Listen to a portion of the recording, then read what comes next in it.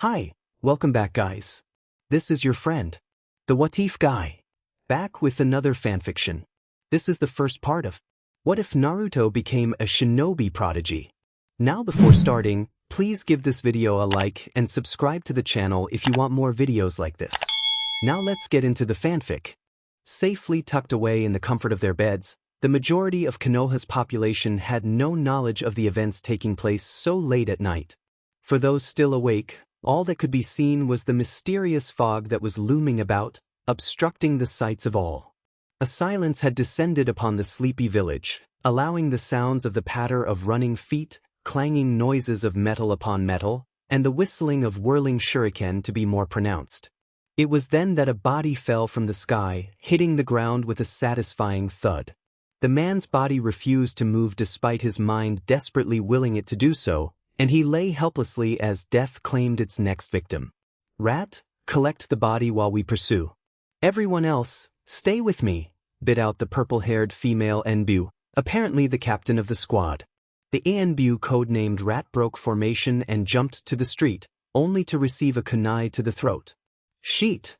The female Enbu jumped at the man with full speed and slashed vertically with her sword, intending to slice the man's body in half. She tensed halfway through her attack however, expecting a counter because the man was calmly awaiting her attack.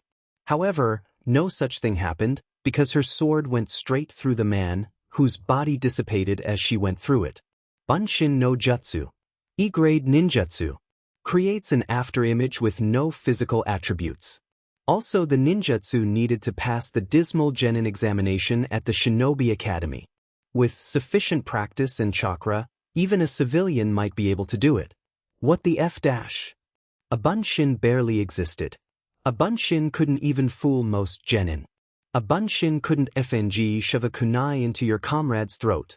As impossible as it is, it seems that he switched with a bunshin, using the kawarimi no jutsu. But it shouldn't be possible to use the kawarimi with a non-solid object. Rat. The ANBU captain crouched near her comrade, codenamed Rat. He was already dead. After whispering a silent prayer, she stood tall once more. They would have to approach the man with utmost caution.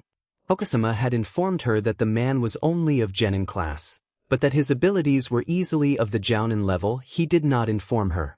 Jounin or not, she would still have to kill him and retrieve the forbidden scroll he had stolen. Another ANBU team was up ahead at the village entrance, in hopes of catching the man off guard.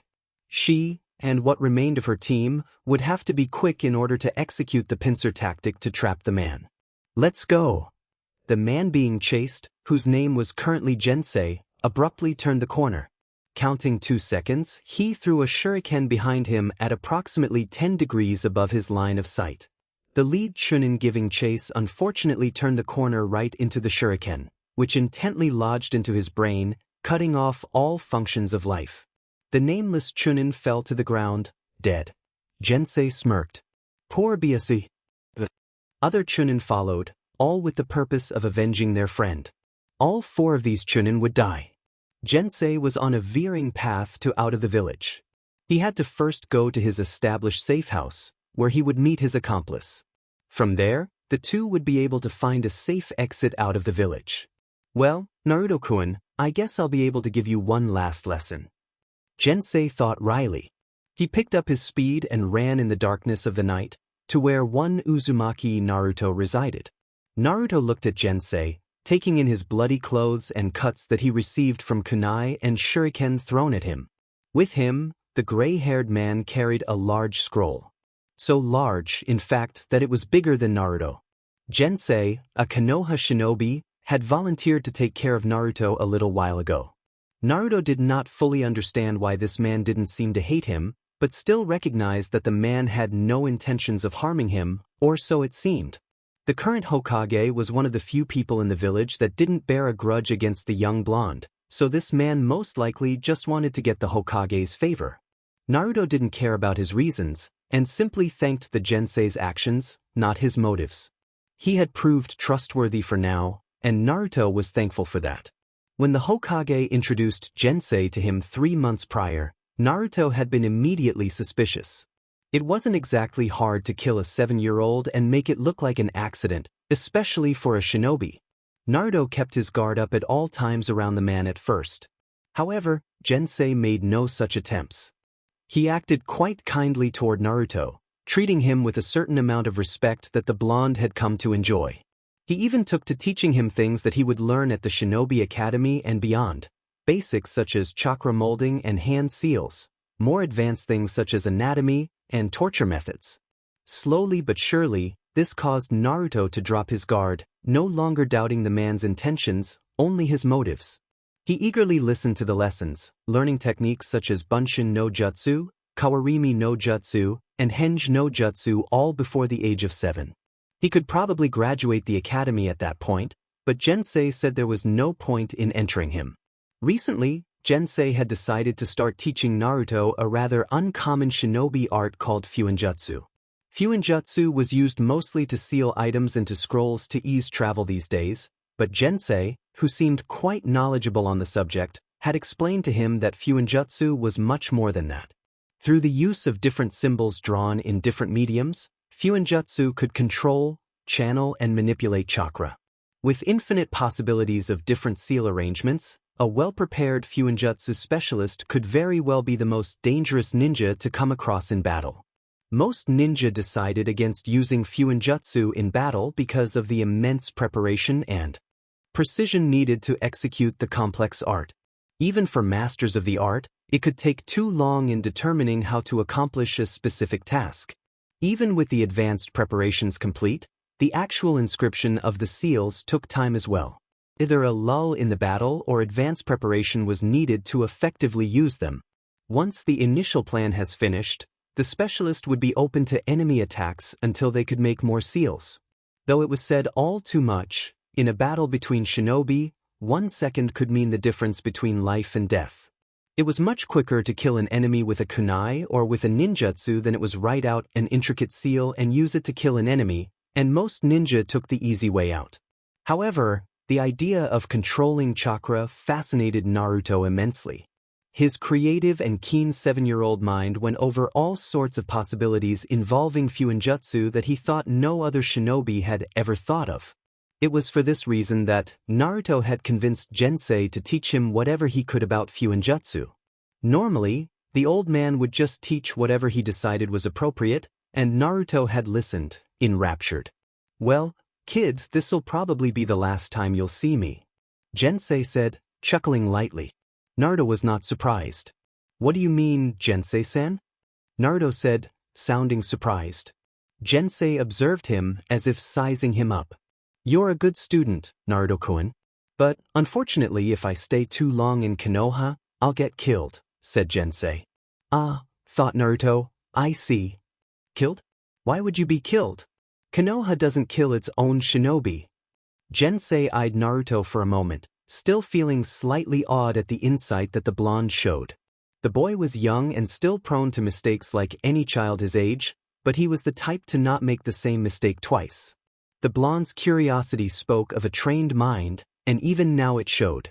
Naruto had obviously figured out that Gensei was not from around Konoha. It was remarkably easy for him to sneak into Konoha and pose as a genin. As a Jounin-level ninja, sneaking into the village as a civilian was an easy feat once there. He only had to steal the identity of a look-alike. He had found an older generation genin, and secretly watched him, learning of his habits and friends and the like. When the time was right, he struck, killing the unknowing fool, and becoming Gensei. He spent a lot of time around the Hokage, trying to get into his good graces to gather information. By befriending Naruto, he had gained the Hokage's trust and discovered the location of the scroll. He almost felt bad for betraying the old man, but it had to be done for his village, and for his revenge. Gensei came from a small shinobi village, one of many that had almost been destroyed by Konoha during the Second Great Ninja War. By the end of the war, only a shadow of the former village remained. Faced with poverty and sickness, the village's very existence seemed threatened. To save the village, he sought the most valuable ninja artifact in the village, the Forbidden Scroll. With the scroll, he could learn the techniques and become a better ninja to protect his village and earn money, But unlike some of the other artifacts in the village, when he finished learning the techniques he could sell the scroll to another village for quite a lot of money. Spilikid, how did you know I wasn't a Konoha nin? He questioned. Naruto regarded him seriously for the first time. Konoha doesn't try to kill its ninja for no reason. Jensei chuckled once again. Friggin' kid is good. I can't wait to see what he'll grow to be. Well, I have about an hour or two at most, so I think I'll let you go over this scroll once. Kage Bunshin no Jutsu. Want to learn, boy? Jensei said. Naruto had no qualms about learning from an enemy. Kage Bunshin, an advanced version of the Bunshin no Jutsu, where the user creates actual bodies instead of afterimages. It's only a high-level technique because it can waste so much of the user's chakra. It should be perfect for him, especially with his sheet load of chakra. Naruto looked over what would be one of his favorite techniques. 15 minutes later, 4 other Narutos stood with him, each indistinguishable from the original. Jensei looked on impassively. I wanted to learn some fuuinjutsu. All 5 Narutos spoke in unison. Jensei just stared. The ANBU captain saw a chunin on the ground. At least, in death, the chunin told her an important story. Jensei had come this way. The ANBU team at the border reported that the nin had not come that way. That meant he took a detour. She signaled to her 2 remaining ANBU underlings. I will kill you, was her thought. And the 3-man ANBU team followed the trail of blood of their comrades, left behind by the vicious enemy nin. All I had for the next few weeks are in these scrolls. I prepared them beforehand to give to you, but I never got the chance. Jensei said. Naruto did not repeat what he said. Why did humans need to repeat what others say to ascertain truth? I see. Thanks. He meant it. Naruto-kun, why don't you come with me? There is still a lot I can teach you. It's not like anyone in this sheethole village wants you here. Naruto eyed the man for a moment, considering his request. The whiskered blonde knew that the possibility of him having a better life as Jensei's student existed. However, there was more reason for him to stay. He could either be with one person who seemed to care about him, or he could be with a village that didn't care about him. But he at least knew where he stood with the village. Jensei was a wild card. Naruto didn't want to answer. If I say yes, I'll get in trouble if we get caught. If I say no, he might very well kill me. He taught me everything I know. He gave me life as a ninja. He can just as easily take it away. Naruto never wished for an interruption more than at that moment. A purple-haired female ANBU burst through the window, followed by 2 others.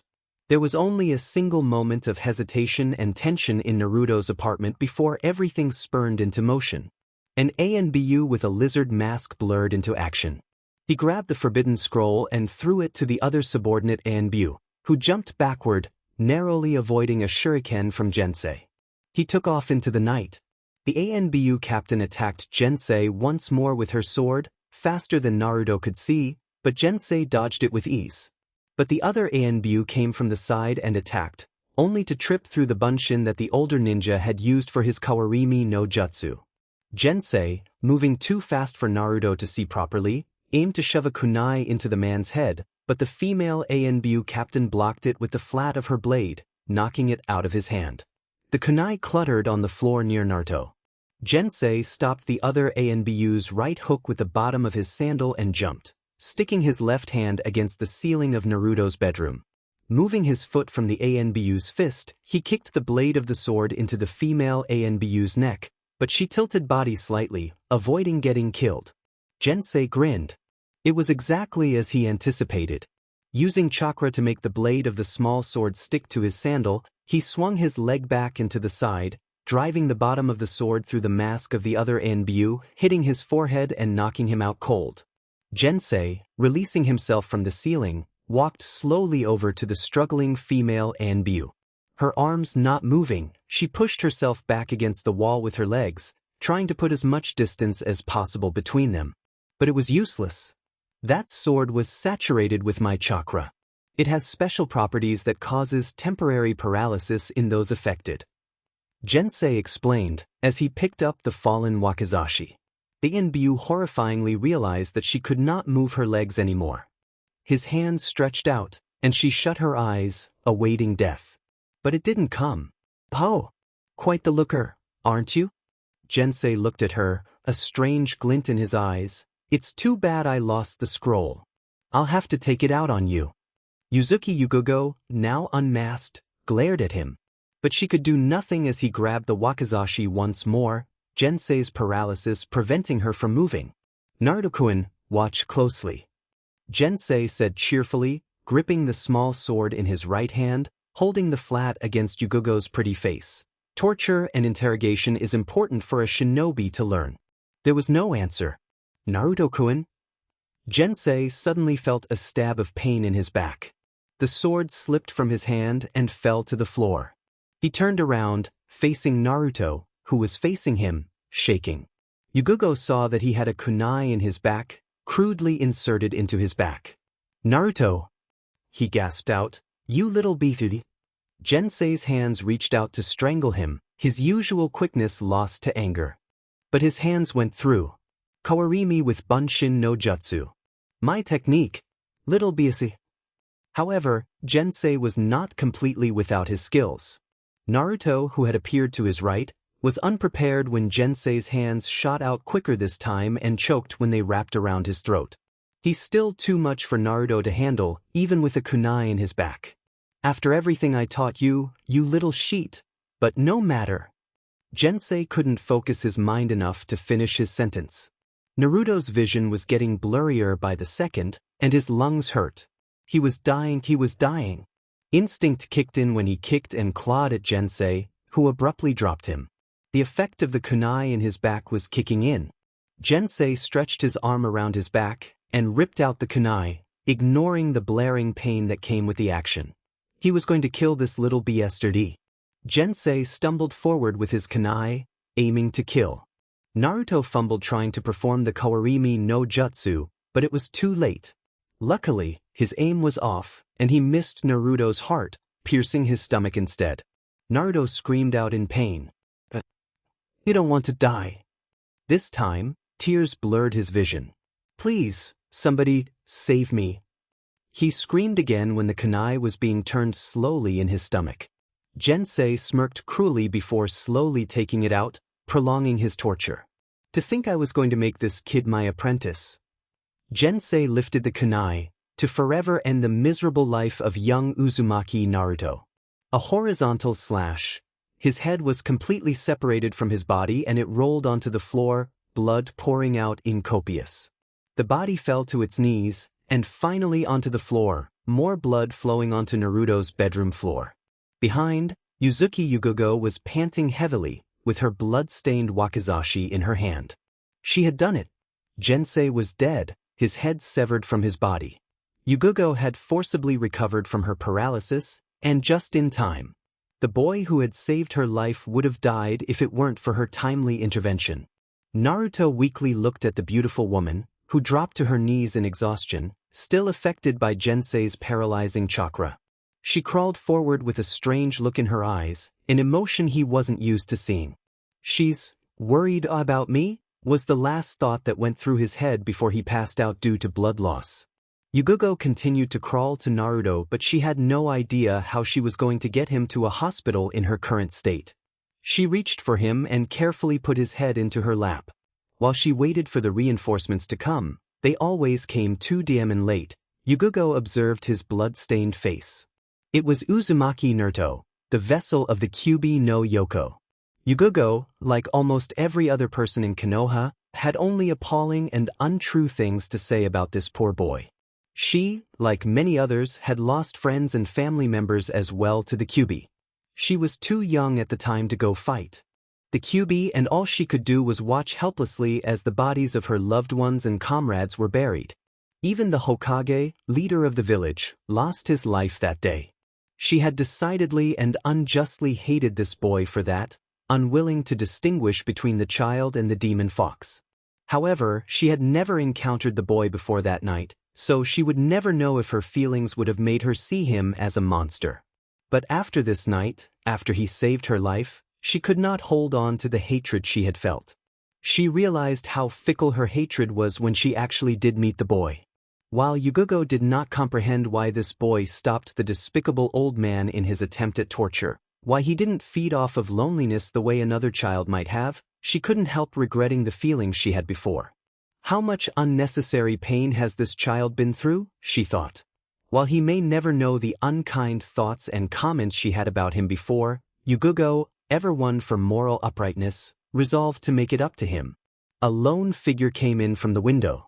It was a ninja she did not know, but he wore the hiatus with the symbol of the leaf emblazoned on it. She sighed in relief. Quick, we have to get him to a hospital quick.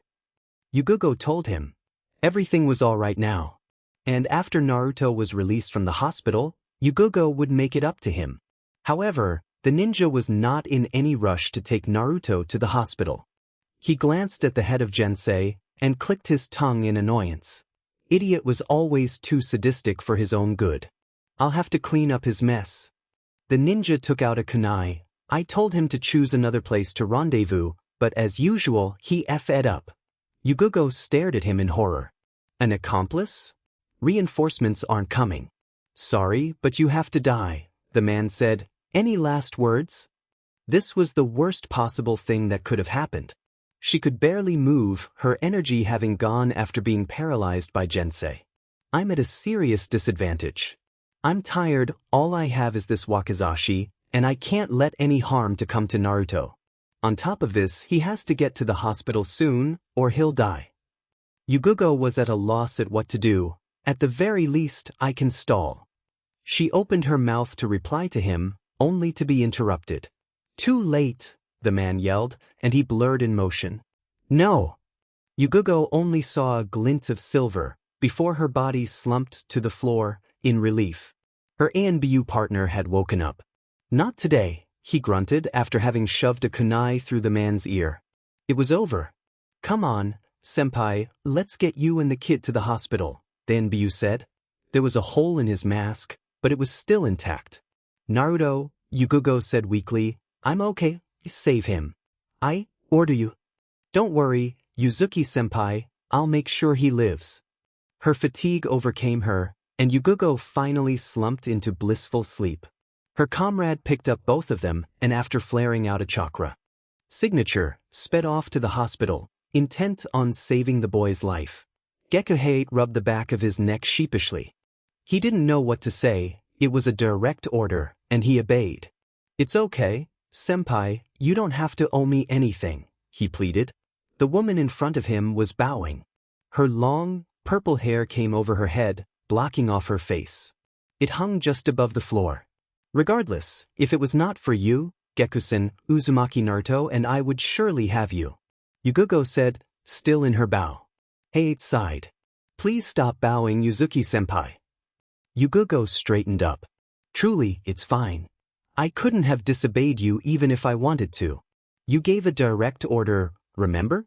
Besides, I couldn't let my captain die. Yugugo smiled sincerely at him. She reached into her kunai pouch and pulled out a scroll. Heiate looked at it apprehensively. Sealing was a more obscure shinobi art. Anyone who could use sealing effectively would be someone to be wary of. Please take this as a token of my gratitude, Geku-san. Yugugo held the scroll between her thumbs and index fingers, and did 3 quick hand seals. She rolled it open, and a katana popped out, as if by magic. This katana has aided me in many battles, saving my life countless times. NBU missions are very dangerous. I wish for you to keep it. It may very well save your life. Yugugo explained. Heiate gingerly took the katana from her without complaint. I heard you were a budding swordsman. Maybe it will be of greater use to you than me, Geku-san. Yugugo said. Heiate, he replied, getting the feel for the katana. Yugugo looked at him, surprised. He smiled. Call me Heiate. Yugugo smiled in return. Then, I must insist you call me Yugugo. Yes, Yugugo-senpai. Heiate replied. Uzuki-san. Yugugo turned. It was one of the ANBU commissioned to guard Naruto. He is awake, and Hokage-sama requests your presence. Yugugo nodded at Heiate and left with the ANBU. Naruto's eyes fluttered open suddenly, and he shot straight up out of bed. However, he quickly regretted his sudden action, as his stomach flared up in pain. He couldn't help but cough. "Well, at least I know I'm alive," he muttered, rubbing his aching stomach. Naruto looked around. He was in the hospital. He spotted an ANBU at the door, regarding him silently. He moved to get out of bed, but the ANBU, who crossed 3 meters in the blink of an eye, pushed him back in. Naruto glared at him, but the NBU was unfazed. "I was ordered to not let you out of bed." Naruto got back into bed. "Where is the Sandaime?" he asked. The ANBU did not say anything, returning to his original position. Naruto sighed. There was no helping it. But he had more important things to think about. That woman must have saved my life. Naruto's fingers moved to his chin as he closed his eyes in frustration. But before he could ponder about this, the Sandaime Hokage, followed by the very woman that saved his life, came into the room. "Ah, Naruto-kun. You're awake," said the Sandaime, looking him up and down. "Yep," was Naruto's short reply. He noticed that the purple-haired woman was looking at him intently. "Diamen. She definitely wants something from me. I'm sure you'll be happy to know that you will make a full recovery." "Still looking? You were very close to dying. Stop staring at me." "About the man known as Jensei. She's not stopping." Village in Earth Country that was nearly destroyed by Konoha. Naruto bit his lip. Have returned his body to his village as a safety precaution. His mouth quivered. Allowed out of the hospital Tanai dash. He couldn't hold it in anymore. "Our clothes for you to we dash. Stop looking at me." The Hokage and Yugugo reared back in surprise. Yugugo's cheeks reddened. She was embarrassed. The Hokage glanced at her. "Naruto, this is Yuzuki Yugugo. She saved your life last night," said the Sandaime. "Yugugo-kun asked to see you with me." Naruto looked at her and took a deep breath. "Thank you for saving my life." Naruto said quietly. "It was nothing." Yugugo replied quickly. The Hokage glanced at her in surprise. Yuzuki Yugugo was usually very stoic, if not a little righteous, ever since she had joined the Anbu. Now, however, it was as if she was an aspiring genin again. She had always been a bashful but stubborn kunoichi, a personality trait she shared with Naruto. "Well, I at least think my life is more than nothing, so thank you anyway," Naruto said coolly. Yugugo slightly flinched. This wasn't going like she had envisioned. She had thought that the boy would be striving for anyone's attention. "Sorry, I didn't mean it like dash," Yugugo started saying, but Naruto suddenly cut in with boisterous laughter. "I got you, lady," Naruto said, pointing and laughing. Inwardly, he was thinking something else. That was close. If she thinks I'm hostile, she'll approach more warily. As long as she believes that I'm as dumb as they come, I'll have space to maneuver. Naruto grinned. "Naruto, that was a mean thing to do," the Sandaime chided. "Apologize." Naruto, anticipating this from the blissfully ignorant Hokage, played along perfectly. "But why should I?" he shouted indignantly. The Sandaime smiled at him and was about to say something, but Yugugo spoke quickly. "It is okay, Hokage-sama. I do not mind," she said. Inwardly, she was thinking something else. The Hokage looked on impassively. His actions seemed rehearsed. "It would be in my best interest to play along." "Uzumaki-san," Yugugo said slowly, as if Naruto was an average, dumb little 7-year-old, "I would like to thank you. You saved my life as well, when you had no reason to." Naruto smirked mischievously. "She suspects something." "Don't worry, Yugugo-san. It was nothing," he said, grinning madly. The humor was apparent in his voice. In the background, the Sandaime sighed.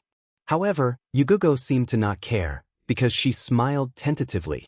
"Regardless, I believe my life to be more than nothing," she said in good humor, mimicking Naruto's previous words, "so I would like to repay you." Naruto's mind was racing as he reached for his clothes.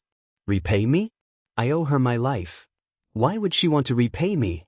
Yugugo was waiting for a reply. "Well, Uzumaki-san, I can at least take you out to eat. Where would you like to go?" she asked Naruto.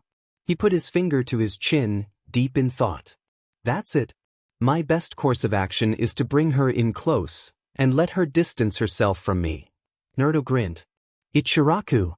Naruto yelled out deafeningly, playing his part almost perfectly. The Hokage sighed. It's about the only thing he eats, he muttered. Yugogo heard him. If he only eats ramen at Ichiraku, then why did he have to think about it? Was her thought. He's definitely smarter than a regular 7-year-old. What is he planning? Well, let us go to Ichiraku's. Will you come, Hokage-ma? Yugogo asked, knowing he could not. No, sorry. I have other matters to attend to, the Hokage said. Stay in good health, Naruto. Also, report to my office tomorrow. I think I have something you'd like. The Hokage nodded at him and gave Yugogo a discreet but meaningful glance before leaving.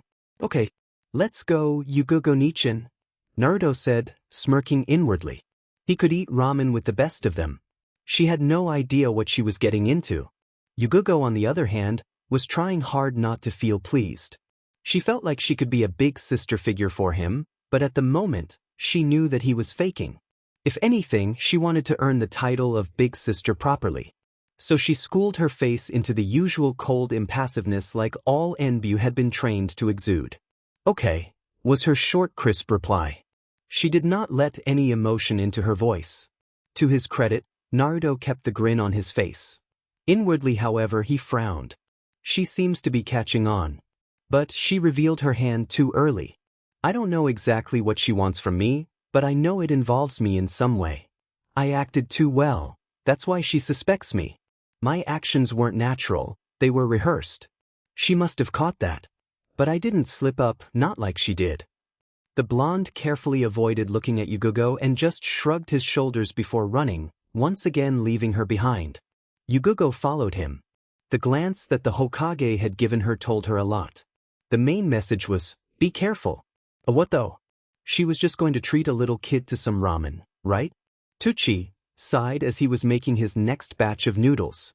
He wasn't sure how much longer he could continue to make noodles. The revenue from the stand was dwindling, and he might soon be forced to retire it, despite hating the fact that he'd have to do so. More than just a means to money, it represented family. Memories of his deceased wife, Kokoro, and Ayam's childhood were what the stand represented for him. Kokoro had loved the stand and Ayam, who had only been 6 years old when Kokoro passed on to the next world, loved spending her time not playing with dolls, but working with her mother in the stand, while Tucci watched over them proudly.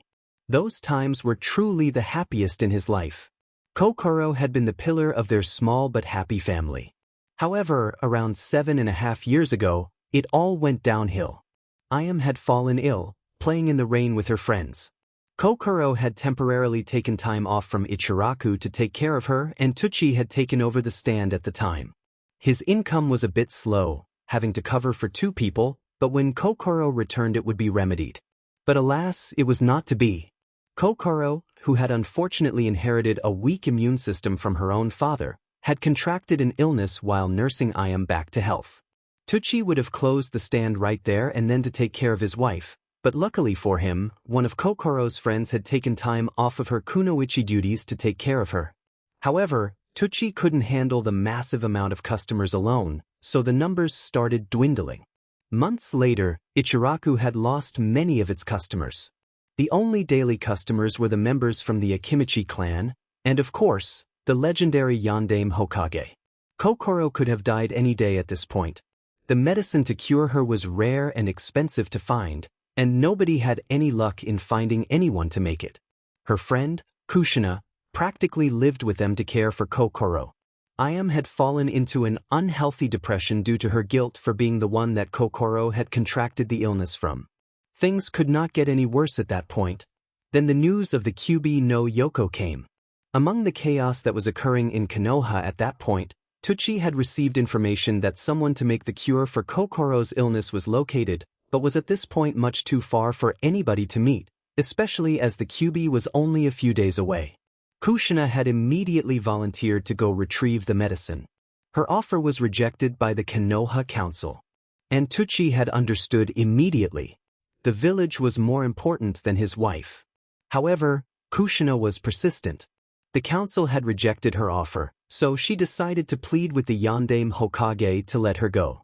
He would have definitely relented, But with the Kyuubi fast approaching, his duties as a Hokage and came before any others, and he had forbidden her from going. "No," were his exact words, "I will go instead."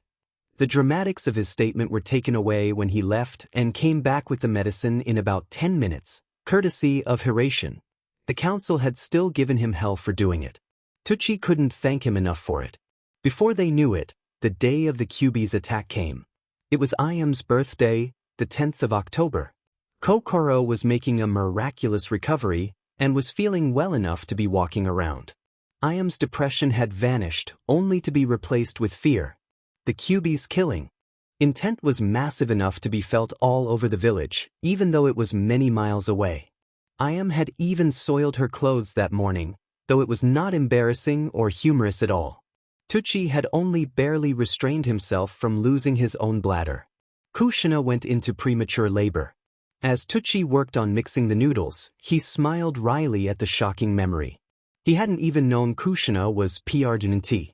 But the weight of the Kyuubi's killing intent had cancelled her genjutsu and forced it through, and a bright blonde-haired blue-eyed baby was the result. It went without saying. It was Iam's worst birthday ever. Baby Naruto might have been a bright spot on an otherwise horrible day, but the burden placed on him. Tucci shook his head. There was no way he could have ever held a grudge against that boy. He had too much loyalty to Kushina for that.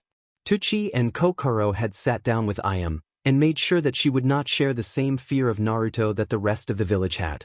Iam, who was only 5 at the time, had listened adamantly and agreed with whatever her mother was saying. She did not truly understand well at the time, but she understood that Naruto housed the Kyuubi and that he was a baby, not a demon. The threat of the Kyuubi was gone, and the reinstated Sandaime had made a law where none were allowed to speak of the Kyuubi with penalty of death. It was all to protect Naruto from those who thought him to be the demon himself. Tucci was there when Kushina gave birth to him, though Naruto had no idea. He had to admit that Naruto certainly didn't look like a demon. Demon or not, the law was in place, and the Yondaime, for whom the village was in mourning, was dead and buried. Kokoro had fallen slightly ill again, because the medicine had not been strong enough. The doctors had said that the person who made the medicine did not take into account that Kokoro had a weak immune system, thus resulting in her contracting the illness once more. Without someone to make the medicine again, both Kokoro and he knew that she would not survive. They decided not to tell Iam or Kushina, if only to spare them the pain of knowing. It was then that Ichiraku was closed temporarily, as Tucci helped in the movement to rebuild the village. Kushina had moved to a new apartment and lived alone with Naruto. She was also in depression, having lost her husband. Naruto was the only reason she was still alive, but without the support of anybody else, the bubbly young baby was too much for her to handle. Then, when Naruto had been about 8 months old, Tucci shut his eyes tightly as the tears sprung. Kushina had died that day. He could not believe that she would be killed so easily, even against the numerous enemies that had attacked her. But the truth was that she hadn't even fought back, having lost her will to live. Her loving, secret husband was dead, and most of her friends stopped associating with her, and her son was one of the most hated people in the entire village. Kushina had died willingly, abandoning her one and only son. Luckily, baby Naruto was in his care on that day, else he would have died alongside his mother. Uzumaki Kushina had taken the coward's way out. Kokoro died about a month after Iam's 6th birthday. Iam, to this day, thought that Kokoro had died because of her depression of losing her best friend. While Iam did not exactly know how Kushina had died, she was half right. The illness had also acted up, and Kokoro was dying. Her last wish, her dying wish, was that he keep Ichiraku alive. It was a place of such happiness for her. The memories of good times there were the most priceless. The times when it was just him, Kokoro, and Iam, and sometimes Kushina would come with her husband, which was a deep secret that only a few knew. This was before the stand became popular, when the customers were few and the money was scarce, but that was when they were happiest. Once Kokoro had died, Naruto, who had been in their care, was sent to an orphanage on Tucci's request. This was one of his greatest regrets, one that would haunt him for the rest of his life. But he couldn't care for Naruto, especially when Iam was so young, and so many people were willing to hurt the poor babe. He made just enough money to provide for himself and Ayame. Taking care of young Naruto would ensure that he would not survive. He couldn't ask anyone else for any money, not when the charisma of the village was in shambles. Many shinobi had died in the attack. Civilians were being asked to do some jobs that shinobi would normally do. Teuchi knew, no matter how much he denied it, that by sending Naruto to an orphanage he had destroyed the boy's chances of having a happy childhood. Ayame had even questioned why he couldn't keep Naruto, but he had lied to her, not wanting to admit it. He had not wanted to admit that he was a coward, that he was running away. And with the way things were looking now, Ichiraka may not have long to go. What am I going to tell Ayame, or Naruto for that matter? What would you think of me, Kokoro? Teuchi sighed wearily. He couldn't stall much longer. Sooner or later, he'd have to tell them. Yugogo stared, and stared, and stared some more. Her fingers trembled. One of her eyes twitched. She was biting her lips. This brat was what she was thinking. How such a small child could pack away so much ramen was beyond her. He had just eaten the equivalent of a C-rank mission pay.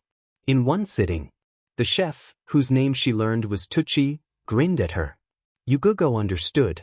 She wasn't the first person the Gaki had done this to. "Ah, I'm stuffed. Thanks a lot, Yugogo-nichan." Naruto couldn't keep the mocking grin from his face. The stack of ramen bowls was teetering. Yugogo reckoned it was about as tall as her if she stood beside it. "Thanks a lot, Mai." "You're welcome," was her cold reply. She didn't have to force herself to keep a frosty tone. She wanted to strangle the kid. This was his plan. He was going to eat away all of her money. "Well, it isn't going to work. I'm going to be part of your life whether you like it or not, Naruto-kun." Yugogo was adamantly thinking. Naruto was thinking something else, something more devious. "Just one more push and she'll think twice before trying to mess with my life." Naruto put his hands behind his head. "We should do this again, Yugogo-nichan," he exclaimed, grinning widely. Yugogo regarded him with a small smile on her face. "He looks cute. In a fake, devious sort of way, of course." "Yes, we should. It was fun." Naruto's grin slipped very slightly, but Yugogo caught it. Yugogo smirked inwardly. "Got you. Actually, I think I want another bowl." "Teuchi-aken. Beef ramen," Naruto said, even though he could barely eat anymore. "Coming right up." Teuchi grinned. If Naruto keeps bringing people like this, he thought jokingly, maybe I'll be able to keep the stand. Yugogo held back her glare. The kid was going to eat until he puked. Silently, Yugogo took a scroll out of her kunai pouch. Naruto watched her curiously. She bit her thumb, drawing blood, and rolled open the scroll. Naruto saw a 4-column array. With her blood, she made a circle and drew a pull seal inside of it while focusing a little chakra for a sacrifice. Immediately feeling the slight pull in her brain, Yugogo concentrated her chakra to the right amount and made a tiger hand seal. In a small poof, money popped out. Naruto was flabbergasted. "Fuuinjutsu." Yugogo placed the money on the counter. "This should be enough for the meal," Yugogo said indifferently. She noted the shocked look on Naruto's face. "Looks like he's interested in fuuinjutsu." Shaking his head, Naruto said his graces once more before digging in feverishly, as if he hadn't eaten a stack of ramen earlier. "Itadakimasu." As he was eating, Naruto felt a pair of arms encircle him, and felt another cheek rub into his own whiskered one. "Good evening, Naruto-chan." Naruto quickly swallowed the noodles hanging from his mouth before protesting, "Get off, I am nichan." When he looked back on the day, he thought that it had been a bad idea on his part to swallow the noodles so quickly. Ayame backed off, pouting. "These so mean." Smiling at Yugogo, she entered the stand, greeting her father and dropping off her school bag, before pulling up a chair and sitting across from Naruto. Ayame sighed as she propped her elbows on the counter and placed her head in her hands, leaning forward on the counter. She looked at Naruto. "You're so lucky, Naruto-chan. I bet Ninja Academy will be so much more fun than regular school. Today was so boring." Naruto did not reply. He was sure that more than words would come out of his mouth if he did. "Anyway, where were you these past 3 days? Why do you look so green?" Ayam said, backing away looking at Naruto's face. Jirke. Naruto, in response, jumped from his stool and ran to the nearest alley. Yugugo followed after him, if only to mock him. After emptying the contents of his stomach into a dumpster, Naruto bent over breathing. Yuck, I hate the taste of vomit. Yugugo, who was unfazed at the sight of vomit, grinned viciously. Maybe you would like another bowl to take away the bad taste? Naruto bent over the dumpster again. Yugugo kept grinning. That'll teach him. Naruto walked back looking much better, but he was disgruntled. Yugugo had an amused look on her face, no doubt finding humor in Naruto's misery. What's wrong, I am Nichin? Naruto questioned, having caught sight of her tearing eyes. Naruto to the stand. I am choked out, tears falling fresh from her eyes. He wants to close. No way. Naruto slowly turned to Tsuchi. This couldn't be happening. How could he? This is the one true place he could call home.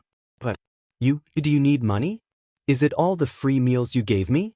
You don't have to give me any more free meals. I'll give you money. Why? Naruto was getting hysterical. Tears were threatening to spill. Yugugo looked at him, surprised. The boy was very resilient from what she had seen so far. Why was he breaking down so quickly after hearing this news? He must really love his ramen, was her thought. But as Yugugo saw the seriousness of the situation, she didn't think it was so funny. Naruto, I'm sorry, really, but I can't afford to keep it, was all Tsuchi could say. Naruto immediately felt worse. Tsuchi-akin, he can't afford to keep it? If he does, then what will happen if he goes bankrupt? What will become of I am Nichin? Naruto thought sadly, am I being selfish? Why should he keep the stand for my sake, when he and his daughter would suffer? Naruto couldn't stop the tears from rolling down his cheeks. Yugugo silently watched. Tusen. Kazun's memory. Her wish. I am wailed. Tsuchi wrapped her up in a comforting hug. Naruto couldn't help but turn away, sadly. I am Nichin. Naruto didn't mind the tears that were falling to the ground. As much as he thought of Tsuchi and Ayam as his family, he knew that the bond between blood families was much greater still. But a comforting hug wouldn't hurt. Right now, his only salvation was his tears. Each drop carried within it a little bit of his sadness. It would take many more tears before he felt better. Yugugo watched Naruto, noticing the tears. Is he crying for them, or for himself? Or maybe both?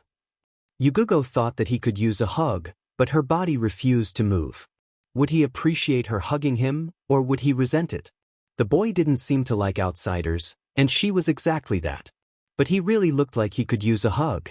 She didn't move to comfort the boy.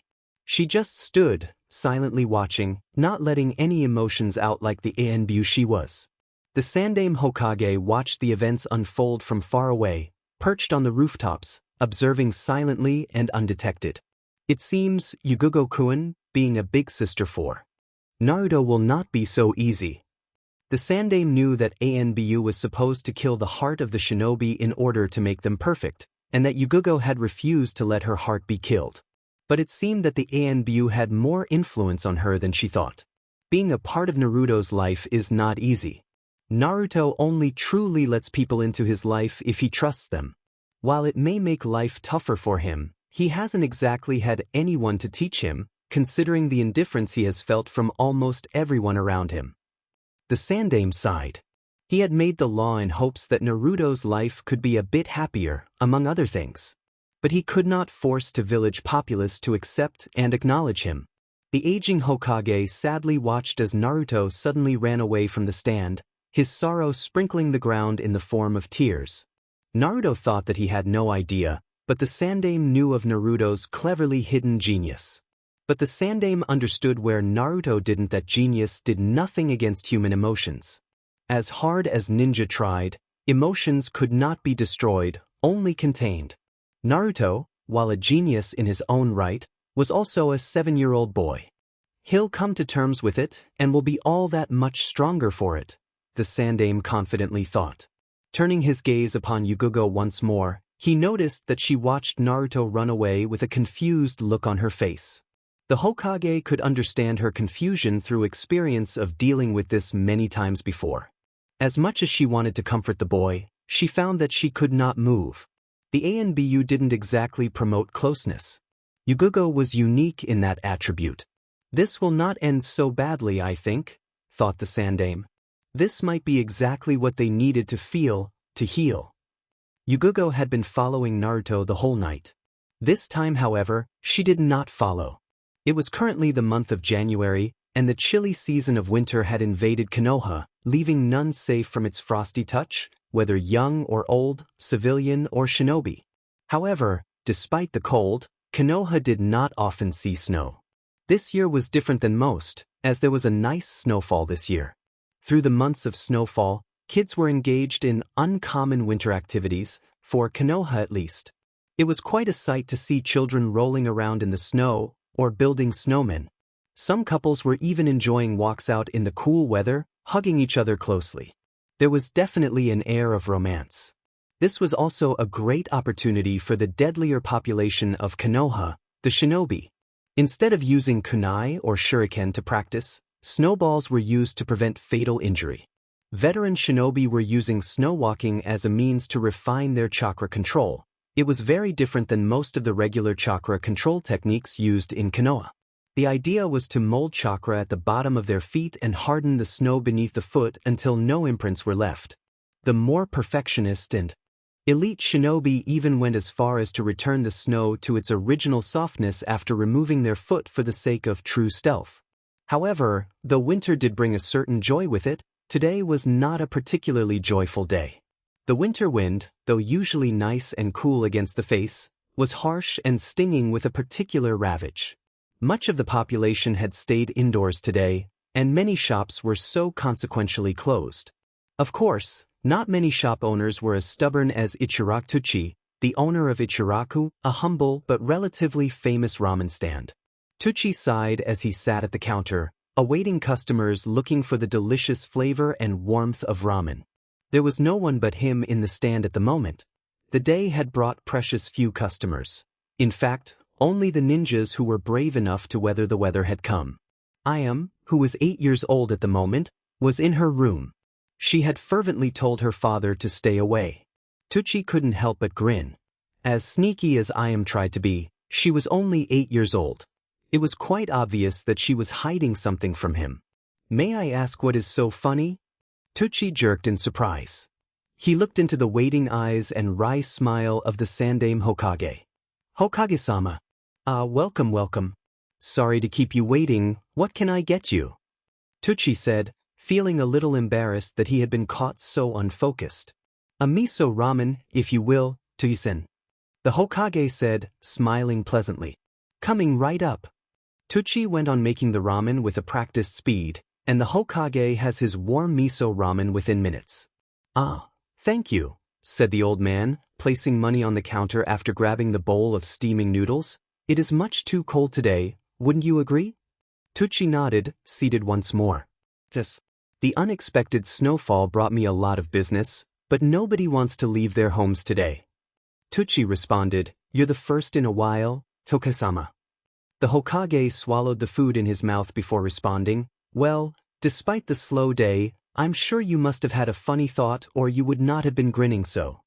Tuchi grinned again. "Oh, I was just thinking about Ayam," he replied. "Where is little Ayam? I was wondering why I didn't hear her delightful voice upon entering the shop." The Hokage asked, drinking the last of his ramen. "She's locked herself in her room." Tuchi replied, smiling. "Not before telling me that I was not allowed in under any circumstances." The Hokage gave him an inquiring look. "For the past week, she's been hiding away in her room most of the time. She always asks to eat in her room and is eating more food than she usually would. And she goes to take a shower, while coming out looking like she hasn't showered at all. I'm sure it is quite obvious what she's trying to hide from me." Tuchi said. The Hokage chuckled. "I must say, she's a lovely girl. I'm afraid that not many girls her age would be able to bear the responsibility of taking in a stray and making it her pet," he replied. "Do you know what it is yet?" Tuchi shook his head. "I'm not sure, but I believe it to be a cat. If not, than a very quiet dog. Ayam has enough sense not to take in something dangerous. Tucci said. Most parents would make their children get rid of such pets. The Hokage said. That's a testament to your great parenting skills. Well, she'll have to let it go eventually. Tucci said gruffly, not used to being praised so easily by the Hokage. I think I'll let her keep it until the snow dries up. I hope the creature isn't sick or infected, said the Hokage, worriedly. He looked at the bowl of ramen he had just consumed. Tucci let out a sharp laugh. Don't worry, Hokage-sama. I haven't let Ayam near the food. Tucci said, anyway, I don't think I'll confront her about it, unless it becomes trouble. I'm glad, Tucci-san. The smiles of the children must be cherished.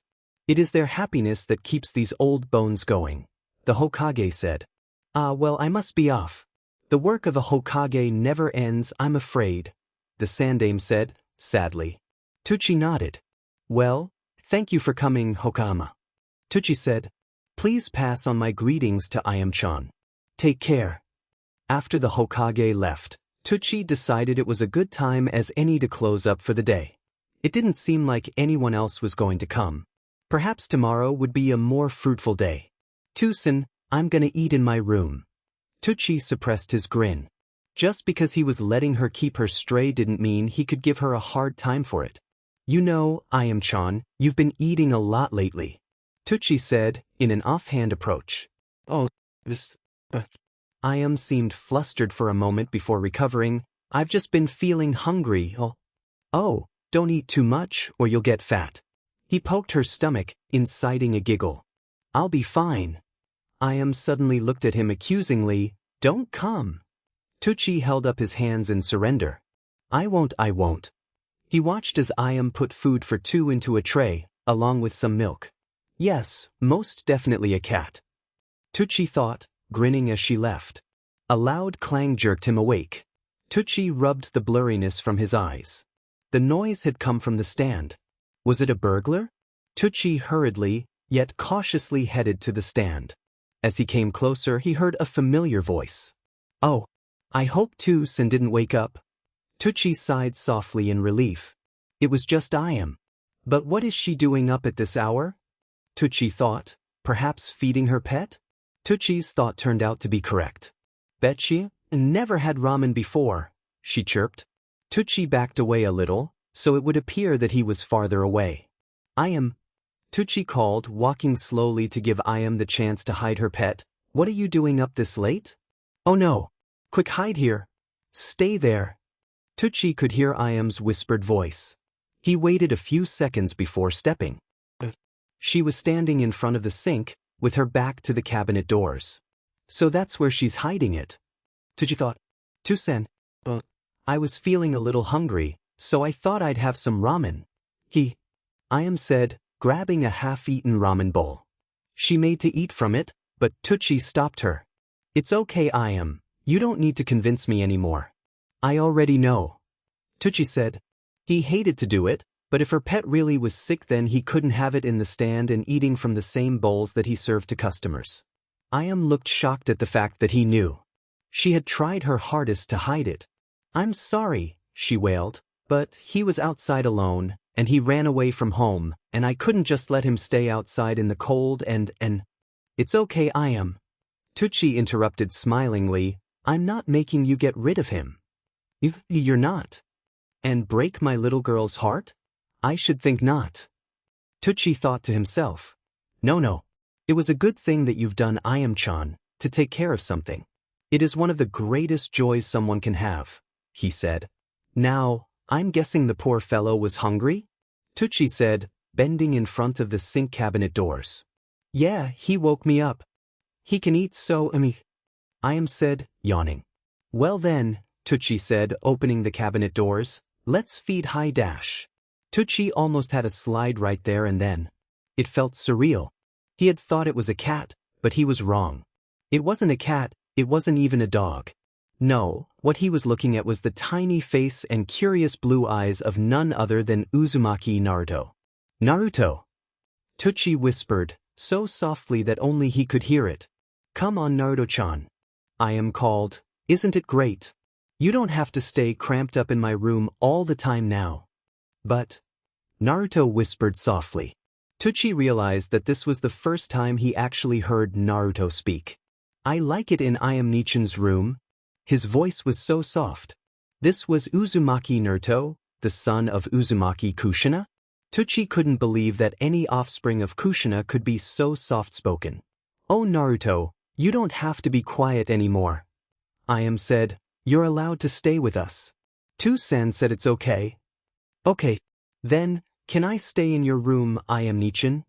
Naruto suddenly yelled happily, as if he hadn't screamed in ages. Never mind, he is definitely Kushina's son. Tsuchi thought flatly. Now, Naruto. Tsuchi started, gaining Naruto's attention. Aren't you supposed to be at the orphanage? Naruto pouted. I ran away. They don't like me and I don't like them either, he exclaimed. Why? Well, you can stay with us for the time being, but you'll have to go back eventually, or I might get into trouble. Tsuchi explained. Ah, do I have to? At Tsuchi's nod, Naruto pouted again. But wait, how do you know I lived at the orphanage? Oh, dash. Hey Naruto-chan. Don't you want to finish your ramen? I interrupted. I want to go back to sleep and I need my new teddy bear. Ramen. Naruto suddenly jumped at reaching for his beloved noodles. She giggled as they tumbled onto the floor. Naruto proceeded to attack the salty food with fervor. Tsuchi sighed with relief. Then he looked at the pair with a smile. My darling little girl. You don't fully realize what you've done, but you have gained a loyal little brother who will love you forever. He couldn't help but think fondly. He watched as Naruto finished his ramen, and as dragged her new teddy bear back to bed. And a ramen lover. I can't wait until he gets some money, I just know I'm going to make a fortune off him alone. Tsuchi rubbed his hands in anticipation. Itadakimasu, rang Naruto's voice, as he attacked his ramen voraciously. As he ate, he felt a pair of arms encircle him from the back and heard a familiar voice whisper in his ears. Where are you these days, Naruto-chan? Said. I want my teddy bear back. Naruto smiled at the memories. Let me eat Nichin, he yelled in mock anger. Mao, so mean. Everything will be all right. Tsuchi thought, as he watched his two children play frolicking with each other. Tsuchi regarded the impassive woman in front of him.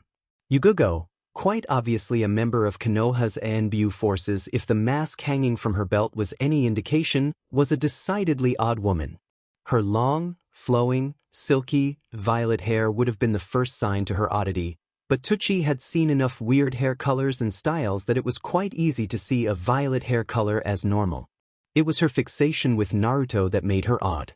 She had not known Naruto for a long time, having only met him after the blonde had been caught up in one of her missions. Tsuchi did not know the details behind the situation that had led to their meeting, but from what he had picked up from the woman, Naruto had saved her life. It was probably the reason why she seemed so obsessed with the blonde. Perhaps she merely felt indebted to the blonde for having saved her life, or perhaps it was because of her own desires. Maybe it was a mixture of both. Whatever it was that drove Yuzuki Yugugo's ambition to be a part of Naruto's life, it was also what made her stand in front of him. You want to what? I'm going to be off duty for quite a while. Yugugo told him, and it seems that you are losing customers. What? The reason why you cannot afford the stand, Yugugo continued, has nothing to do with the food, and more to do with the volume of customers you receive. Because only yourself and your daughter work here, you cannot possibly manage the customers that come to your stand all by yourselves, and that's why you've been losing customers. My solution will work. Yugugo told him. Tsuchi regarded her for a moment before replying. I can't afford to pay you for advertising, he said. I don't have the funds for another employee. I don't need money. Yugugo replied, if it means that your stand will stay open, I'll help out for free. Tsuchi already suspected her real reasons for offering to work for free. If you feel so strongly, then I'll gladly accept your help. Tsuchi told her, I can swallow my pride if it means that I'll be able to support my family. But what are your real reasons for doing this? Tsuchi asked, surprising Yugugo with this question. She didn't reply immediately, obviously rushing to think of an answer. I can't just stand by and let this stand go out of business. Yugugo told him. Tucci shook his head. Is it for Naruto? He continued, ignoring Yugugo's obvious lie.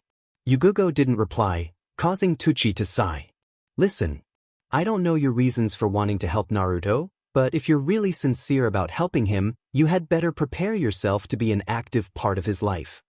Tucci told her, Naruto doesn't trust easy, he was raised that way. Yugugo hesitated, I don't know how to. Naruto's exceptionally curious. Tucci told her, he'll question everything, and it's probably why he's so intelligent at such a young age. It won't be easy, but if you keep trying, if you let him know your true intentions through your actions, you can do it. Yugugo didn't say anything. But you'll never get anywhere if you don't open up to him. You can't expect it to be a one-sided thing, not with Naruto. He's not like other children, he's not going to trust you if you don't give him any reason to. Tucci said. Yugugo regarded him for a moment before replying. Why are you telling me this? Tucci fell silent for a minute, thinking of his own reasons. Naruto, despite how much he got along with Ayame, needed more people he could trust in, confide in. Tucci knew how much Ayame meant to the blonde, but Ayame was far from being a shinobi, and Naruto was definitely going to be one. He needed someone else, someone with whom he could relate. I'm doing it for him. Tucci told her, putting it simply but not elaborating. When Yugugo didn't reply, Tucci just sighed. Look, I'm trying to help you here. The only advice I can give you is to not try to hide your objective from him. Tucci told her, he'll only trust you less. It's up to you to follow it. The two of them just stared at each, gazes locked as they each pondered the course of action that the woman would take. Yugugo was the first to break eye contact, gazing at the floor in deep thought. The Sandaime Hokage looked at the sheets in front of him. That man had infiltrated Konoha and lived here for so long. Were the defenses of the village so despicable? Gensei had been a genin from one of the older generations, one of those failures that hadn't made it to Chunin. The Sandaime didn't know him at all, but then again there were many shinobi that the Hokage didn't know personally. Apparently, the real Gensei had looked very similar to the man that had been impersonating him for so long. The impersonator had snuck in as a civilian needing a job. It was as is that he watched his look-alike from afar, learning personality traits and the like. And the civilian disappeared around the same time as the real Gensei had been sent on a mission. It was a seemingly easy C-class mission with his two teammates. It was assumed that the impersonator had decided to use this chance to strike. After the mission was accomplished, on the way back he had killed all 3 members of the team, got rid of the body of the real Gensei, and brought the bodies of his 2 dead teammates all the way back to Konoha. And the story from there was of basic infiltration. But there was evidence of an accomplice. And there could be more. Something must be done, thought the Sandaime grimly. Yugugo headed straight towards Naruto's apartment, already cleaned and rebuilt after the whole fiasco had gone down. It had been only a few hours since she had spoken with Tucci, and the Ienbyu Kunoichi had done some deep thinking about exactly what she wanted with the blonde Jinchuriki. It wasn't the first time that someone had saved her life, and she hadn't been so adamant about involving herself in their lives. Granted, Naruto wasn't exactly a ninja, but in the end it amounted to the same. That meant that she wanted something more than just repaying the life debt that she felt she owed the blonde. Yugugo took a deep breath before knocking on the front door. When she heard the shuffling of feet, likely Naruto's, the violet-haired woman could feel her heartbeat quicken. Nervousness attacked her, but Yugugo's mind was set. She wasn't about to falter now. The door creaked open, and Naruto stood inside, regarding her with no small amount of surprise. Yugugo-san. Naruto said softly, pausing for a moment. The two of them watched each other, the blonde uncertain of what the woman wanted and she uncertain of what he was thinking. What are you doing here? Naruto asked. Yugugo took a deep breath again. I wish to speak with you, Uzumaki-san. Yugugo told him, her voice unwavering, May I come in? Naruto looked at her with suspicion, but backed away nonetheless, granting her entrance into his small apartment. Yugugo stepped beyond the threshold, going inside past the blonde. Naruto shut the door behind her as she slipped off her sandals. Come on. Naruto muttered, walking past her into the main room. Let's grab a seat or something.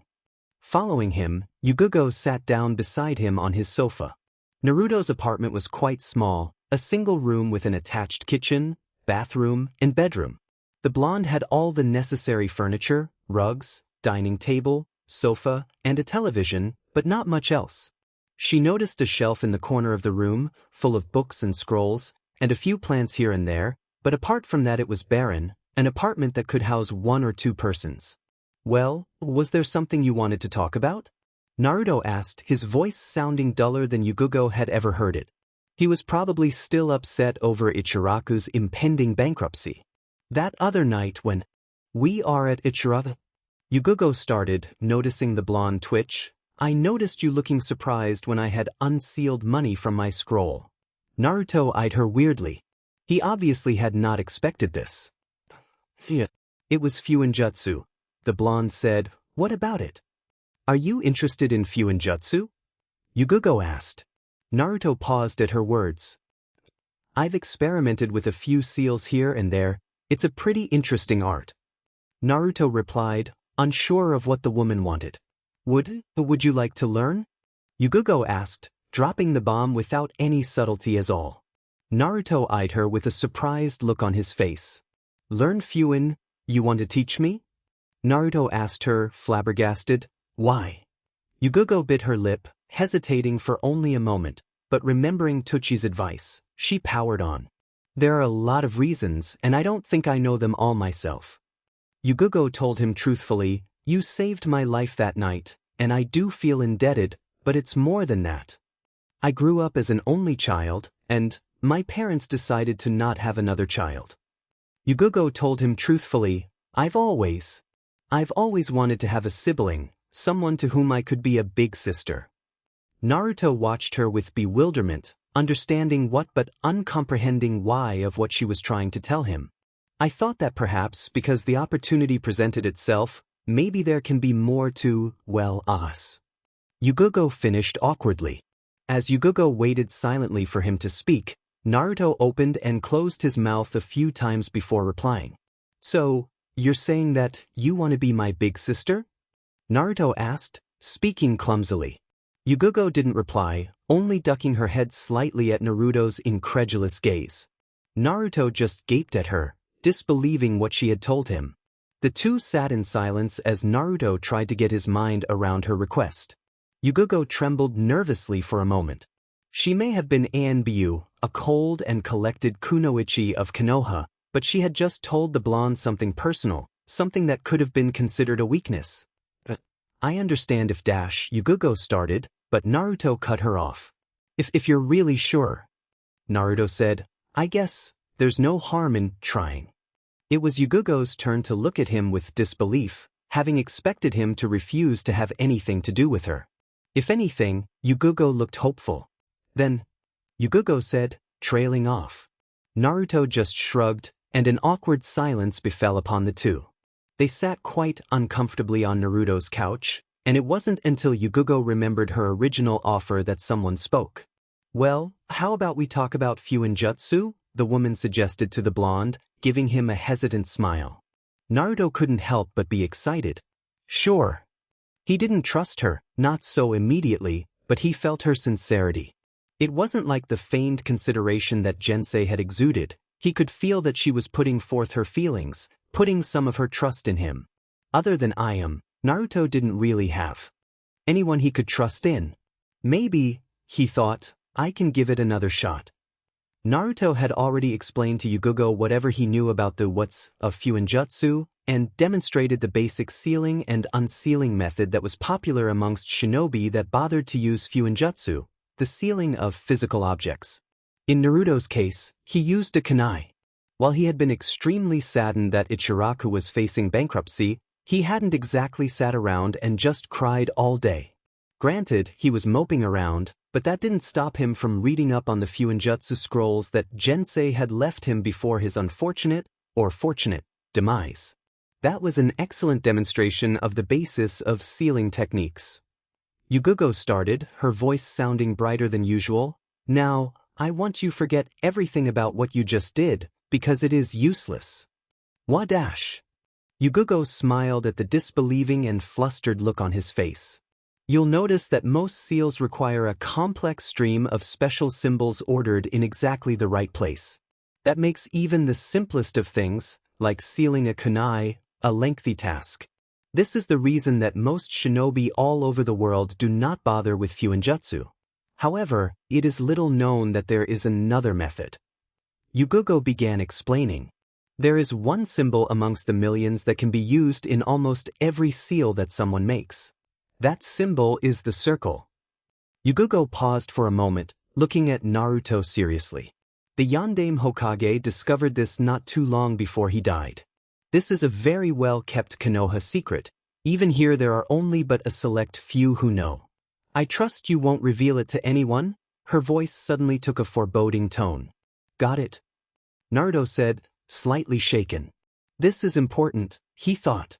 A circle represents eternity. For example, when looking at a square you can easily pick an edge to start at, and that same edge will be where you end at when tracing it.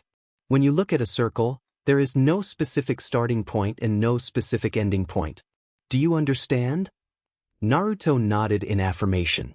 There was no beginning, there was no end. In common fuuinjutsu, circles were rarely used because of that philosophy. If there is no end, then will not our energy diminish endlessly until we ourselves meet our end? And it was true, because their chakra would be drained until there was nothing left. That was the common outcome when someone attempted using circles. But the Yondaime used the same thought pattern and completely, and secretly, turned fuuinjutsu on its heels. Yugugo explained further. Furthermore, there is the paradox of no beginning and no end. Everything must begin, and everything must end. That is life. Circles must be drawn, and wherever they begin, that is where they must end. In the end, eternity is just a word. It cannot exist in real life. Now, relating this to common fuuinjutsu, in order for the control symbol, I'm assuming you know what that is. Yugugo interrupted herself. Naruto nodded once more. It's the most important part of any seal. The seal requires the control symbol in order to function. Naruto explained. Correct. Yugugo said, but it's also the weakest symbol in a seal. It is not self-supporting, and the only way it will survive is with the support of the other symbols which are more powerful. However, include no control symbol and the seal will just fall apart. The idea is very much like chakra control. Now, as I was saying, in order for the control symbol to function, it needs the support of the other symbols in the seal. They provide the power, and the control directs it accordingly. Thus, the seal will work for as long as there is chakra in the system. Now, in the style of fuuinjutsu that I am teaching you, the only symbols used are the control symbol and circle. But, there is one very important question. How are circles used? Naruto waited for Yugugo to answer, but realized that she was waiting for him to answer. He racked his brain for a suitable answer, and he got it. Eternity does exist in real life, and it's not even a circle. Naruto said, realizing what Yugugo was trying to tell him. Oh, and what is it? Yugugo asked, smirking back at him. Time. When you think about it, there was no way that time can begin. If we say time began, then what was before time? Only more time. And even after we die, time will continue to exist. But time isn't circular, because it doesn't overlap itself. It will continue on forever. Naruto said confidently. His confidence only went up when Yugugo smiled. Almost. Time is not the perfect example, but it will suffice.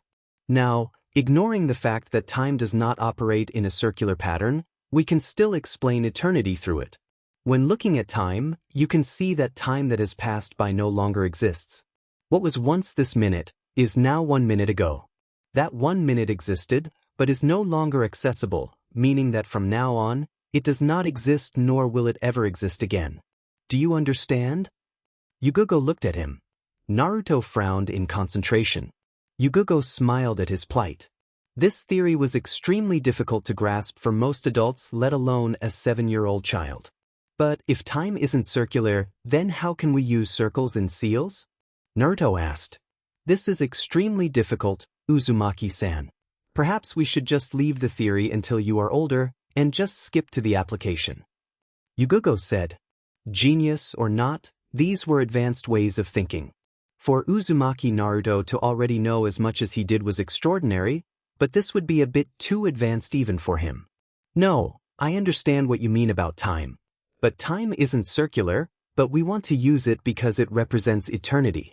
We can't draw a never-ending line in a seal, that's why we use circles. So how do we apply that concept to circles?" Naruto said. Yugugo smiled and inwardly sighed. "I really should stop underestimating him. I never expected him to understand. I wanted to test his intelligence, but he understood it even better than I did when I first studied it, and he's only 7. The best way to explain it is to think of how shinobi use chakra over a given amount of time. For example, think of the katan, Housenka no Jutsu, which fires out multiple fireballs. When a shinobi spits out these fireballs, they fly in one direction, straight at the direction the shinobi aimed for. When using this jutsu, a shinobi must concentrate their chakra to form in short bursts in order to form fireballs, or else the technique would backfire. As the chakra moves over a distance, it exists at one point for one instance of time, before moving on. Because the path of the fireballs is a straight line, they will continue to go straight and disperse upon contact. But, if we somehow change this path to be circular, then the fireball would move in a circular path, and would, theoretically, continue moving in the circle until interrupted or until the chakra dies out.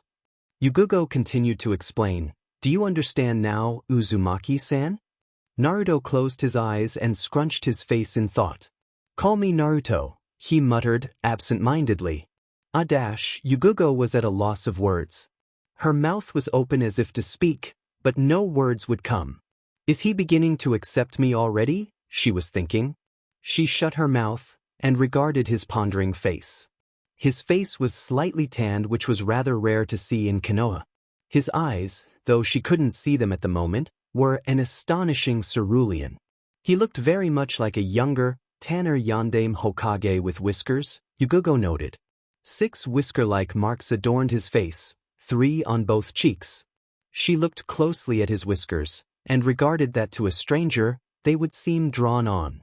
Yet as she looked closely, there were grooves in his skin where the marks seemed drawn, though, strangely, they didn't seem as evident on his face as they had prior to the Forbidden Scroll fiasco. These were no doubt the result of having the QB sealed in him. Naruto's eyes snapped open, and he grinned. Yugugo, to her credit, didn't react this time. She continued to look at him. "Got it," he said. Yugugo raised an eyebrow. "Oh, would you care to explain?" she asked, amused. "The circle we draw is the path. The power for the control symbol is our chakra. As our chakra will continue to go in a circular motion, the control symbol will continue to sustain itself using our chakra as a medium." Yugugo sighed. "Well, you've effectively just shaved off a lot of lessons, Naruto-san." Then she smiled softly. "Well, at least now we can go straight to the fun stuff." Naruto grinned back at her. And he oddly found that he really didn't have to force it. "She's not so bad. I feel as if I can trust her," he thought, strangely happy. Over the next few weeks, Naruto learned many different things from Yugugo concerning fuuinjutsu. Yugugo would meet him once or twice a week to teach him different aspects, and he would be given the whole week to try to learn whatever lesson she would try to teach. To Naruto's frustration and joy, these lessons were anything but easy. It would usually take him until just before the next lesson to learn what he was supposed. Yugugo, while not an especially harsh teacher, was very expectant and demanding. But Naruto, instead of resenting it, embraced the challenge and worked diligently to learn everything she taught. However, the pressure and frustration was building up. For one thing, Ichiraku was receiving many customers, thanks to Yugugo's help. But because of the sudden influx of customers, Naruto rarely got a chance to eat there, let alone drop by for a chat. He also rarely saw Ayame anymore. Having to juggle school and working in the stand with her father, Ayame had no time to just lay down with him on the grass and gaze at the clouds like she used to, or go for a run around in the parks and generally play around like siblings would. Granted, from what he observed, most siblings were at each other's throats, but that was irrelevant. Meanwhile, To Yugugo's joy, it seemed that she and Naruto got closer with every lesson she gave. She could now say his name informally in front of him without any awkwardness on either part, and Naruto had even once called her Yugugo-nichan absent-mindedly, though he didn't realize it. The Sandaime Hokage had given her 3 months' leave from ANBU missions upon her request. She confided to her leader the intentions that she had, and he allowed her the extension. Depending on injuries, high-level shinobi received a certain amount of time for healing and recuperation, as well as training time to get back in shape before taking more high-level missions. The thought of turning to another for help was rare for many shinobi, but what many shinobi didn't realize was that aside from managing the village, the Hokage was someone they could turn to in times of strife. The Hokage would naturally be obliged to give an ear to a shinobi with a problem. A Hokage was someone that each and every shinobi should be able to turn to. The Sandaime Hokage of Konoha was an old and experienced leader, and so he could offer many different types of advice to ailing shinobi. However, despite this, many shinobi still avoided his help, lest he think them weak. Yugugo was one of the few who could throw away her pride and go to him in her times of need. Few people were skilled enough to truly hide their intentions from the Sandaime upon close scrutiny. Yugugo, despite having learned to be as emotionless as possible in the ANBU, was not an exception. It surprised her that Jensei could have done that, but his skills were geared towards deception, considering that he was a spy. However, Yugugo suspected that there was more to it than that. Jensei's real intention was to steal the Forbidden Scroll. If he had been a half-wit spy, he would have requested to guard the scroll. Of course, he was not stupid. A true spy disguised his lies in truths. Jensei had truthfully not intended to harm Naruto, until Naruto stabbed him in the back, pun intended. Yugugo doubted that anyone looking to pass on their skills wouldn't want Naruto as their student. That is, anyone that didn't know or didn't care about the Kyuubi. Naruto was an extraordinary student that picked up things with the speed of a Sharingan. It was a very satisfactory feeling to have such excelling students. The other factor was Naruto himself. She knew that it was probably one of the many regrets of the Sandaime that weighed heavily on his mind. The abhorrence of the demon container was common among civilians and shinobi alike. Yugugo herself had been one of them not too long ago, disgusted as she was to admit it. But there really was nothing that the Sandaime could do. He had prevented physical harm to come to Naruto, but he could not force anyone to like him. This was probably the reason that the Sandaime had allowed Naruto to be supervised by an almost complete stranger. And perhaps the saddest thing of all was the likeliness that Naruto could have had a better life on the run with the spy rather than in the village. Yugugo swore to rectify that. Considering the nature of shinobi, Yugugo was supposed to be a heartless tool wielded to maim and kill. This ideal existed across the shinobi nations and in Konoha as well. Yugugo, however, had her own ideals. She had been a naive genin at the time, but she had once sworn to never become a heartless killer. She had wanted to walk down the path where she could keep her heart, where she could keep her love for her fellow human while still being a shinobi. It wasn't an easy ideal to live by, but anything that was worth something in life was never easy to maintain. Staying in the ANBU, where all of the shinobi shielded their hearts and were supposed to be essentially cold-blooded killers, was one of the hardest things Yugugo had done. She hadn't escaped it completely. Much to her dismay, she found it hard to truly interact with other people after joining up. But she hadn't lost herself completely. She still cared for her fellow shinobi, her team. And since her life had been saved by Naruto, she had been trying her hardest to become what she once was. And that boy, no. He was intelligent. He was genius. The rate at which he picked up fuuinjutsu was nothing short of miraculous. Yugugo herself was considered to be a genius at the art, within special circles, of course, and even she couldn't hold a candle to some of the legendary shinobi, such as the legendary 3, Tsunade, Jiraiya, and Orochimaru, and, of course, the Yondaime Hokage. Naruto was half her age when she first started picking up fuuinjutsu, and she was sure that given a few years, he would be at a level beyond even her. Yugugo wasn't sure if the boy was made for the art, or if the art was made for the boy. His progress was spectacular, and Yugugo felt very proud of him. One thing that did bother her, outside of Naruto's fuuinjutsu training that is, was his lack of a social life. Never once did she see him with friends his own age. The only child that she had seen Naruto ever interact with was Ayame, and though Yugugo could see how much Naruto truly loved and cared for Ayame, something she hoped to gain for herself, but not everyone important in his life should be as close as a brother or sister. There was an importance to friends, to comrades. Konoha highly emphasized teamwork for a reason.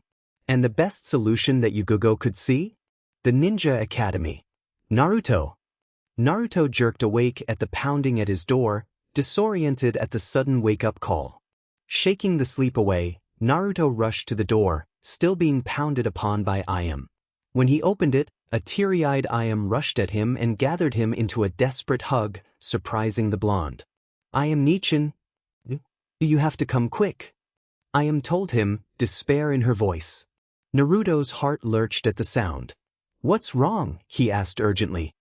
His mind went a million miles a second, thinking up situations upon situations of misfortunes that may have befallen upon the girl. He had to forcibly clear his head to focus on the girl's next words. Too soon he collapsed. He's in the hospital. I'm fine, Naruto. Tucci told the blonde gruffly as he went about setting up the stand for the day.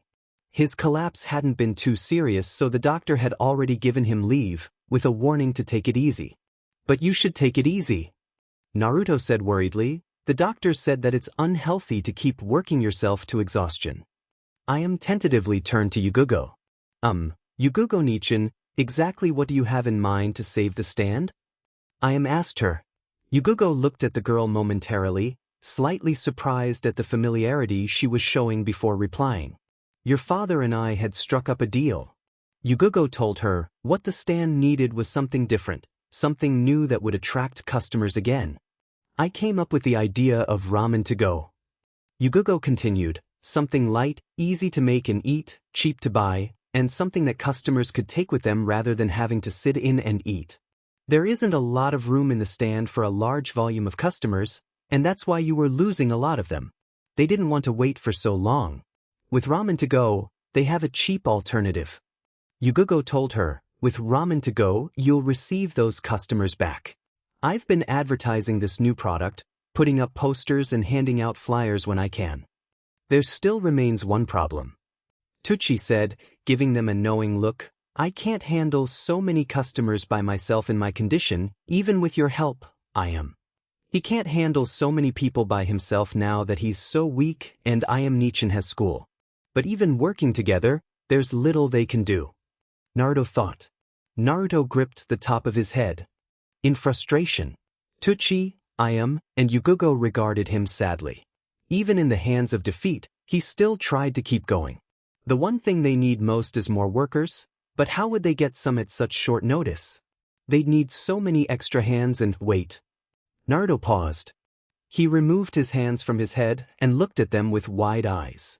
Jensei. Thanks, dude. And he grinned. The three other occupants inside the stand looked at him expectantly, waiting for his suggestion. Yugugo wondered what kind of plan the intelligent blonde had cooked up. Tuchiaken, you need some extra helping hands. Teach me to make ramen. Naruto said with a confident smirk on his face. What are you on about, Naruto? I don't have enough time to teach you to make ramen at the Ichiraku standard, and even you won't be enough help. Tucci told him.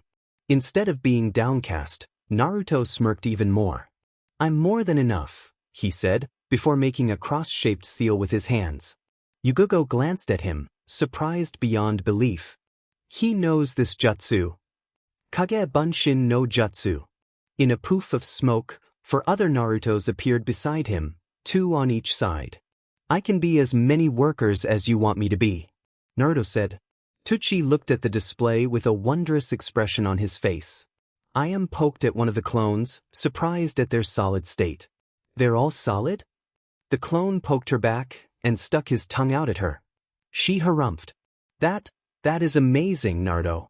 But I still don't have the time to teach you how to make ramen. Tucci said. Everything that the clones learn, I learn automatically. So if you taught me and 4 clones how to make ramen, I could learn it in 1/5 of the time. Naruto explained, and I'm pretty sure that I can make up to 50 clones. Yugugo spoke up. Naruto-kun, exactly what do you mean by that? Learning what your clones learn, she asked. Yugugo knew the technique, but she didn't know what he was talking about. I noticed it the first time I used Kage Bunshin successfully. Jensei had taught me, and after my clones were dispelled, for some reason, I remembered looking at him from 5 different angles at the same time. It seemed a little weird at the time, but I forgot about it until now, considering what happened. But when I think about it, it makes sense. Kage Bunshin works by splitting your chakra. When it dispels, your chakra comes back, and everything it experienced mentally will be as if you experienced it. Naruto explained. Now that I think about it, it is true. All those times that I used Kage Bunshin, I can remember doing things twice.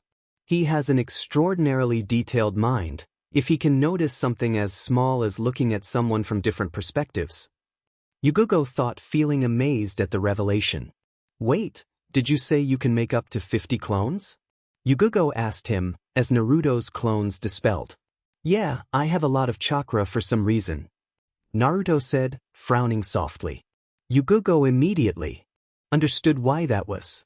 Jinchuriki. Well, if you're so keen on helping, then let's get started right away. Tucci said, you can help too. Ayam nodded determinedly. She would do her part to save her stand. Come on, Naruto. Let's get started, she said. Just a sec, Nichin. Naruto replied. He looked at Yugugo expectantly. Yugugo was confused for a second, but then she understood what he wanted. Or she thought she did. Oh, don't worry about our lessons. We can put them on hold. Besides, with the Kage Bunshin technique, we'll be able to blaze through our lessons very quickly. She told him, but he continued to look at her expectantly. What? Now Yugugo was thoroughly confused. What else does he want if not, oh no. Oh no. Yugugo desperately thought of an excuse, but Naruto moved out his lower lip, forming an irresistible pout on his face. Not the pout. Fine. Yugugo said, sighing deeply. She turned towards Tucci. I can be of assistance to you as well, Ichiraku-san. Please allow me to help. Yugugo said respectfully. Inwardly, Yugugo was thinking, the things I do for you, Naruto-kun. Tucci looked at her uncomfortably. Yeah, come on, old man. Let her help. Naruto exclaimed. Okay. Tucci said gruffly. Naruto laughed and jumped at Yugugo, engulfing her in a hug. Yugugo froze momentarily before her mind caught up to her, and she quickly hugged him back before he could back away. Okay, let's get started. Naruto shouted, breaking away from Yugugo. Yugugo was dazed, and a strange lopsided grin adorned her pretty, feminine face. This was the first time that Naruto had ever hugged her, and it felt wonderful, like she had achieved a great accomplishment. Tucci smiled softly at her expression. Now, before we get started, I'll have to let you know that you'll have to be here early every day. I get up at 6 a.m. sharp each day to prepare. Can you manage it? Tucci asked Naruto and Yugugo. 6 a.m. Naruto exclaimed in disbelief. Tucci sighed deeply.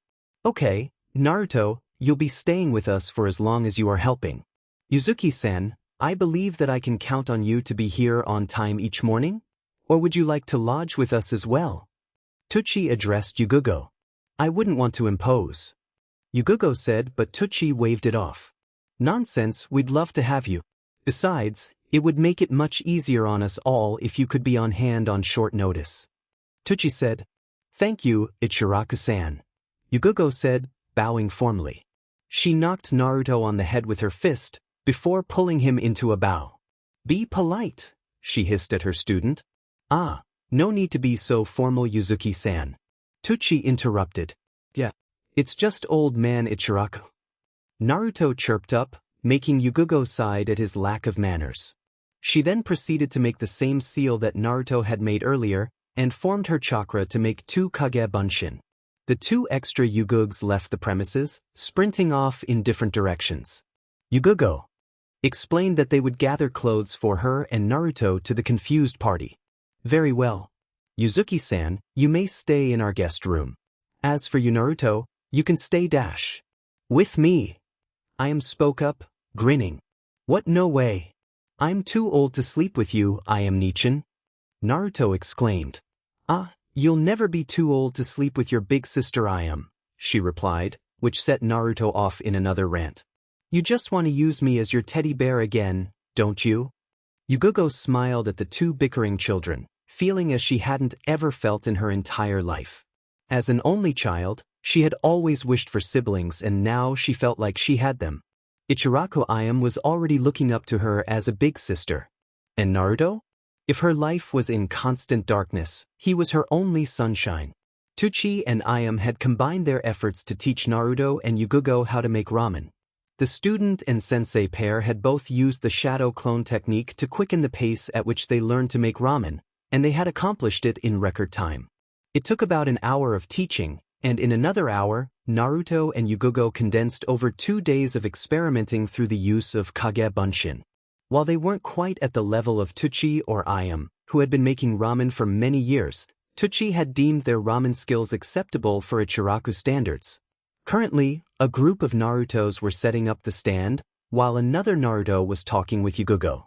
Really, she had no idea which Naruto was the real one, as none of the Narutos were bossing the others around.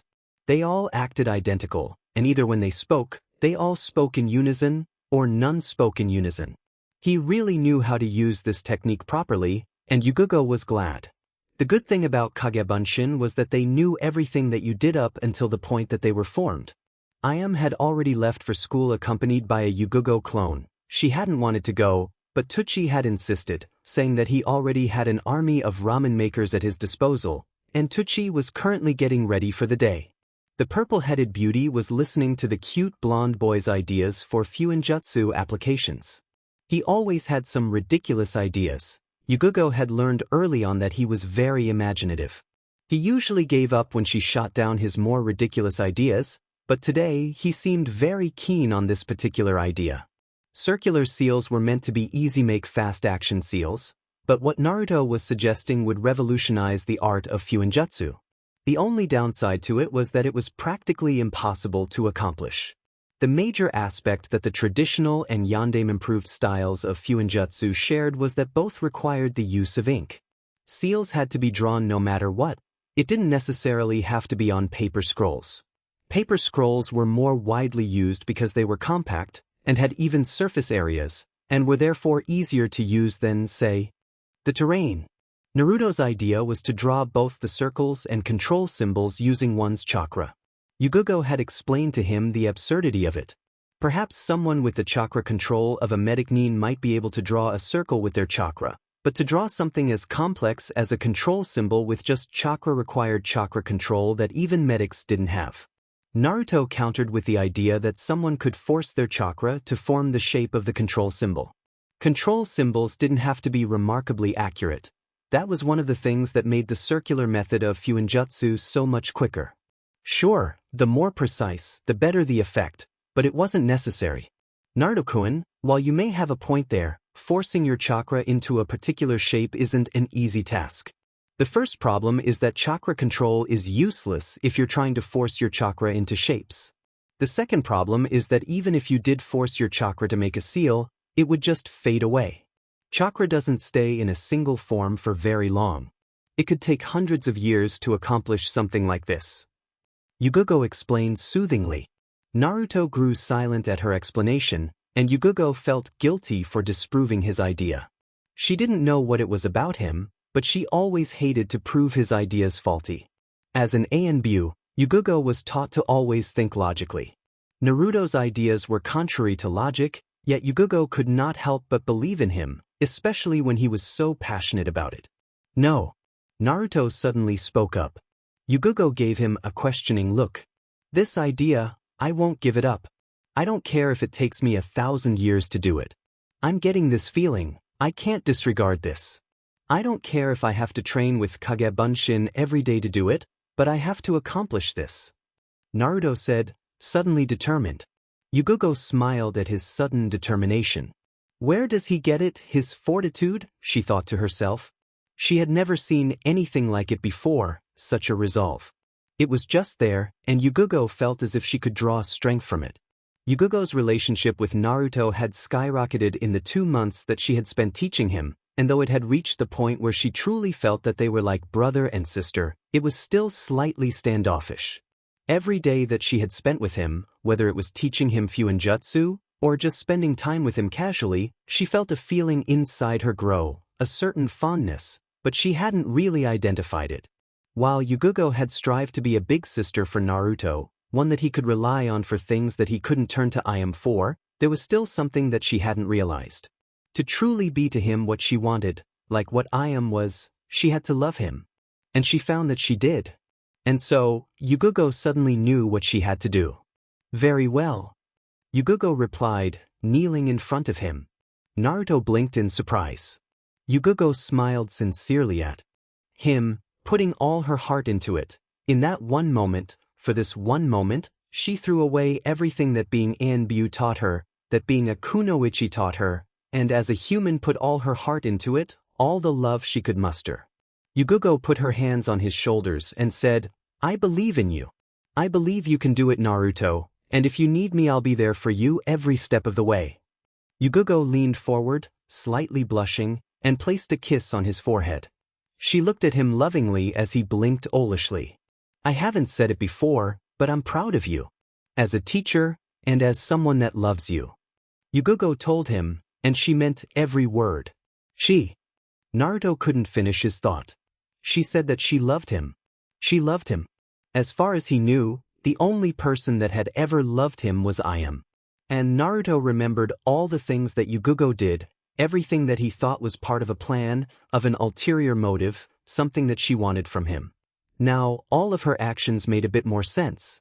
It wasn't about what she wanted from him. It was about what she wanted to be for him. But could he? Last time, he thought she loved him, so he loved her, but would Yugugo be the same? There were so many similarities. No, Yugugo was different. Yugugo wouldn't hurt him. Yugugo saved his life, she didn't try to take it. He could trust her. He would trust her. Yugugo Nichin. Naruto said. He found that his eyes were suspiciously wet. I love you too. Naruto didn't say. As much as he wanted them to, he found that they would not form.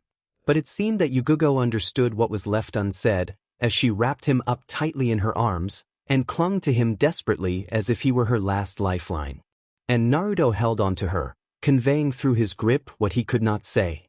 It seemed like hours that they held on to each other, tears streaming silently down their faces. They were brother and sister in all but blood, yet blood couldn't mean less. Tuchi's voice called to them from the stand, indicating their first customers. The newly found siblings broke apart to go help. Come on, Yugugo Nichin. I can't wait to see you in that hat. Naruto said, running off to start up the first batch. Yugugo smiled at him as he ran off, wiping the excess tears from her eyes. Uzumaki Naruto, my little brother. Yugugo thought to herself, feeling exultant. She had never felt so terrific. It was as if all her previous accomplishments, making Genin, making Chunin, making Enbu, were worthless in light of this new one. She felt truly strong. She felt as if she truly understood what the Hokage meant when he talked about will of fire. It was then when she recalled Naruto's words. Hat. Naruto lay on the couch, breathing heavily. It had been a long 2 days, and he had expended most of his chakra creating Kagebunshin. He was waiting for Yugugo, who was currently taking a shower. Ayam sat beside him, already showered, but quite tired herself. To pitch in at the stand after school, and even then they barely came out on top. Yugugo certainly hadn't spared any expense on advertising the stand. Naruto was pushed to his limits for the second day. Naruto was young and he had enough chakra control to make the regular Bunshin technique, but it still wasn't all that great, considering the amount of chakra that he had. He must have made close to 100 clones on the second day alone, really pushing his chakra and chakra control to his limits.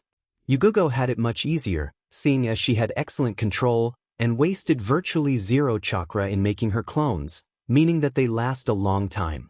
She was a trained shinobi as well, so her movements were much more efficient than his, and she just seemed better at making ramen than he was. Naruto claimed that it was probably because she was a girl, and then both Ayam and Yugugo had smacked him on his head, much to the amusement of the customers. Naruto-kun, go ahead.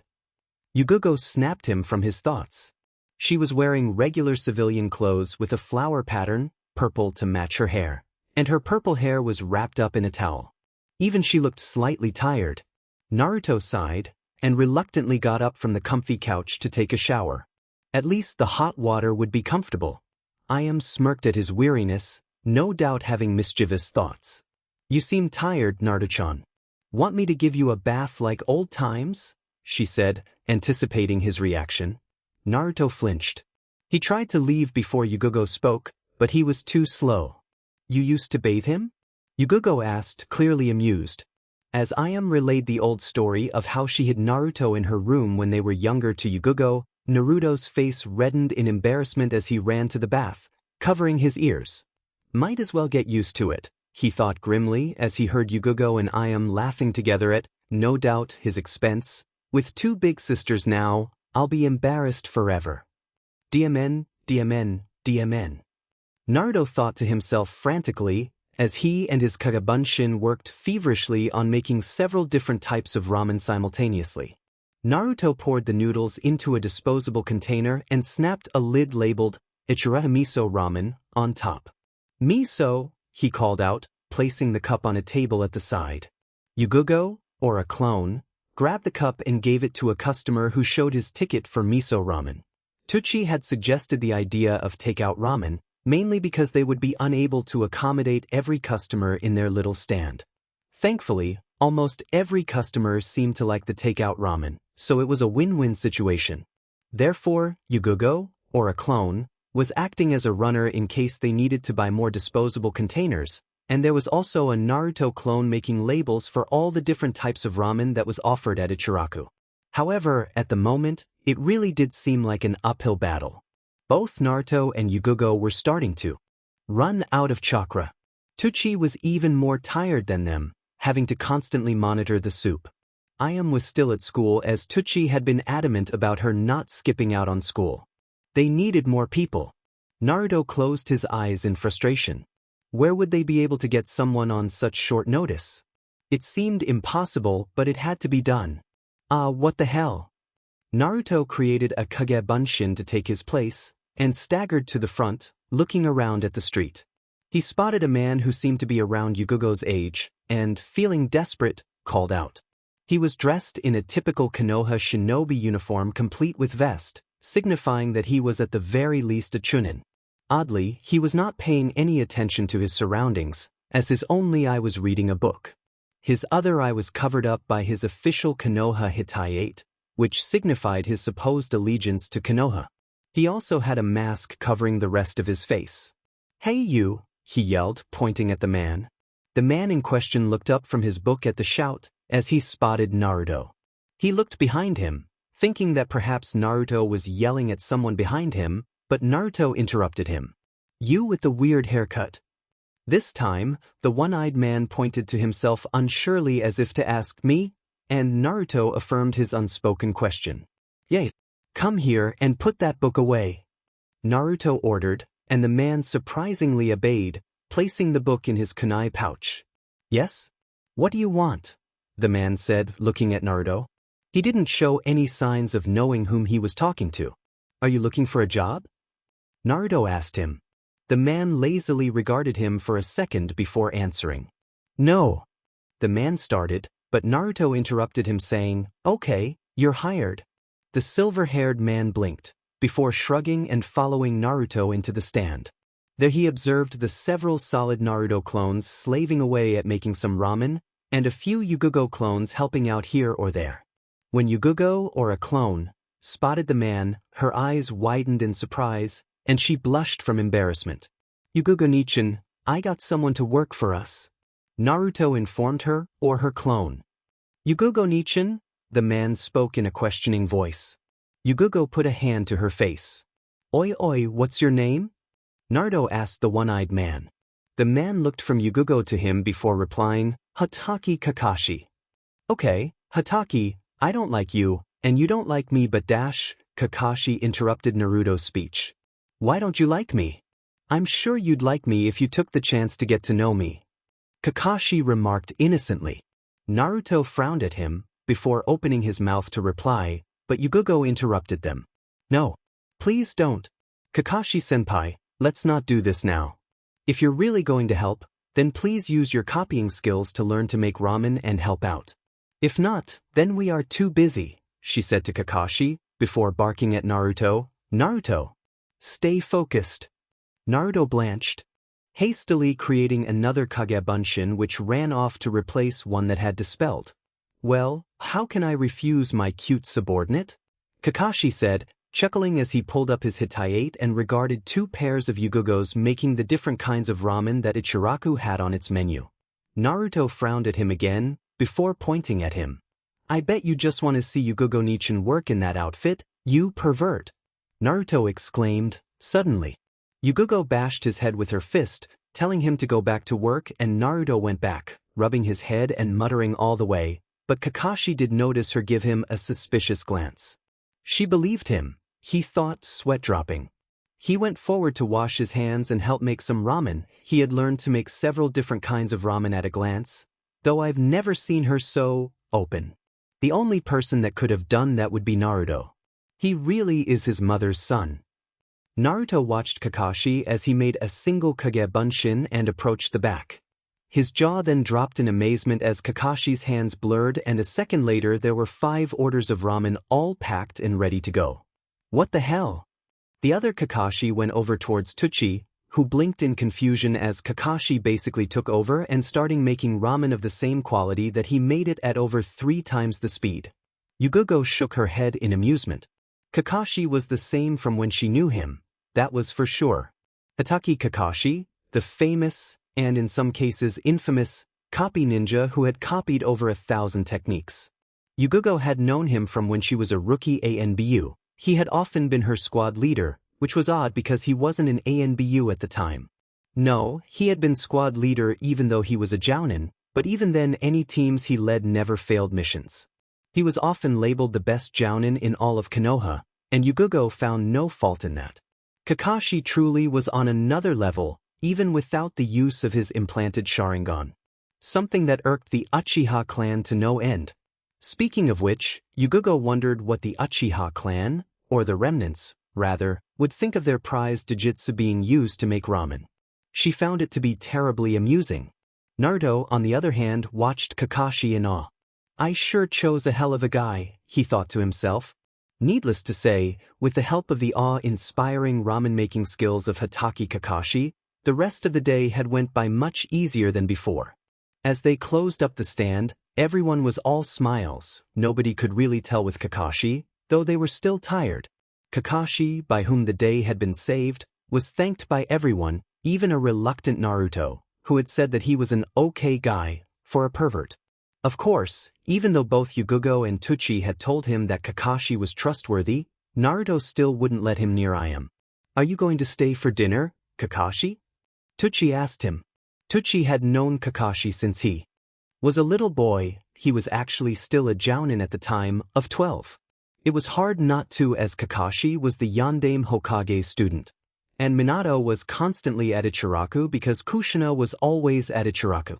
Kakashi had been quite the irritating boy when he was younger, but he had relaxed and Tuchi was glad for that. No, I should be getting home. It's been a long day and I want to read some. I want to get to sleep a little early tonight. Kakashi had changed what he was going to say when he saw a strange glint in Yugogo's eyes. What was it with women and Ika? Okay, said Naruto, we open at 7 a.m., so you'd better be here, okay? Kakashi smiled and waved his hand. Sure thing, boss. Later, he said, before disappearing in a swirl of leaves. Yugogo smiled in amusement. Elite jounin or not, he sure was an amusing man. Unfortunately for Yugogo, she did not remember Kakashi's lack of punctuality. Where the hell is he? Naruto screamed. He was, of course, referring to Kakashi, who was 2 hours late. Yugogo groaned.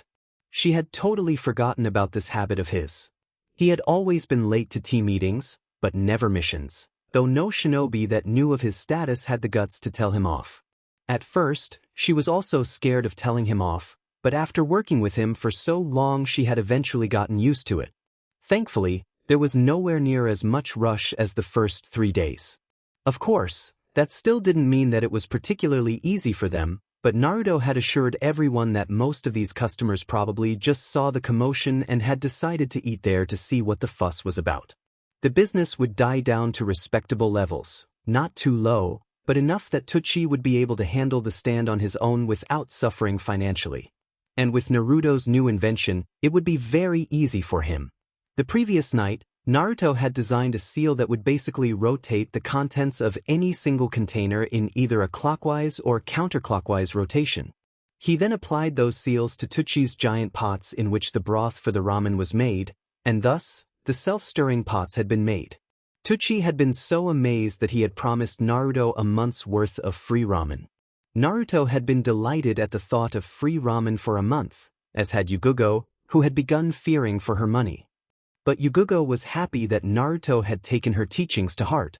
She hadn't really taught him the common style of fuuinjutsu, instead focusing on the circular method. But Naruto had taken what she taught him and applied it using the regular method of fuuinjutsu, which lasted much longer than the circular method. It was quite an extraordinary feat for a 7-year-old, and though she resented herself for it, Yugugo felt slightly jealous at Naruto's aptitude at the art. It was unnatural how quickly Naruto had taken to the art. Quite like a fish to water. All the customers are gone. Take the front stand me. Tsuchi called, as a woman who had her purple hair tied in a rough ponytail sat down and placed her head in her arms on the counter. Naruto saluted Tsuchi in a joking manner before going to the front. Can I take your order? Naruto asked politely, feeling slightly nervous. This woman seemed familiar, but he wasn't too sure as he had not seen her face. Gimme a miso ramen, the woman said. Her voice was slightly muffled because her head was in her arms, but Naruto recognized it as he started shaking horribly. No, it wasn't her, it couldn't be her. Yugugo looked at him in confusion. She had never seen Naruto in such a traumatized state before, even during the Jensei incident. Oi, I said I want a so. Mitarashi Anko lifted her head from her arms and lazily looked at the upset boy in front of her. Her eyes widened in surprise, and her jaw dropped slightly. Naruto, she whispered. Her hands shook slightly. Naruto looked at her face with terror apparent on his face, as he yelped and staggered back, falling onto his backside. But he didn't try to get up again, as his body wouldn't stop shaking. Stops to pain hurts, it hurts. Memories that Naruto had long buried came rushing forward at the sight of this woman in front of him, things that he had never wanted to remember. She was tossing and turning in her bed, miming in pain. Her hand was clutching a spot on her neck, near her left shoulder. She was gritting her teeth in pain as her memories consumed her. Her screams of pain had woken him, and he had sleepily gone into her room to see what was wrong. Ankone, what's wrong? A 4-year-old Naruto asked as he rubbed his eyes sleepily. No. She weakly stay away. Ankone? Naruto said, confused. Anko was always delighted when he was around, and she had always wanted to be with him as much as possible. Of course, he was a 4-year-old and would often go off gallivanting alone. Esianai Jishu. Snakes came from the darkness, lashing out at him. Naruto cried out in shock and pain. It hurt. Why did Ankone hurt him? She promised. So much pain. She promised that she would never hurt him. She promised that she would always love him. Why does it hurt? These were the thoughts going through Naruto's mind as he passed out, dropping to the ground bleeding profusely from his neck. But why was she here? She wasn't allowed to come near him, the Hokage said so. Naruto. Anko started desperately, reaching her hand out towards him. Snake's blood paineth hurts. Naruto screamed in fright as he pushed away from her into the wall. He didn't seem to notice that he had hit the wall because he kept pushing away, desperate to put more space between him and Anko. Yugugo was by his side in an instant. Naruto. What's wrong? She said, extremely worried. What is going on? Yugugo yelled in her mind. Seeing as Naruto wouldn't stop shaking or crying, Yugugo gathered him in her warm embrace and whispered soothing words into his ears. She could feel his shaking starting to lessen. Anko retracted her hand, as she watched the pair in front of her feeling a horrible wrench in her chest. She had hated herself ever since that night, and to this day she didn't stop hating herself. Also, she had never stopped loving him, even though he didn't love her anymore. It hurt her to think that, but she knew that she deserved the pain. The Hokage had been furious with her after she had come to her senses and took Naruto to the hospital. Naruto was instantly taken from her care. She had been devastated and tried to argue against the Sandame's decision, but after Naruto's initial reaction to her presence she had given in. She had then promised the Hokage that she wouldn't actively try to confront Naruto, and she hadn't. This was the first time that she had actually met him since the incident, though she did spy on him whenever she could. When she had heard what had happened to him by his previous caretaker, Jensei, she had been furious with both the Hokage and herself for not being there for him. But the Hokage had sharply reprimanded her, and again, she let go of the issue. After Orochimaru had left her to die, she had been distraught, but she had gone back to Konoha to serve her village and to get stronger with a new goal in mind: to kill her former master. Sadly, only a few shinobi acknowledged her. Most of them no doubt associated her with the tainted Orochimaru, though none went so far as to provoke her. When the Kyuubi was sealed into Naruto, she had sympathized with the baby, understanding the scorn that he would no doubt receive from the village. After Naruto's mother had died unexpectedly, she did not know the cause. She had thought of raising him, but decided that she was ill-prepared for raising a child. When he was older, she had caught him being kicked around by a few civilian kids and had decided then and there that she would take him in. The Hokage had understood her reasons and allowed it. And she did care for him. She loved him as if he were her son, as if he were her baby brother. The two were even somewhat alike.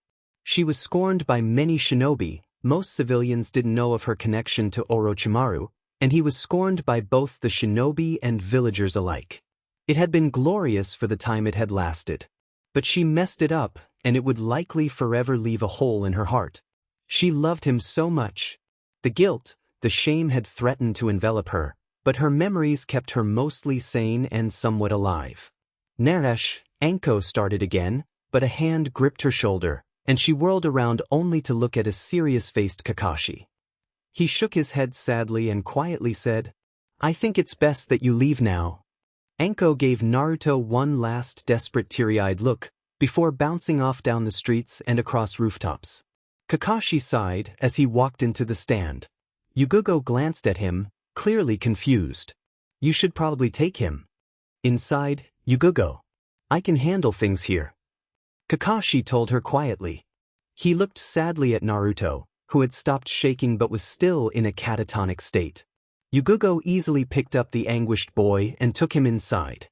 But she did give Kakashi a momentary look before she left, no doubt wanting answers. Kakashi sighed again. It would be a long day. The day after the incident with Anko, Naruto had felt okay enough help out in the stand, but it really wasn't needed as the amount of customers had died down to acceptable levels for Tucci to handle on his own. They had celebrated, of course, though it was noticeably subdued. Naruto tried to be as happy as possible, but everyone noticed how strained his grins were. It was obvious that he still remembered. To take his mind off his bad memories, Yugugo started teaching him again, and this time she was much more active in doing so. Previously she would just give him a lesson once a week and would reluctantly leave him to his own devices. He preferred it like that. But now that their relationship and situation had changed, and she couldn't bear to leave him when he was like this. Inwardly, she cursed Mitarashi Anko for being unable to control herself, but she did feel sorry for her. Kakashi had explained what happened, how much Anko had truly loved the boy. Yugugo couldn't help but put herself in the same situation as Anko, and she felt lost at even the thought of losing Naruto's trust. Currently, she watched the dozens of Narutos trying to form their chakra to take the shape of a control seal. He had not forgotten his endeavor of forming seals using only his chakra. Together, they had worked on creating a control seal, basically a seal that would help to regulate chakra, or in other words, artificial perfect chakra control. It wasn't easy, but between the two of them they had been able to make one. This seal didn't exactly gift someone with perfect chakra control, but it would allow a person to keep their control perfect or near perfect when using jutsu that required hand seals. It was very ingenious, but the seal would only work if the person was able to form it with their own chakra, making it useless otherwise. And seeing as nobody could actually force their chakra into such intricate shapes, though Yugugo did have high hopes for Naruto, not a single person could use it. And speaking of Naruto, he had begun to use his Kage Bunshin training method almost every day, trying to force his chakra into one shape or another. Yugugo told him to focus on simple things first, such as spheres and cubes. Then he could slowly progress onto harder things, like 2D shapes such as circles and squares, and then finally he would move on to lines and angles. However, after watching over 50 Narutos trying to force their chakra into the shape of a sphere, Yugugo decided that he did seem lonely. While Yugugo was glad to spend time with him, she was a kunoichi, and she would have to eventually go back to her duties. Naruto couldn't spend all his time with Ayame either, as she had school. He needed to make friends of his own age. And to do that, Naruto needed to go to the academy. No matter how much more intelligent or advanced Naruto was than the other kids his own age, he was going to eventually have to work with them. It was better for him to form at least camaraderie with them, if not friendship. So Yugugo approached the topic at night. As they ate dinner in his apartment, Yugugo had all but moved in. She had cooked, but she was nothing special in the kitchen. And Naruto's idea of cooking was cooking ramen. "Naruto-kun, do you plan on entering the academy?" Yugugo asked offhandedly, trying to appear nonchalant. However, Naruto looked at her suspiciously. "No," he said after swallowing. "Jensei had told me that it would be of no use. He may have been the enemy, but it doesn't mean that he was wrong. I'll probably try to become a genin by just taking the exam." Yugugo hummed in agreement. "True. But there is a difference between the views of Jensei and the practices of Konoha." Yugugo retorted. "What do you mean, Nei-chan?" Naruto asked. "In all shinobi villages, teamwork is an important aspect, but Konoha emphasizes teamwork more so than most. You'll be working in teams for most of your shinobi career." Yugugo told him, hoping he would get the message she was trying to convey. She wasn't disappointed. "You want me to make friends?" Naruto said bluntly, not skipping around the topic. "Naruto, you may know the things that are necessary to make you a skilled ninja, but there are other lessons that need to be learned. The academy is a good resource for that. You may not learn anything that you think may be of use to you as a shinobi, but there is more to life than just serving your village.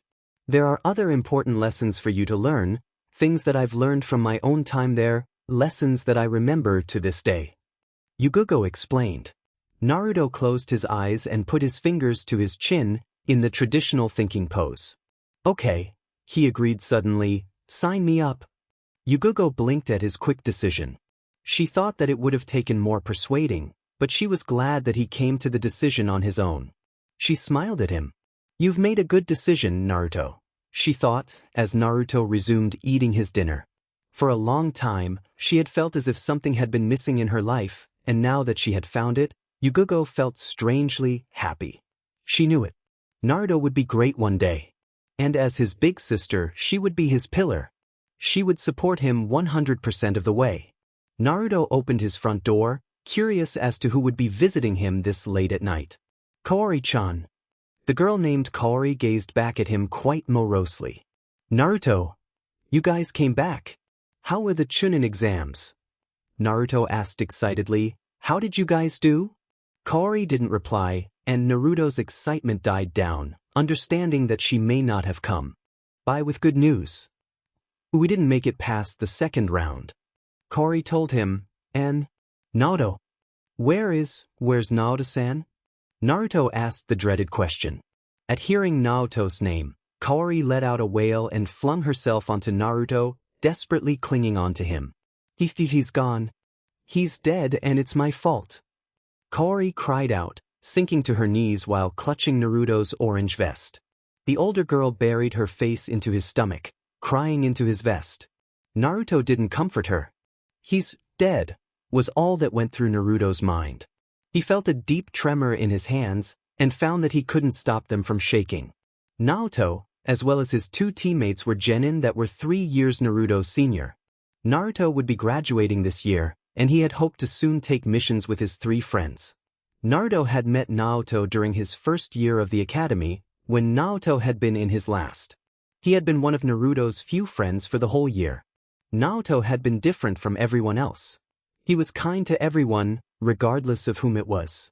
Even as he befriended Naruto and others warned him to stay away, he didn't. Where anyone else might be scorned for befriending Naruto, people just admired Naoto for putting up with the brat.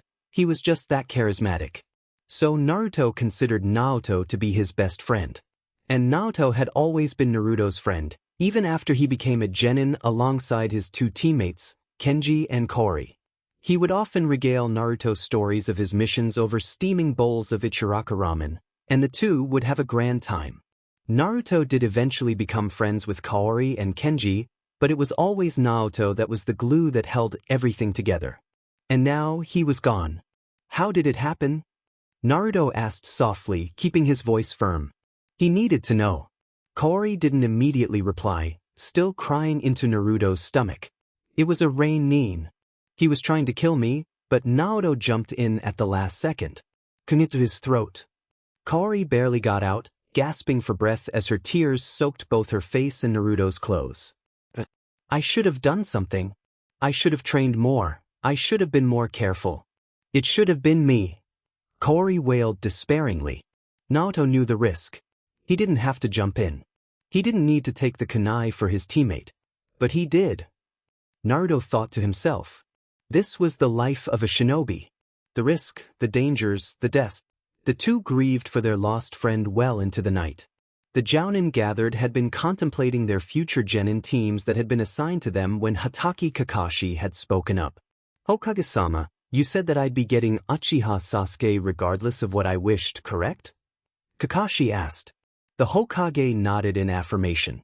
There are several other jounin that could have been assigned to him, members of his own family in fact, but the fact lies that you are the most skilled person in this village with the Sharingan. Is indeed a genius, and the council believes that no Uchiha still alive has enough skill or experience to train him to his full potential, the Hokage explained. Then I'd like to propose a trade. Kakashi said. The other jounin murmured slightly, but Kakashi didn't react at all.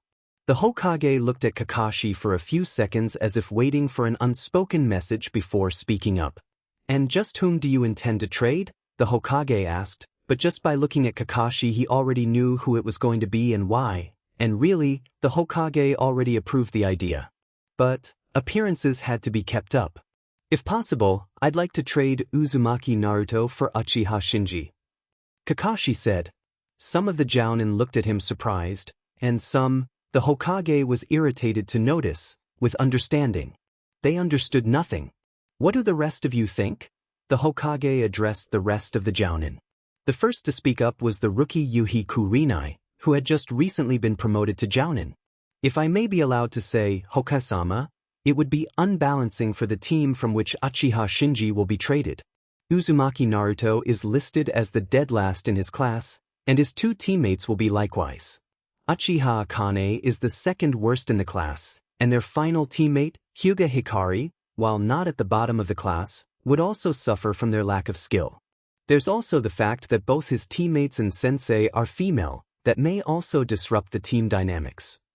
Kurenai explained before turning to Kakashi directly, Kakashi, I understand why you would rather be without the dead last in your team, especially Uzumaki Naruto, but it is usually tradition that the dead last be with the top two in the class. Kakashi almost chuckled. Almost. Rookies. I love them so much. So inexperienced, so foolish. Kakashi thought. Then he retorted. Uchiha Akane is Uchiha Shinji's sister. With their final teammate and their sensei both being Hyuga, it can very well be disrupting for the team dynamics. Also, having a family member and a fairly skilled one at that on his team would be good for Uchiha Sasuke's psyche and development. And lastly, even with the teams as they are, Uchiha Shinji would still be surrounded by females anyways. Anyway, that really shouldn't have anything to with team configuration. Kakashi replied, his tone of voice never changing from bored.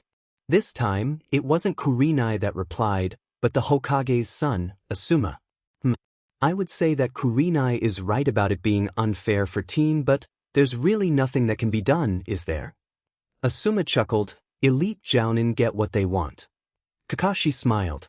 Asuma told it like it was, and he was right. Kakashi was hailed to be the best jounin in the entire village, followed closely by Mato Guy. Asuma was also a good jounin, a veteran jounin in fact, although nowhere near Kakashi's level, and so he knew things that the pretty-eyed Kurenai wouldn't. The Hokage wouldn't refuse him, especially when the Hokage knew the true reason of why Kakashi specifically wanted Uchiha Shinji, or rather, why Kakashi wanted Naruto to go to the team that had 2 Hyuga in it. The main reason was basically because Naruto had successfully, after years and years of training, been able to form his chakra into the shape of seals. There were no shortcuts, no tricks. It was just many years of Kage Bunshin-style training and a lot of hard work. Of course, Naruto had still only just been able to do it. It would take a lot of work before he became a master at it. But the point was that Naruto could exert chakra from his hands in the shape of fuuinjutsu seals. The obvious next step for Naruto would be to move on to learning ninjutsu, and have his fuuinjutsu technique be the supplementary power to it. With this power, Naruto could very easily become one of the, if not the, best ninjutsu users to ever have lived. Kakashi could already think of many possibilities of using ninjutsu with Naruto's fuuinjutsu technique, like using wind seals with a fire jutsu, or absorbing elemental ninjutsu techniques. And with Kakashi's help and knowledge of thousands of different jutsu, Naruto would probably be one of the best genin in the entire shinobi world. But Kakashi had already though beyond that. There was no doubt that if Kakashi taught Naruto personally to be a ninjutsu user, Naruto would definitely be able to become Hokage, as if there was anything else the blonde would become, and live and die successfully, making quite a splash on the world. But there was another route. One that Kakashi hoped would shake the very foundations of Konoha, of Fire Country, of the shinobi world. And for that to happen, Kakashi would have to wait before he could get his hands on the aspiring genin. There was just one skill that Naruto needed to be taught, and Kakashi wasn't the person that could teach it to him. Very well.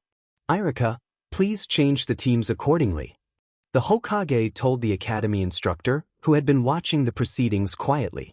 Yes, Hokage-sama. Irika replied quietly, if there are no other changes, may I be excused? The Hokage nodded his assent, and the Chunin disappeared in a whirl of leaves. He then turned to Kakashi. Kakashi, I suppose you'll want to talk to the sensei of Team 9? The Hokage asked, already knowing the answer. I suppose I should, seeing as I dumped the dead last onto her team while taking her best student onto my own. Kakashi replied nonchalantly. The other jounin watched the exchange between the leader of the village and elite jounin silently. She couldn't be at this meeting due to familial reasons, but her name is Hyuga Aoi. I'll leave it to you to inform her of your reasoning behind the trade, the Hokage told him, before addressing the gathered jounin as a collective.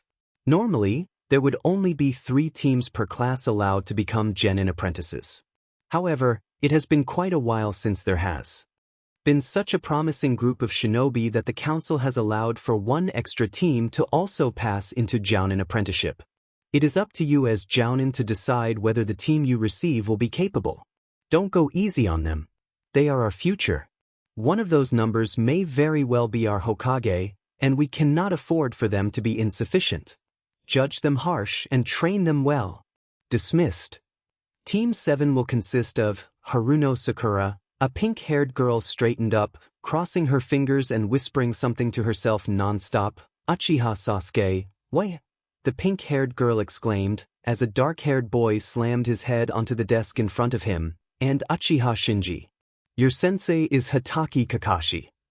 Irika informed the class. The boy named Sasuke, whose forehead was now slightly red, looked round at another dark-haired boy who was obviously Uchiha Shinji, grinning slightly. Shinji smiled back at Sasuke, giving him a wave. Sasuke let out a deep sigh of relief. I thought I was a goner. At least Shinji is good company. Sasuke thought to himself. Shinji was also a good ninja. Not quite at Sasuke's level, but he'd be a good sparring partner. Team 8 will consist of Aburame Shino. Nobody in the room reacted. Hyuga Hinata, a rather timid-looking girl, looked up at her name, quietly acknowledging her fate, and Inazuka Kiba. And Akamaru, a feral-looking boy, piped up, "Your sensei is Yuhi Kurinai." Irika continued, despite the interruptions.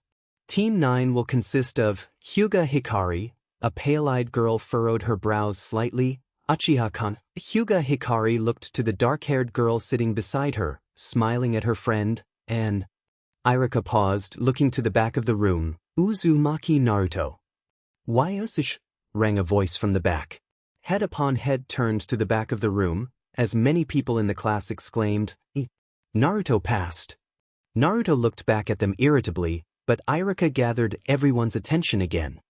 "Your sensei is Hyuga Aoi." Team 10 will consist of Akimichi Chuji, Nara Shikamaru, and Yamanaka Ino. "Your sensei is Sarutobi Asuma." "Ah man," rang the voice of a blonde-haired girl who could only be Yamanaka Ino. "I can't believe I'm stuck with these two losers." The boy sitting beside her grumbled at being called a loser, but didn't say anything back to her. And the last boy just kept eating his chips. "Your senseis will be here to pick you up in an hour. I suggest you take the time to have a lunch with your teams." And lastly, Irika paused, looking from one side of the room to the other, "Do me proud as Shinobi. I'm happy to say that I'm glad that I met each and every single one of you. Yes, Naruto, even you." Irika said, smiling at them. Naruto pouted at being singled out, but smiled nonetheless. Despite being somewhat stiff to him early on in the year, Irika had warmed up to Naruto since, and their relationship was now close enough that Naruto considered his sensei to be a good friend. And all the ramen that Irika had treated him to didn't have too much to do with it. Really. Outside, Naruto wandered around lost in his thoughts. He had been so excited this morning that he had forgotten his lunch, and now he regretted it. But regardless of that, he had finally made genin, and for some reason he didn't feel as proud as he thought he would have been. Of course, Naruto could have made genin back when he was 6 years old, so it wasn't exactly hard. Maybe that was why he didn't feel like it was such a good accomplishment. Of course, he was still very happy, but Naruto thought that he was still at a high from the euphoria of finally accomplishing his goal for many years. Seals made from chakra. He called it the Fuuinjin technique, or the Seal Princess technique. It had been a harrowing task, even with the Kagabunshin chakra memory feedback training style. Naruto had just barely been able to do it. The biggest problem was that he was trying to force the chakra into a particular shape. Chakra control had no effect on it. However, since chakra was normally very fluid-like, it would very easily lose its shape, and it was practically impossible to just harden chakra outside of the body inside out. There was also the problem that hardened chakra was completely useless for using jutsu, unless you were planning to cut someone up with it. After about a year of trying to force his chakra into different shapes, Naruto had been forced to look at it a different way. How he would go about it, though, he had no idea. And then, of course, ramen gave him the answer. He had stopped by Ichiraku Ramen one day, and had some ramen to go, the Ichiraku trademarks that Yugugo had come up with. It was basically ramen in a container that could be taken along instead of eating it in the stand. And Naruto received his answer from that. Instead of hardening chakra from the inside out, he had to create a hardened shell and store the fluid-like chakra inside, as if it were a container. The thin layer of hardened chakra would contain the regular chakra inside, and the chakra wouldn't lose its jutsu casting capacity, nor would it fall out of place. And of course, the most important part was that it would form the shape of seals. Once Naruto had realized this, he also realized how seemingly impossible it would be to solidify his chakra into a thin container in the shape of a seal. Unlike his previous attempt, it did have a semblance of chakra control. And therein lay the problem. Having to make a single seal in this method was already a big problem. But even making a single seal wouldn't really allow him to make any others with ease automatically. There were hundreds upon hundreds of fuuinjutsu seals that came in all sorts of sizes and shapes. Perhaps for the circular method there were less seals readily produced as it was very versatile, but he would still have to be able to single-handedly have to learn to form each seal. That would take him longer than he would probably live, even if he did manage to live to an old age like the Sandaime had. So he cheated. Putting their minds together, Naruto and Yugugo designed a chakra control seal, which would regulate Naruto's chakra enough that should he ever form this seal while using any jutsu, his chakra would be perfectly controllable and be used at maximum efficiency per output without any waste.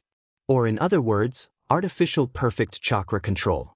As long as he first formed this seal in any sequence, Naruto would be able to form any others with much more ease. Not to mention the fact that he would be able to perform any jutsu flawlessly. Despite the fact that he had to always start with a control seal, Naruto was very happy with the results of his training even though his regular ninja training suffered for it. But he thought that it was well worth it. Besides, now that he was able to use Fuuinjin, he would be a better ninja than he most likely ever would be had he hadn't tried to create the technique. And there was the fact that Yugugo would be so proud. He felt that making Yugugo proud was enough reason for him to do it. "Oi, Naruto!" Naruto looked up at the sound of his name. Grinning at him was his new teammate, Uchiha Kane. Behind her was his other teammate, Hyuga Hikari, who regarded him stoically. What is it?" Naruto asked, curious at what they wanted. "We thought that since we're going to be teammates, we should have lunch together," Akane said cheerfully. Naruto cheered up even more. "Oh, okay. Let's go have some." But Naruto suddenly remembered he didn't have any lunch. "Ah, crap. I was in such a rush this morning that I didn't make any lunch." He rubbed the back of his head sheepishly. Akane's grin faltered slightly, but it picked up once more. "Don't worry about it. My aunt made more than I can eat alone, so you can share with me. Us dead lasts gotta stick together," Akane said, elbowing Naruto's side in good humor. Naruto would have resented the fact that she called him a dead last if it weren't for the fact that he actually was the dead last. After all, he couldn't expect anything else if he only barely went to class even once a week. "Doesn't your mom make you lunch?" Hikari asked, finally speaking. Naruto looked at her, but she didn't react in any way. "I'm an orphan," Naruto informed her, and neither of them reacted. It was a ninja village. Orphans were to be expected. "What about your foster parents?" Akane asked this time, curious. She herself had lost her own parents fewer than 6 years ago in an infamous event known as the Uchiha Massacre. "Don't got 'em," Naruto answered. Both girls frowned slightly at this. Though orphans were abundant in Konoha, in all ninja villages in fact, they were usually adopted into a family. Seeing an orphan that hadn't been adopted was rarer than seeing one who had. "Wait, don't you have any parents?" Akane questioned, genuinely confused. Naruto felt uncomfortable at the personal questioning, but before he could answer, Hikari butted in. "Akane, that's none of our business," she said, before turning to Naruto. "Naruto, you can share lunch with us. Will you be coming?" "Sure, let's go," Naruto said, feeling happy that his teammates at least made the effort to be nice to him. Even now he didn't have many friends in the academy, and he didn't have any friends in his specific class.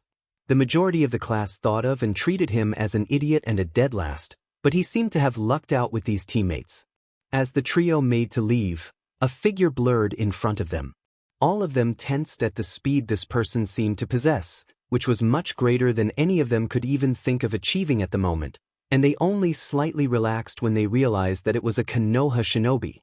To be more specific, it was a kunoichi enbyu, wearing a cat mask which did nothing to block the flowing violet hair from beautifully cascading out from around her. Naruto relaxed, realizing who it was. And his attention was drawn away to the box she was carrying in her hands. "Oh, is that food?" Naruto asked. Akane and Hikari blinked at the familiarity that Naruto showed with the kunoichi enbyu. The enbyu chuckled and pulled off her mask, revealing her stunning face to the world. It was none other than Uzuki Yugugo. "Is that all you care about? There's no, 'Oh, I'm glad to see you're back from your mission safe and sound,' or even a hug for your Nachon whom you haven't seen for a whole week?" Yugugo said, pouting as she attached her mask to her belt. Hikari and Akane looked on in wonder. "I said, Naruto grumbled. "Now tell me, is that food?" Yugugo sighed, shaking her head in amusement. But she still handed him the box. "Now what do you say?" she asked playfully. "I say, yay food." Naruto replied cheekily in the process of opening the box. Yugugo's hand blurred faster than any of the genin could react, and she held the box once again. I say thank you, I say thank you. Naruto pleaded, leaping for the lunchbox. Yugugo gracefully tilted her body sideways, sticking her leg out, and Naruto went tumbling onto the ground, sending dust up into the air. Yugugo held the lunchbox out tantalizingly. She said, in a thinking manner like Kakashi would always do. Naruto would surely get annoyed. Well, I guess you don't really want any food. Maybe I should just eat this barbecue chicken all by myself. Yugugo, and Akane and Hikari as well, watched amusedly as Naruto leapt to his feet swiftly. His eyes zoned in on the lunchbox as if he had a Sharingan, and he brought his hands up to form a single hand seal. Bunshin no Jutsu! Naruto called out, and Yugugo blanched in shock as a single clone phased in beside him. Bunshin? That means dash, but Yugugo couldn't finish her thought as Naruto's clone jumped at her. Her shock cost her as the clone suddenly gained a body and the real Naruto that had stayed back shimmered slightly as if it was the clone. The clone turned. Naruto grabbed the lunchbox from her outstretched hand and spun, protecting it with his body lest Yugugo try to snatch it back, and he knew that she could. He chucked the lunchbox back at the other Naruto, who suddenly gained a body as he caught it, and the Naruto that had grabbed the lunchbox faded out of existence, as it were a clone all along. But Yugugo didn't do anything but gaze at him with surprise. Naruto had been able to do Bunshin no Jutsu since he was just 7 years old. He had even managed to learn the exclusive Kawarimi variant of the technique which had been taught to him by the intruder, Jensei Mashanis. However, as he got older, he found it harder and harder to be able to do the technique until it got to the point that he couldn't make a decent Bunshin at all, let alone a Kawarimi Bunshin. He hadn't known what was happening, but Kakashi explained to him that it was to be expected because his chakra was growing faster than his control of it. Naruto could have attempted to practice control, but that would mean constant and endless training in chakra control, so Naruto didn't make any attempt to learn chakra control exercises. For him to have used that technique meant that he had finally finished his technique. Meanwhile, Akane looked on in wonderment as the supposed dead last had managed to steal something from an ANBU who was apparently his big sister. Hikari's eyebrows were furrowed in confusion, but it was for a different reason. Unlike Akane and Naruto, she wasn't at the bottom of the class. She was actually quite high up. While other girls such as Haruno Sakura or Yamanaka Ino were beyond her level, though she was sure that it was academically only, Hikari was no slouch. Akane, her best friend and an Uchiha, would have been the dead last if Naruto didn't hold that title. While Hikari truly admired Akane's kind and forgiving nature, which was also one of the reasons that the two of them were now best friends, Hikari knew that Akane would not see what she had just seen. When Naruto jumped to grab the lunchbox, Hikari was sure that it was the clone that had jumped. There was no dust scattered when he jumped. There was no noise of his sandals on the ground, typical signs of the Bunshin no Jutsu. But the clone was suddenly real as it grabbed the lunchbox, and the real Naruto wasn't real anymore. And then it turned real once more while the clone that grabbed the lunchbox had faded away like a regular clone would. What in the world was that? Hikari's thoughts were interrupted when Yugugo slowly spoke up. Naruto, that was the Bunshin no Jutsu. Yugugo stated the obvious, to which Naruto nodded, grinning. You just did the Bunshin no Jutsu, which means, yup. Naruto answered the unasked question. His grin didn't leave his face, even as Yugugo shot at him. Hikari and Akane watched silently as Yugugo enveloped him in a tight hug. When? Yugugo asked. A day after you left, was Naruto's simple reply. Then I guess you're a genin now. Yugugo chuckled as she released him. Naruto put his hands behind his head, one of them was still holding the lunchbox. Yeah, it's great. Naruto told her, grinning sheepishly. Yugugo grabbed his chin and placed a moist kiss on his whiskered cheek, and whispered to him, I'm so proud of you, Uzumaki Naruto. Naruto blushed at the praise and the kiss. Akane and Hikari grinned and smiled respectively at the touching scene. Kami, embarrass me in front of my teammates, why don't you?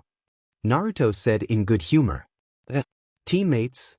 Yugugo asked, looking over at Akane and Hikari in confusion, at which both shifted around at the thought of an Anbu Kunoichi paying close attention to them. She looked back at Naruto, decidedly confused. Naruto, weren't you the dead last at the academy? Yugugo asked. Naruto grumbled at her question. Yeah, but you don't have to be so blunt about it. Yugugo ignored his discomfort.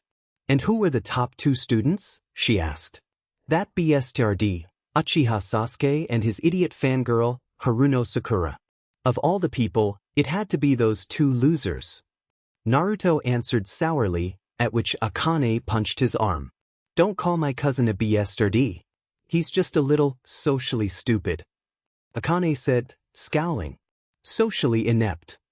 Hikari corrected her. Yugugo rubbed her chin in thought.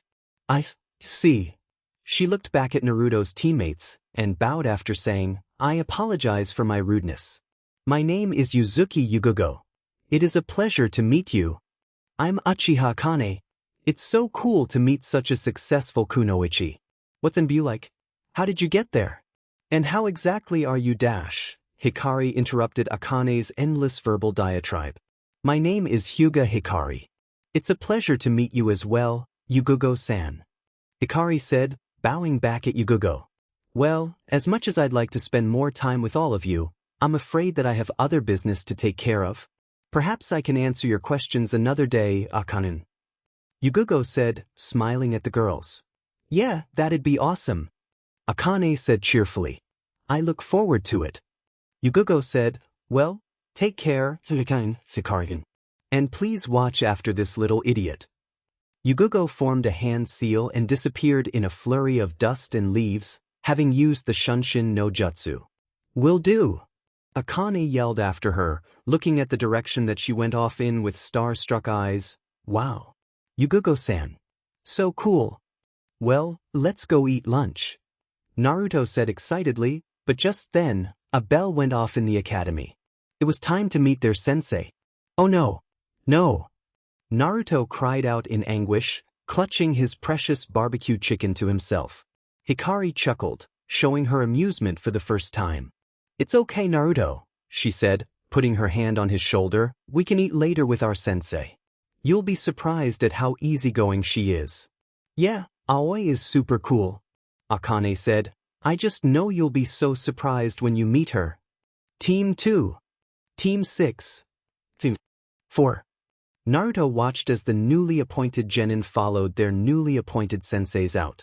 Team 10. Come here, a bearded man called out. As Shikamaru, Chuji, and Ino went over to their sensei, Naruto regarded the jounin. He seemed vaguely familiar, but Naruto couldn't recall where from. What's up, Naruto? Akane asked. Oh, I was just trying to remember where I've seen that guy before. Naruto answered. The jounin, who had yet to leave the room, felt Naruto's gaze and looked back at him. Naruto noticed that the jounin's gaze hardened when looking at him, so he averted his own. You'd think after being so long in this village, people would stop looking at me like that. Naruto thought to himself sadly. That's Sarutobi Asuma. He's the son of the Hokage. Hikari answered. Naruto suddenly remembered. He had seen him in a photo on the Hokage's desk. Team 8. Come here, please. Naruto's eyes went straight to the origin of the pleasant voice. The sensei of Team 8 was certainly a beauty. Naruto thought back to the morning, trying to recall her name.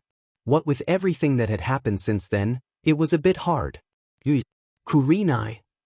Naruto thought to himself. Naruto watched as Team 8 went over to their beautiful sensei. Shino seemed indifferent, though Naruto could never really tell with Shino anyway. Hinata, probably the weirdest and shyest girl in the class, though she was better than most, mainly because she wasn't a fangirl, looked strangely happy for some reason, and Kiba of course had a sheet-eating grin on his face at the prospect of having such a hot babe as his sensei. The raven-haired woman looked at Naruto of her own volition. Naruto looked back, not knowing what to think. But soon enough, even her gaze gained that quality, the one that judged him unworthy. However, a loud voice interrupted their staring contest, as Kurenai blinked. All right, where's Team 9? Naruto looked to the source of that voice. His to-be sensei had the same Hyuga eyes as every other Hyuga, but that was where the similarities ended. She was definitely beautiful. Her skin tone was fairly darker than most Hyuga had, but it was still slightly paler than Naruto's. She looked almost like an older Hinata. However, what really stood out about her was her hair. It was extremely long, reaching all the way to her calves. But the uniqueness came in the fact that it was braided. Her clothing was untypical for a hyuga as well. She wore a tank top and long shorts on top of fishnet on top of black spandex, which covered the whole body from neck to ankle. The only parts that were bare were her forearms, face, and feet. And, like Hikari, and unlike Hinata, her hiatus was tied around her forehead.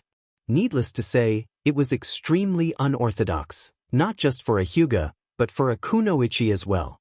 Hikari, Akane, and Naruto walked over to their new sensei, who looked over at them. As her eyes locked with Naruto's, she did something that he did not expect. Kya! What the?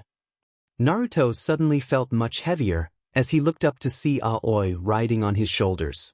He stumbled a bit at the sudden increase in weight, but quickly placed his feet apart in attempt to regain balance, but it was to no avail. As both sensei and student went tumbling to the ground, Aoi spun around acrobatically so that she would end up underneath him, meeting face to face. They hit the ground with a loud thud, with Naruto's body pressing on top of Aoi's. "Oh, so bold. Please, Naruto-sama, take me." Aoi gasped out in a luscious voice. Was Naruto's only reply. The people remaining in the room watched the two in shock. "Well," Akane said weakly, recovering from her shock, "I told you she'd surprise you." Hikari's face met palm. "Okay, well, I know you too," Aoi said, indicating Akane and Hikari, "and Naruto-sama, I know you too. You two know me, but Naruto-sama should too know me, so let's let both of us twos introduce ourselves, so we can know everybody." Naruto looked up at her. She was still riding on his shoulders. She had insisted that he carry her around and wouldn't remove herself from that position. "Hikari, you start. Names, likes, dislikes, goals, dreams." Aoi ordered the girl. The girl in question sighed, but obeyed. "My name is Hyuga Hikari, 12 years old. I like flowers and spending time with my friends. I also tolerate Aoi." Hikari started, at which Aoi pouted in indignation. "I dislike people who discriminate others because they believe themselves to be better. I don't have any particular goals for the future, but my dream is to be with my friends." As Hikari presented herself, Naruto took the time to observe her. Like every hyuga, Hikari had the milky white eyes that were their trademark Dojutsu, the Byakugan. Her dark brown hair was long, reaching to the middle of her back, but was cut short at the front, bangs resting on her hiatus, which was tied around her forehead. She wore pale white clothing as was the norm for most hyugas. She also had a quiet air of confidence, but there was nothing that really identified her apart from the rest of the clan, except for a pink hair clip that stood out. "Connie, you next." The girl in question grinned. "Yo, my name is Uchiha Akane. I like Hikari-chan, Aoi, Hinata-chan, Hanabi-chan, my brother Shinji, my aunt Mikoto, my cousin Sasuke-kun, the legendary Tsunade-sama, Hokage-sama, the guy who brings us milk bottles every day, what was his name? The girl who Akane listed off in rapid fire, but one of Aoi's braids suddenly reached out and whipped her head. "Oh. I dislike people who put others down for their own pleasure, and my goal is to unlock my Sharingan and to show everyone that I can also become an awesome kunoichi." Akane had jet black eyes and hair like most Uchiha did, but her hair was cropped and only reached down to her shoulders. She wore a dark half-sleeve shirt and off-white long shorts. Her shirt had the Uchiha clan symbol on the back. Naruto thought that her clothing was almost an imitation of Sasuke's, though he had to admit that Akane was much more pleasant to look at. "Alright, I'll go next." Aoi said exuberantly, "My name is Hyuga Aoi. My likes? I love Naruto-sama, and I like envisioning what our kids would look like." Naruto didn't know how to react. "I dislike the rule that stops senseis from betting their students. My goal for the future is to Kristen Naruto-sama's Chunin vest, and my dream for the future is to marry and give Naruto-sama as many kids as he wants." Aoi exclaimed, grinning perversely. "Okay, now the best for last. Go ahead, Naruto-sama." Aoi exclaimed. "My name is Uzumaki Naruto. I'm 12 years old, and the things I like, my friends and the people I consider to be my family. And my favorite food is ramen, and my favorite color is orange. Naruto proclaimed. Aoi rubbed her chin in thought. Orange ill. Naruto definitely did love orange, and his clothing reflected that. Both his vest and shorts were orange, and he wore a blue t-shirt underneath his vest, and blue sandals. He had previously swapped out the regular cloth on his hiatus for a longer blue one that reached out all the way to his shoulders. I dislike people that discriminate against others for no reason, and the time I have to wait for ramen to cook. My goal for the future is to save as many friends as I can, and he said, remembering Naruto, and then he grinned, my dream is to one day become a fine ninja of this village. To become Hokage. Then my new goal is to christen Naruto-sama's Hokage robes. Aoi piped up immediately. Aoi, how about being serious and telling us what we're supposed to do next now that we're genin? Hikari spoke up. Kami, what a killjoy. But at the look on Hikari's face, Aoi complied. She flipped off of Naruto's shoulders, finally, and turned to face all three genin. Fine, fine. Aoi's voice took on a serious tone. The genin title that you hold currently is a fake. All three 12-year-olds looked at her in surprise. Aoi smirked in understanding. Yeah, that's right. You three are currently genin by Academy standards. But the Academy standards comply with what the non-shinobi civilians consider to be ninja, and that's all due to the politics between shinobi and non-shinobi citizens. To truly be a ninja by the standard of being a hidden village, there's another test you have to pass, given to you by your Jounin sensei. Only then will you be truly considered a genin of Konoha. Aoi explained. What's this other test? Akane asked, oddly quiet. It varies from Jounin sensei to Jounin sensei, but it's always a combat test. I'm going to tell you three straight up. You have to prove that you have what it takes to work together as a team. Other Jounin will probably try to let their genin figure this out by themselves, but I want to go the direct route. But don't think I'm taking it easy on you. Since when do you ever take it? Easy on us? Hikari asked, amused. Aoi ignored her comment. The other Jounin won't interfere with their genin, just to see if they will come together on their own. Instead, I'm going to actively try to prevent you from working together. I'll be trying to split you up. It'll be harder on you three than most teams. So you're giving us the hardest test? Akane asked, looking subdued, which was a far outcry from her usually outgoing, happy-go-lucky behavior. Well, your test will be harder than most. But be glad you didn't get Hatake Kakashi as your sensei. His test is always the hardest, and he hasn't passed even a single team yet. What about you, Aoi-sensei? Naruto asked, how many teams have you passed? Actually, you three are my first team. And I really hope you pass. Aoi answered, winking sexily at Naruto. Naruto gulped. Anyway, out of all the graduating classes, each class will only have 3 teams that will pass. Except for your class. Your class gets 4 teams that graduate. To tell you the truth, the exception was made because your class shows the most promising shinobi that Konoha has seen in quite a while. Aoi further explained. So, I think I've given you enough information. Your combat test starts tomorrow at 0900 hours. Be at Training Ground 9. Make sure to eat a good breakfast, and be prepared. You'll need to be ready against me. Aoi informed them. Now, you 3 are officially dismissed. Unofficially, however. Aoi grinned, and jumped on Naruto's back, her arms encircling his chest and her cheek resting against his.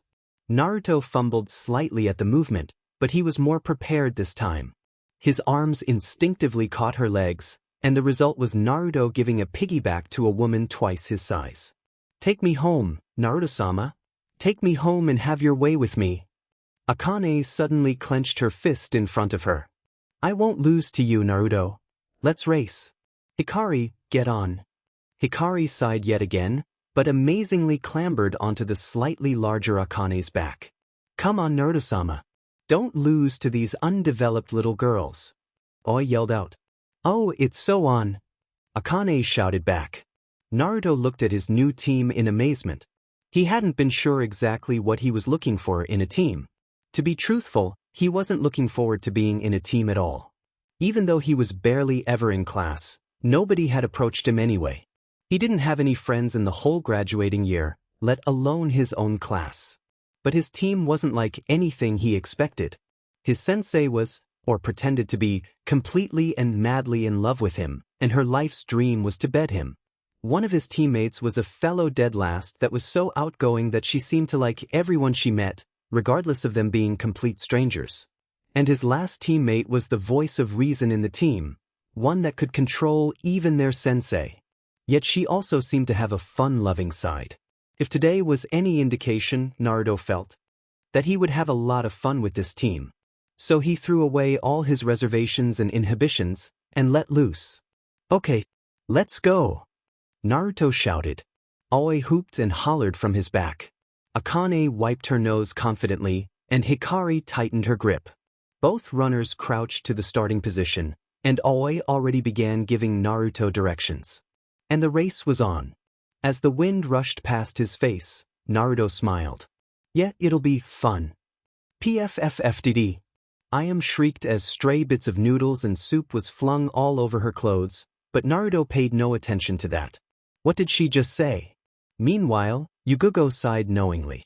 This was the exact same reaction that Naruto had when she herself was in Ayam's position. "What do you mean you're going on a date?" Naruto exclaimed in shock. Yugugo's knuckles rapped sharply on his head. "Ow!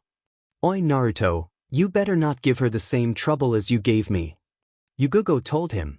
She had gone out on a single date. It wasn't even really a serious date either, as her male friend just wanted to hang out casually.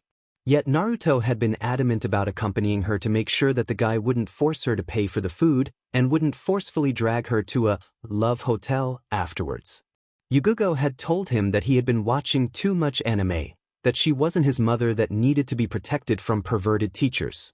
And of course, he had tried to secretly observe her from afar. He might have succeeded as well, but she was a kunoichi, she had known exactly where he was. She hadn't tried to actively catch him and create a scene on her date, so she waited until she got home to deal out her punishment with extreme prejudice. However, despite her anger at being spied on, Yugugo was secretly glad that Naruto cared enough about her to spy on her. Truth be told, the date with her unnamed friend was pretty boring. Avoiding Naruto had SB'd up a lot. Of course, that didn't mean she went easy on him afterwards. After she was done with him, he couldn't look at ramen without flinching for a week. "Naruto," Ayam said in an ominous voice, and that was really all she needed to say. While he could certainly beat Ayam in a fight, he was training to be a shinobi while she wasn't. He had qualms against hurting her. She had no such reservations. There was just something about women that made them super strong when they were angry. Sorry," Naruto said, grinning sheepishly. Tsuchi stepped forward, and Naruto's gaze shifted to him. "Naruto, show a little more trust," he said. "Ayam can take care of herself." Ayam looked at her father happily, but Naruto pouted regardless. "Who is this guy anyway?" he asked, unrelenting on the subject. Ayam spoke up immediately. "His name is Kunio. He's blonde and gorgeous," she informed the occupants of Ichiraku, going starry-eyed. "I'm blonde," Naruto said sullenly, and Yugugo poked his cheek. "You're her little brother," she said. "So?" Naruto stood his ground, but Yugugo smirked nastily. "Well, there are some things that a girl needs that her brother is unable to provide," she said, winking at Ayam. Both Ayam and Naruto blushed at the innuendo, and Naruto reacted screamingly. "You've been hanging around with Kakashi, haven't you?" he accused her, at which Yugugo's sweat dropped. It was one of Naruto's favorite pastimes, blaming things on Kakashi and basically insinuating that he was a pervert. Of course, Naruto always did it jokingly and Kakashi always took it in stride. "Naruto, if you ruin this for me, you'll live to regret it." Ayam spoke in a tone that did not bode well for the blonde. The blonde laughed nervously. "Don't worry, Ayam." Yugugo spoke firmly. "I'm sure that he won't be spying on you, right, Naruto?" Naruto didn't speak, but he waved his hands to convey that he wouldn't. It was apparently enough for Ayam, as she jumped on it. "Okay, I'm going to hold you to that, Naruto. And I'll let you off for ruining my clothes this time, all in good faith." Ayam said, "Anyway, I'm going to go change. Kunio-kun will be here soon." As Ayam was walking away to get ready for her date, Naruto regarded her with a sad smile and a sigh. Then, to his surprise, Yugogo's arms encircled him from behind. Wadash! Oh Naruto. It's hard, isn't it? Yugogo said, you've known her for most of your life, and she's always been there for you. But, don't you think that now Ayam needs you to be there for her? They were silent for a moment. The only sounds were that of the boiling broth in the background and the light murmurs of the outside crowd wandering about. Naruto felt comforted in the arms of Yugogo, but he still didn't like the idea that Ayam was moving on. She had been one of the biggest constants in his life. Yeah, I guess you're right. But I don't want her to get hurt. Who knows what this guy is really like? Naruto spoke up with an anguished look. It was Tsuchi who replied. Naruto, you don't need to spy on Ayam and her date to determine what this boy is like. She's 15 years old. She's going to have to take care of herself. You have to trust that she knows what she's doing. Tsuchi said knowingly. But, how can you be so calm about this, Tsuchiaken? She's your daughter. Naruto exclaimed. He had no idea how Tsuchi could even stand the idea of Ayam dating someone. I knew that it would eventually come. I'm just glad that she's dating someone with my blessing rather than going behind my back. Tsuchi answered nonchalantly. Naruto didn't know what to say to that, but an interruption came in the form of Ayam. How do I look? Kya. Naruto winced at the high-pitched scream so close to his ear, and he looked at Yugogo incredulously. He still wasn't used to the fact that Yugogo could be so girly. Let me look at you. You look so beautiful. Yugogo said excitedly, holding Ayam out at arm's length. Ayam blushed prettily. Really? You think he'll like it? I thought that it was too simple but… Naruto stared in awe at what Ayam was wearing. It was a purple-colored kimono with elaborate golden swirls decorating it, and her hair was rolled up into a bun, with a golden-colored comb sticking out. Her sandals were also golden-colored, completing the ensemble. Naruto recognized it immediately. It was the present that he had gotten for Ayam for their recently shared birthday. She looks beautiful. Ayam's gaze caught his, and she smiled at him. Well, Naruto? She asked. Naruto regrouped, and crossed his arms in front of him in the shape of a giant X. Ugly. Are you sure you want to go on a date looking like he? To which Yugogo slammed her fist into the top of his head, sending his face into the bowl of ramen sitting innocently on the counter in front of him. Ignore him. Yugogo said, smiling sweetly, he's just being stubborn. Ayam frowned at Naruto, but her gaze shifted to someone behind him and her face suddenly brightened. Kunio-kun. Naruto abruptly spun around to look at the boy who had dared ask out his big sister. Yo, I am Nichin, the spiky-haired blonde said enthusiastically, ready to go. Naruto stared at him wide-eyed with a shaky finger outstretched. Yugogo's hands suddenly covered his mouth, preventing him from saying something that was probably stupid enough to get him beat up later. But she too looked at the blonde-haired pretty boy with scrutiny. There was something off about him. He didn't come off as a threatening person, but if she didn't know any better, she would have guessed that he was under the Henge no Jutsu. But he didn't seem to have enough chakra to be able to form and hold the transformation technique. He could only have been a civilian. In the end, she squashed down her unease as just feelings of protectiveness. Ayam was practically her little sister, after all. Ayam giggled in response. Yes, of course.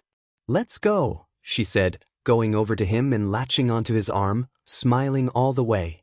Kunio and Ayam made to leave, but Tsuchi's voice interrupted their progress. Have her home by 9. Tsuchi said gruffly, not amused by Kunio's rudeness. Ayam immediately rebuked her curfew. 9. That's way too early. Come on, Tusen, at least let us stay out till 11, she argued, but Kunio jumped in. Oh no, Ayam Nichin, I can't stay out that long.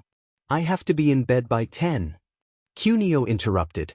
Naruto stared at him in disbelief. He's like a 5-year-old, he thought, but Ayam giggled anyway. Oh, Kunio-kun, you're so funny, she said before turning back to her father. Okay, come on, Dad, at least give us till 10. Fine. But you better be in the house by 10. Not a minute later. Tsuchi said warningly. Naruto nodded his agreement, not noticing how stupid he looked with ramen dripping down his face and noodles hanging from his nose and ears. And no kissing, Naruto added tersely. I glared at him, but Kunio replied before she could do anything. Kunio pouted, but he saluted Naruto anyway. Okay, anything you say, boss. Okay. Let's go. I said, pulling Kunio away from Naruto. Bye everyone. The three remaining people watched them walk away into the distance, before turning back to each other in silence.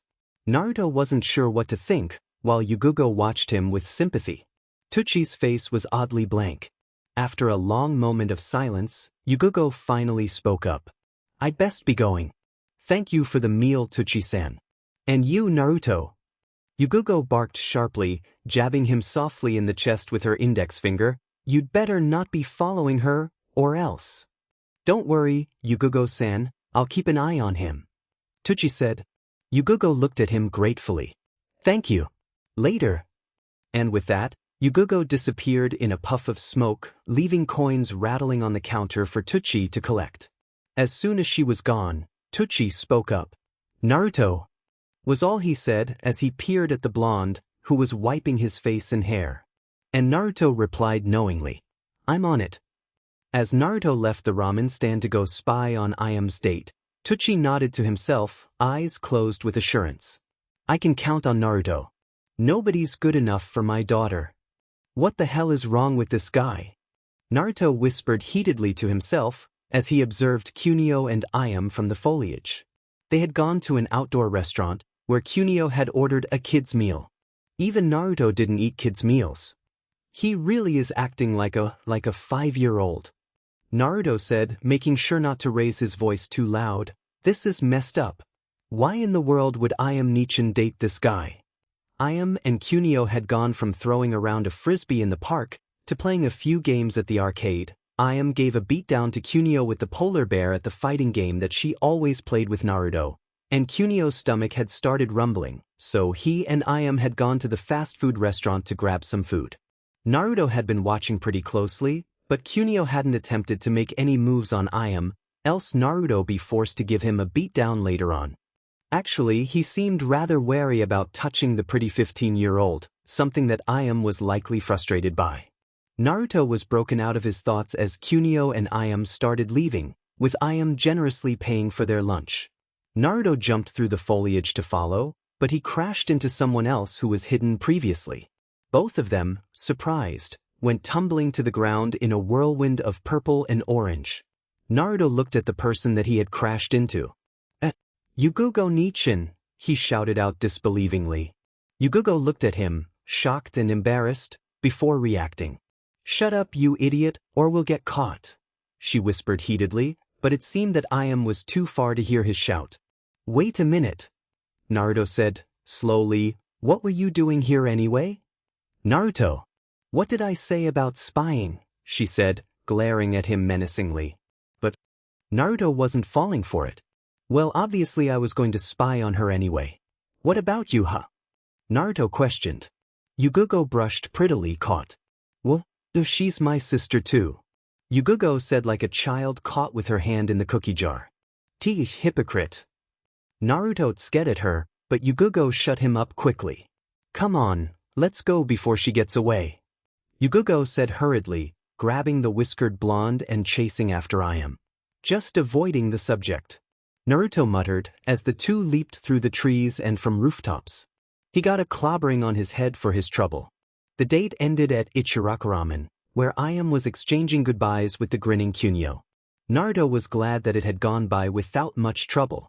But then things started to go wrong when Iam suddenly started leaning in. And leaning in. And leaning in. Oh hell no. Naruto couldn't hold himself back, and Yugugo, in her anticipation for a kiss scene, was too late to stop him. Just what is going on here? Naruto yelled out ferociously, jumping out. Iam jerked away from Kunio, momentarily terrified at the interruption, before she realized just who it was. Naruto. Iam started, but Naruto cut her off. Nah, no way. No kissing allowed, he said. Yugugo suddenly appeared next to him, capturing him in a headlock, but the moment had been ruined. There was a moment of silence before Yugugo realized her folly in revealing herself, as she slowly released Naruto from his headlock. Nobody spoke, but then Kunio gave Naruto a thumbs up. "Don't worry, boss, I wasn't going to kiss her, just like you said," he said, ever grinning.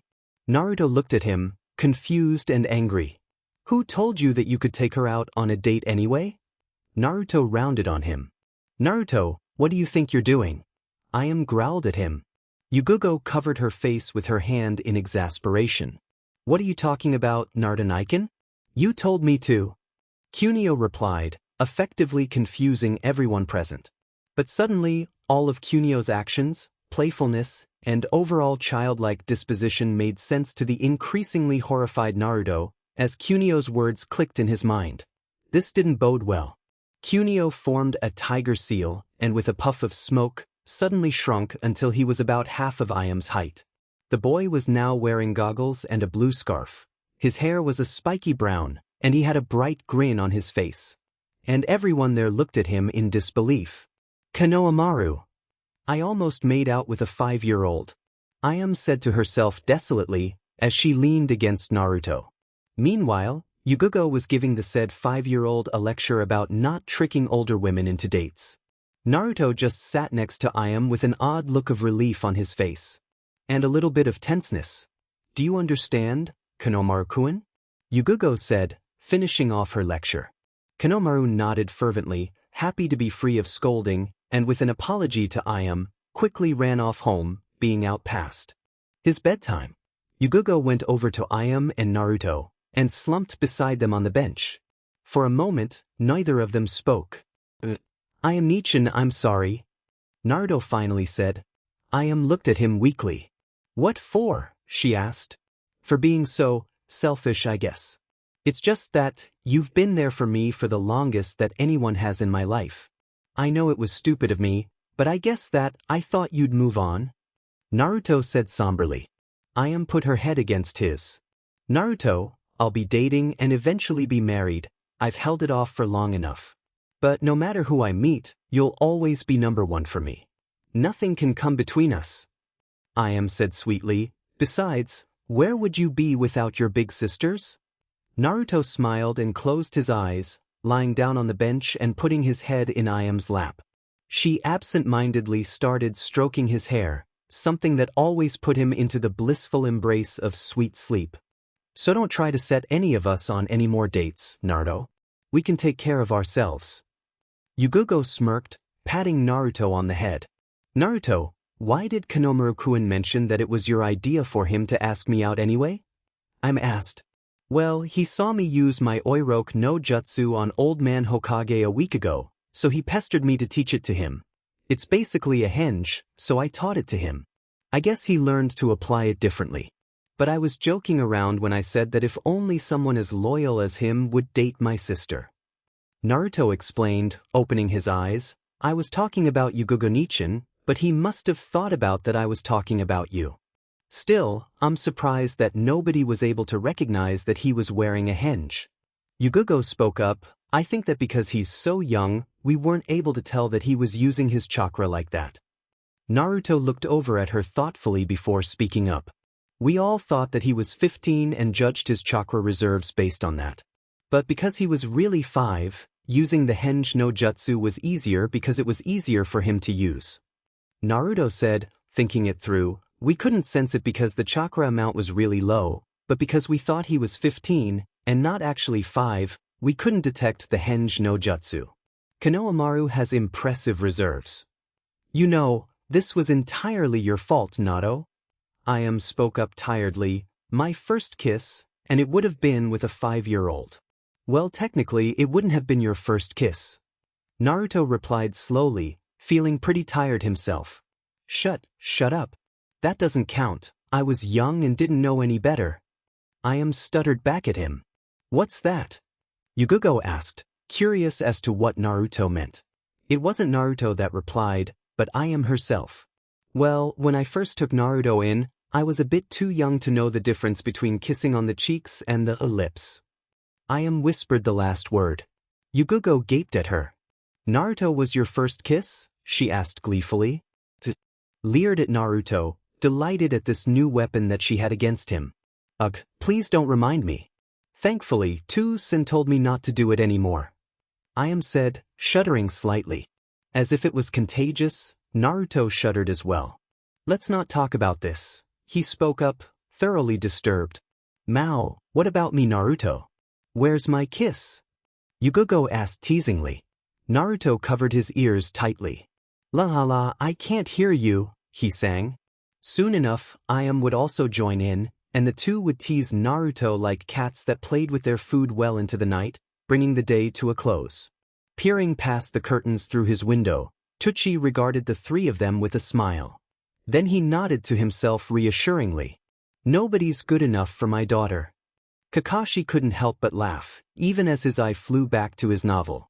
Well, you certainly seem to be an interesting person to have as a sensei, he told her. Oi grinned at his comment. Think he'll like it? She asked him, spinning around once as if showing off her clothes. Kakashi didn't give her a reply, but there was still an aura of hilarity around him. So why did you give Naruto to me? Not that I mind, of course. But I'm curious nonetheless.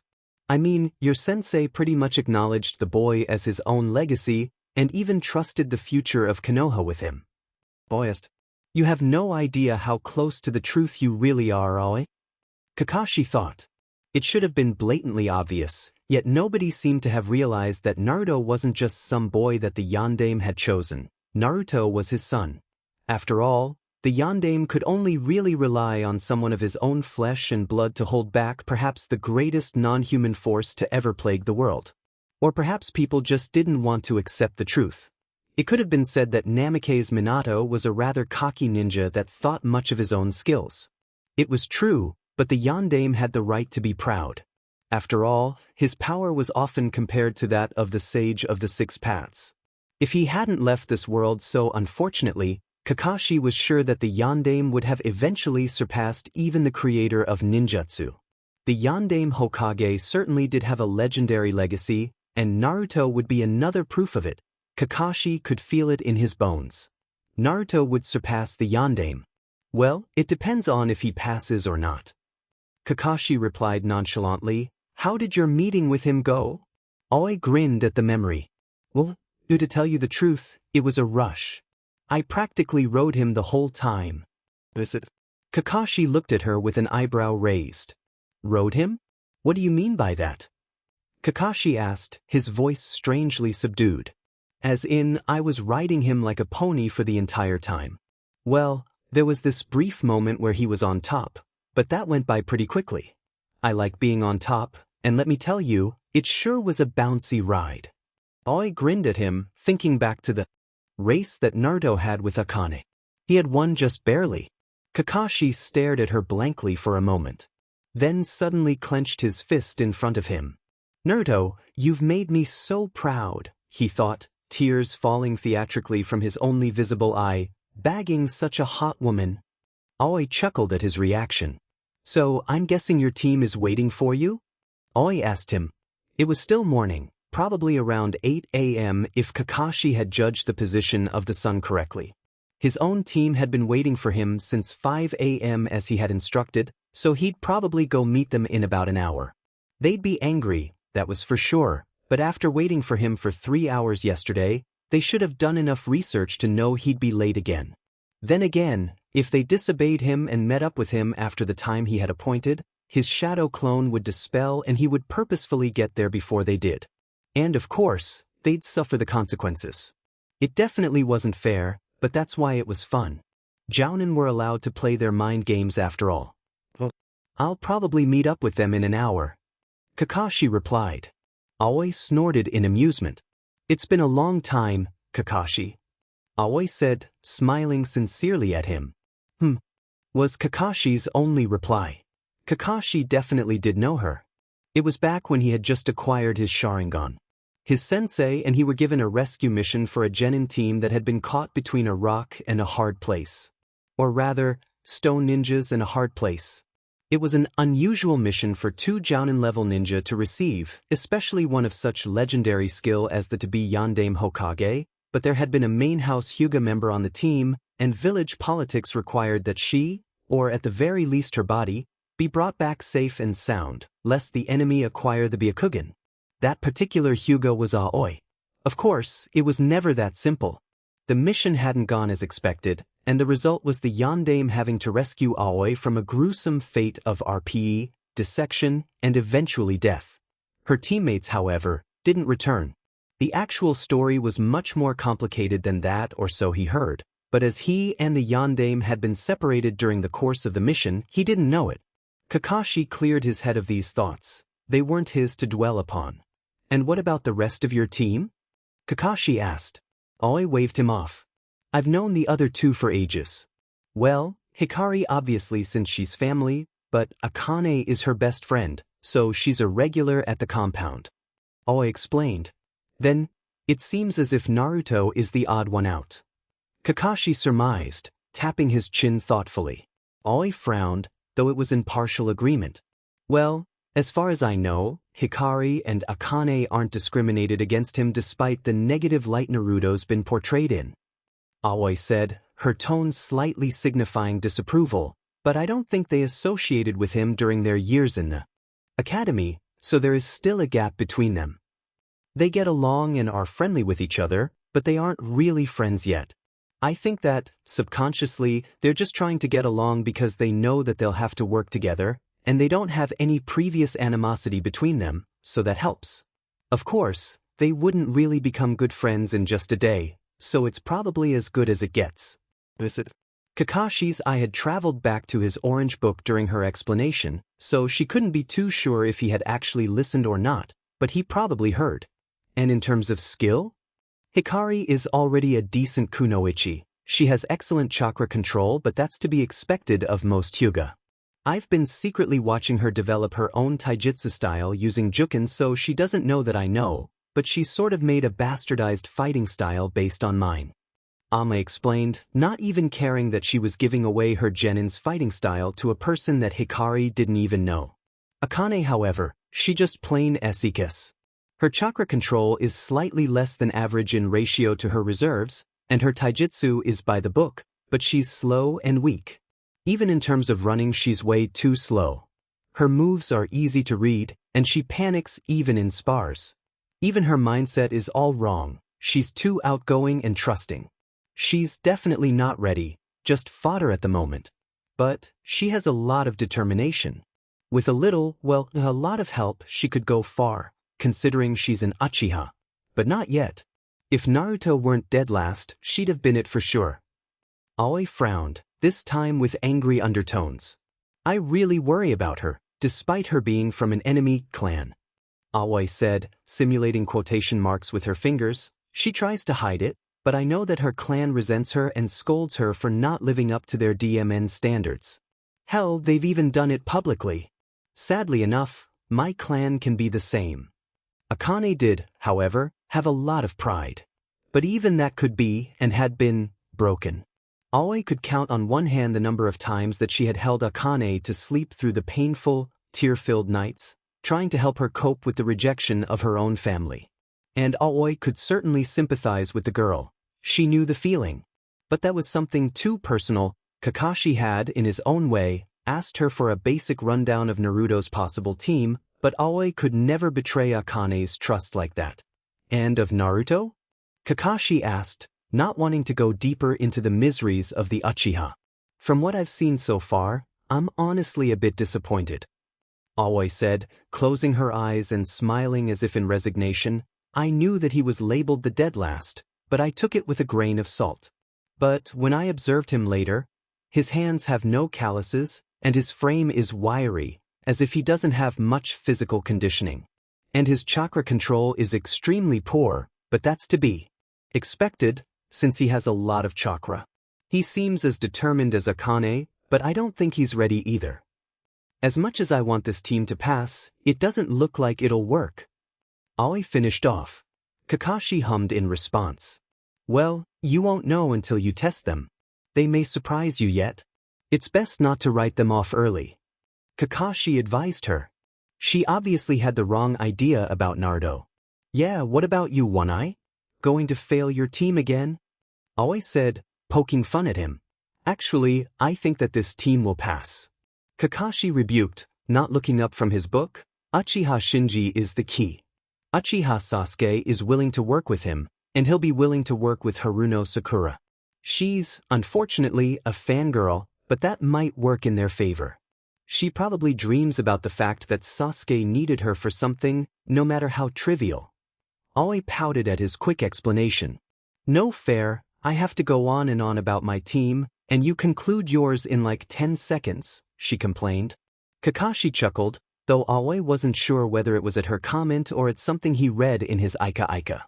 Well, I guess I should probably leave a little bit earlier than expected. My team's probably irritated enough already. Kakashi said in his usual bored tone, though I'll probably take my time and walk there. Don't want to sprain anything, now do I? Yeah, I guess you're right. I should probably head over to Field 9. I didn't book it or anything, so I'll have to kick off any stragglers that are there. Aoi said, but, honestly, Kakashi, show a little enthusiasm. You always sound so bored. Hey, next time you have fun with Naruto, do you mind videotaping? Kakashi asked, suddenly enthusiastic. Actually, why don't you forget about that midget and the two of us can have some fun together? When Kakashi erupted in smoke after Aoi struck him with her juken, she wasn't too surprised that the Kakashi that she had been talking to for so long had been a Kage Bunshin. Elite jounin like Kakashi were tricky like that. Yugugo Nichin. Yugugo looked over at Naruto, who was stretching out in preparation for his upcoming battle. She had been surprised to learn that Naruto had not gone to Kakashi, who was sure to get him. Naruto had barely ever been in class, so he became the dead last by default, but Yugugo didn't scold him for it, mainly because of his training. There was also the fact that she had heard through the grapevine that Kakashi would get Uchiha Sasuke, who was most likely going to be the Rookie of the Year, so the dead last would also be on his team. Meaning Naruto. With Kakashi actively participating in Naruto's training, Naruto would go much farther. When Kakashi had told her that he had traded Naruto for someone else, she had been furious. And after hearing Kakashi's explanation, her fury died into awe, at both the thought that Kakashi had invested into Naruto's future and also at the implications of what it would mean. Naruto was on Aoi's team because of the juken. Juken had always been the prominent taijutsu style of the Hyuga clan, mostly because it was created by them, and it was suited for their dijutsu, the Byakugan. The purpose of the juken, unlike other taijutsu styles, was to enter solidified chakra into the body of the opponent in order to cause internal damage, but more importantly, to be able to close the tenketsu, the points in the body which emitted chakra. Of course, only the Byakugan could view the tenketsu of a living being. For a non-Hyuga ninja to close the tenketsu with juken required luck. A ninja that relied on only luck to carry them through their battles would perish quickly. Kakashi's idea was simplistic yet deadly in nature. Naruto needed to learn two main things. The idea behind tree climbing and juken. The seals that Naruto could make using Fuuinjin were all sustained in the air. They could only be made through his hands, and when he made hand seals. Or in other words, during the ninjutsu genjutsu process. Most fuuinjutsu seals required a solid surface to be tied down to, so the only ones that Naruto could really use at the moment were the supplementary seals for elemental-type ninjutsu, and of course, the chakra control seal, which was a requirement for Fuuinjin. However, if Naruto could use the basis for the tree climbing technique, and combine it with the juken, then his skill and threat could jump to a whole other level. The tree climbing training technique was one taught to all genin, and it was one of the most basic and useful of chakra control techniques. Using their chakra as a sort of glue, a ninja could stick themselves to vertical planes and ceilings. Usually, most ninja and kunoichi would accumulate the chakra to the soles of their feet, but Kakashi wanted Naruto to learn to do it with his hands. Combined with the longer-lasting effects of the juken, Naruto would effectively be able to etch seals from his Fuuinjin technique into solid surfaces with just a touch, including other human beings. If he were to create a trigger-activated seal that could, say, corrode the blood cells freshly pumped from the heart, he could literally kill anyone he wished with a simple touch. For example, an accidental brush with the target of an assassination mission, and a simple tiger seal later for the Jutsu Kai, then mission over, and nobody would be any wiser. A simple touch at the side of a mountain and a correctly timed Jutsu Kai? The explosion seal would cause an avalanche that could bury an entire league of enemy ninja. Yugugo had laughed at the irony. After he learned this technique, Naruto could essentially be considered as one of the most deadly ninja in the entire shinobi world. One of the most deadly ninja in the entire shinobi world. And he was only a genin that was considered to be the dead last of his generation. When he learned this skill, then the Seal Princess technique would truly be a force to be reckoned with in and of itself. Yes, what is it? Yugugo asked. She had to stop the smile that was threatening to form on her face. She was just so giddy at the thought of her little brother becoming that successful. However, the giddiness slipped away as she regarded the sad, solemn expression on Naruto's face. I was just thinking, is it worth it? Becoming a ninja? Naruto asked, deadly serious. Yugugo couldn't hold back her shock. What Ash? Naruto, what are you talking about? Yugugo immediately questioned him, her surprise twisting her tone to sound outraged. I'm really happy that I'm getting the chance to become a ninja, I am. Naruto said, covering his tracks, but when I got home from meeting my sensei, I just started having second thoughts. Yugugo felt anger bubble up inside her. Was his sensei another one of those people that judged him for containing the Kyuubi? A lot of people still despised the boy. There were very few delusional people that thought Naruto to be the demon fox itself, but those people were always stupid to begin with, so nobody really took them seriously. However, Yugugo had been surprised to notice that many people in Konoha held neutrality against Naruto for containing the strongest of the Bijuu. This would have to do, since she couldn't exactly convince someone to like him. But in the end, nobody seemed to like him. He acted as if it didn't, but Yugugo could tell that it affected Naruto more than he let on. And it always confused him as to why they disliked him so.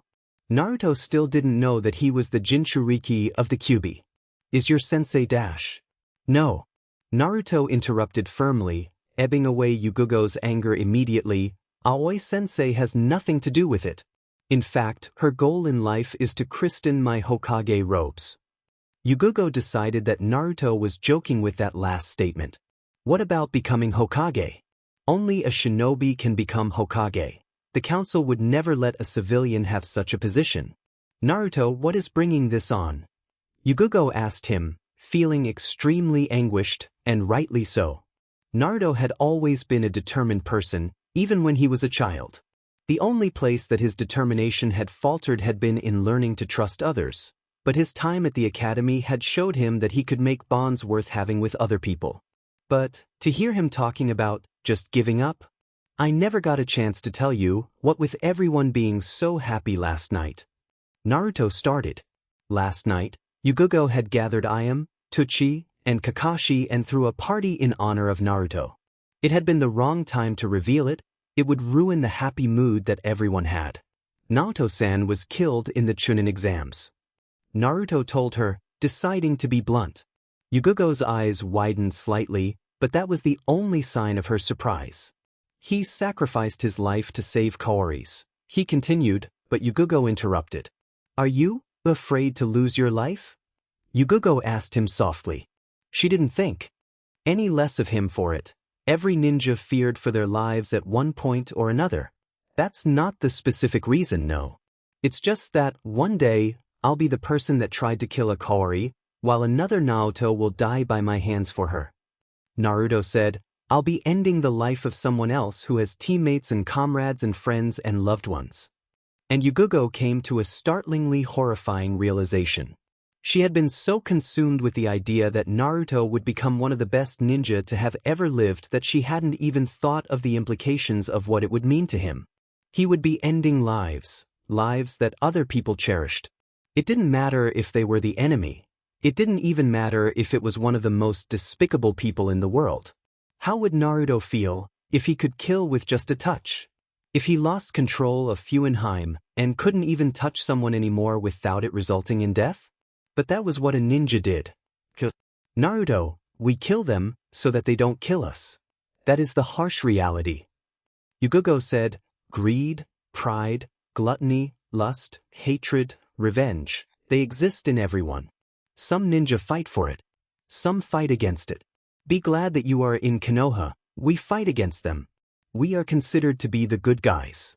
But for enough money, even Konoha can become the bad guy. Naruto stated. Yes. But you can't escape it, even if you choose not to become a ninja.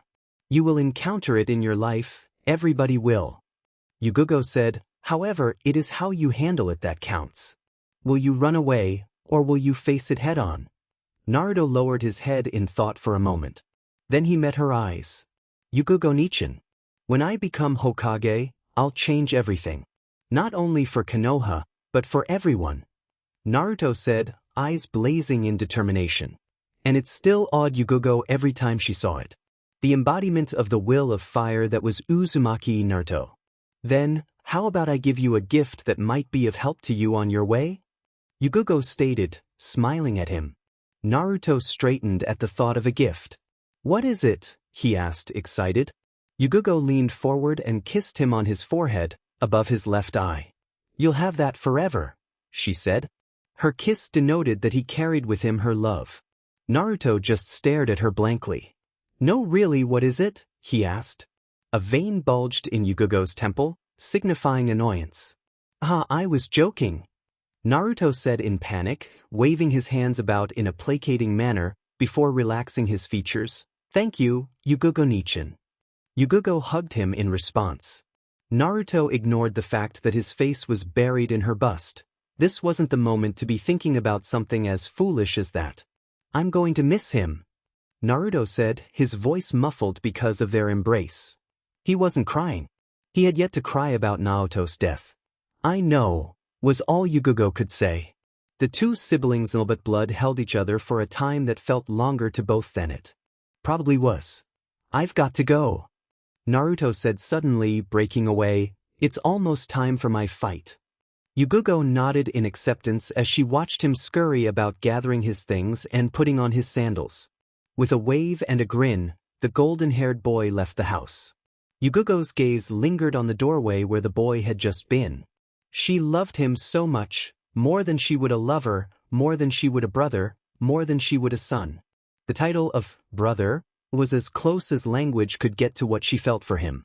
And even then, she felt it was nowhere near close enough. She loved him as much as it was humanly possible without wanting to bed him. Do your best, love of my life. Naruto gaped at her. So, do you like what you see, Naruto-sama? Aoi said, moving her hips from side to side. Aoi was dressed in the exact same clothes that he was wearing. Her vest and shorts were almost the exact same shade of orange that his were, and she had exchanged her black spandex bodysuit for a blue one, completing the look. I couldn't find it anywhere, so I was up all night making it, Aoi told him. Hikari sighed in resignation, while Akane was oddly quiet. Naruto looked at Aoi with a face that just said, what, seriously?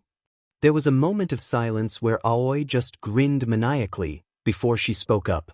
Okay, now onto the training ground. Let's go, Aoi shouted, pumping her fist in the air with great exuberance. As they were about to leave, Naruto noticed that Akane looked a bit down.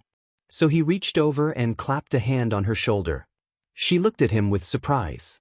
Don't worry, we'll be fine, Naruto said, smiling at her.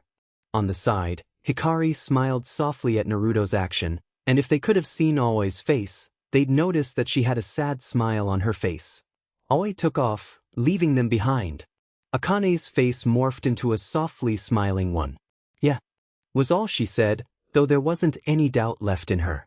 With that, all three teammates, with Naruto in the lead, sprinted after their, hopefully, to-be sensei. The four shinobi ran through the forested training grounds, leaping from branch to branch, dodging between the leaves until they reached an area that was clear of trees. We're here, Aoi yelled out, suddenly stopping in her tracks at the sight of four other people in the clearing. Behind her, Naruto skidded to a halt behind her, and behind him Hikari stopped right before she collided with him. Unfortunately, Akane did not have as much traction with the ground, and so she crashed into Hikari. And like dominoes, Hikari only went forward into Naruto, who ended up ramming into Aoi. The resulting effect was the entire team going down in a mess of tangled arms and legs. A man in green stared at them. No, he stared at them with such overpowering strength and might, that even the ever-burning flames of hell itself might recoil in awe. His name was Madogai. As the four split apart, dizzy from their fall, 3 other people came up behind the green man. One of them was perhaps his much younger twin, for he looked and dressed the same as him. With the flames of youth burning in his eyes was Rock Lee. Another boy, with eyes of white and long brown hair that hung over his beige vest, looked down at the fallen shinobi with a blank expression giving nothing away. He was Hyuga Niji. The last member of their team was a female in a traditional pink dress. Her hair was done up in 2 buns and her large brown eyes gazed at the 4. Ten looked at them in bemusement. Aoi was the first to act. She broke apart from the 3 genin hopeful genin and stood up, smiling mischievously at them. Was that your plan? You'd team up and stuck me into victory? How forward of you. Aoi said, before turning to the man whose youth was brightly burning even now. Okay, clear out Guy. I need the field. The mushroom-headed Guy clone frowned at Aoi's command. Guy-sensei, do you know her? She seems rather rude and unyouthful, the boy said with a slight look of disdain on his face. Naruto looked at him, recognizing the boy. Rock Lee. He looked over at the only Hyuga male currently present. This is your rival? He was one of Naruto's only friends during his time at the academy, along with Naoto. From what Naruto remembered, his friend was excellent at taijutsu. Naruto didn't understand why he had a rivalry with his teammate. Niji, noticing Naruto's gaze, looked back at him, not reacting at all. His face remained as impassive as ever. But soon enough, they averted their eyes back to the conversation. Ten frowned slightly at their altercation, but said nothing. Aoi grinned at the proclaimed genius of hard work. Now, I don't worry too much about being unyouthful at the moment. She started, slinking her arm around Naruto's shoulder. Naruto-sama is youthful enough for the both of us. Naruto had a feeling where this was going, and he knew it wouldn't end well. And judging by the expression on Hikari's face, she did as well. Akane remained as blissfully ignorant as she always did. And besides, Naruto-sama can give me some of his youth whenever he wants to F me silly. Aoi said huskily, accompanying it with a saucy wink. Ten and Niji looked at her with flabbergasted and annoyed looks respectively. Guy-sensei, Lee proclaimed, such an unyouthful comment. Lee, it is okay. You must remember that not everyone will carry the fires of youth as you do. But keep burning brightly, so that everyone may feel your youthfulness. Guy said, shooting Aoi an annoyed glance. She just closed her eyes, tilted her head to the side, and waved merrily at him, smiling as if she had no clue what she had just done. Come, my students, let us depart so that even our successors may drink from the fountain of youth. Guy beckoned to his students, obviously knowing of the new Team 9. Hikari looked at Niji, who looked back at her coldly. Hikari's brow furrowed as Niji's eyes flickered to Akane, but he spun and jumped away before anything could be said. Ten, surprised at his abrupt leave, jumped after him, and eventually Guy and Lee followed their team, leaving only the to-be teammates. Now, it's time for us to start. I'll explain your goal. Aoi said, pulling out a small rectangular keychain with a phrase on it, which was too small for Naruto to read at his distance. This is one of my most precious items. It'll be your job to retrieve it. Remember, your top priority is to show me that you can handle being a genin while working together as a team. Getting this keychain is your secondary objective. She pulled on her orange shorts that were a replica of Naruto's, and to the exasperation of everyone else there, tucked the keychain inside, most likely in an inside pocket. Then she grinned. I'll give you some advice. Don't think that it'll be easy to get into my pants. Shorts. Aoi said before pouting, man. I had that planned out so nicely too. Darn. Naruto, Hikari, and Akane glanced at each other, nodding. Aoi looked at them in mild wonderment. Do they already have something planned? Aoi thought to herself, well, they can at least get together and plan something, but how well will they be organized in the field? Well, get ready and go. Akane and Hikari rushed forward, pulling kunai from their pouches simultaneously. The bulge around Hikari's eyes indicated that she was taking this seriously, though Aoi had no such bulge. Aoi regarded their charge calmly, not reacting at all, not even activating her Byakugan. Naruto stayed behind with his hands in a ready position for the Kagebunshin, though he did no jutsu noticeably. Aoi was a bit surprised that he might know the shadow clone technique, but considered the idea that he was just bluffing because he had not formed any clones yet. So they must have met up beforehand and made up a plan. Aoi said, as Hikari and Akane converged in on her. She got into a position which would allow her to intercept both of their attacks based on their speed. Hikari would gain on her first, being the superior fighter, while Akane would end up being close-up support and Hikari's defense. But as Aoi awaited the first attack, Hikari suddenly threw her kunai at Aoi's chest. Aoi was not surprised at this sudden change in attack, as she avoided Hikari's kunai by stepping away when Akane threw her kunai as well. Aoi sighed sadly, as she didn't need to move at all to dodge the poorly thrown weapon. Akane's kunai pierced the ground behind Aoi, sticking up from the ground. She still needs a lot of work, Aoi thought, as Hikari stopped her charge, most likely because Akane had messed up, failing to properly execute a plan like that W-dash. Hikari burst out of the marked ground right behind Aoi with multiple kunai ready for attack. Aoi spun around in surprise, readying her hands for attacking and defending, when the first Hikari jumped forward and yanked her hands backwards. The kunai that had come out of the ground with the second Hikari suddenly jolted towards Aoi. She jerked her hands back and forth, and as if by magic, the kunai followed her movements, speeding and slicing at Aoi. Aoi dove to the side, spinning wildly, avoiding all the kunai as they zipped through her legs and past her torso. But Hikari gave another JRK, and a kunai shot straight for Aoi's face. Aoi tilted her head to the side, and watched, wide-eyed as the flat of the single kunai rubbed her cheek as it shot by. Akane flung another kunai, aimed right at where Aoi was set to land, as if marking the spot.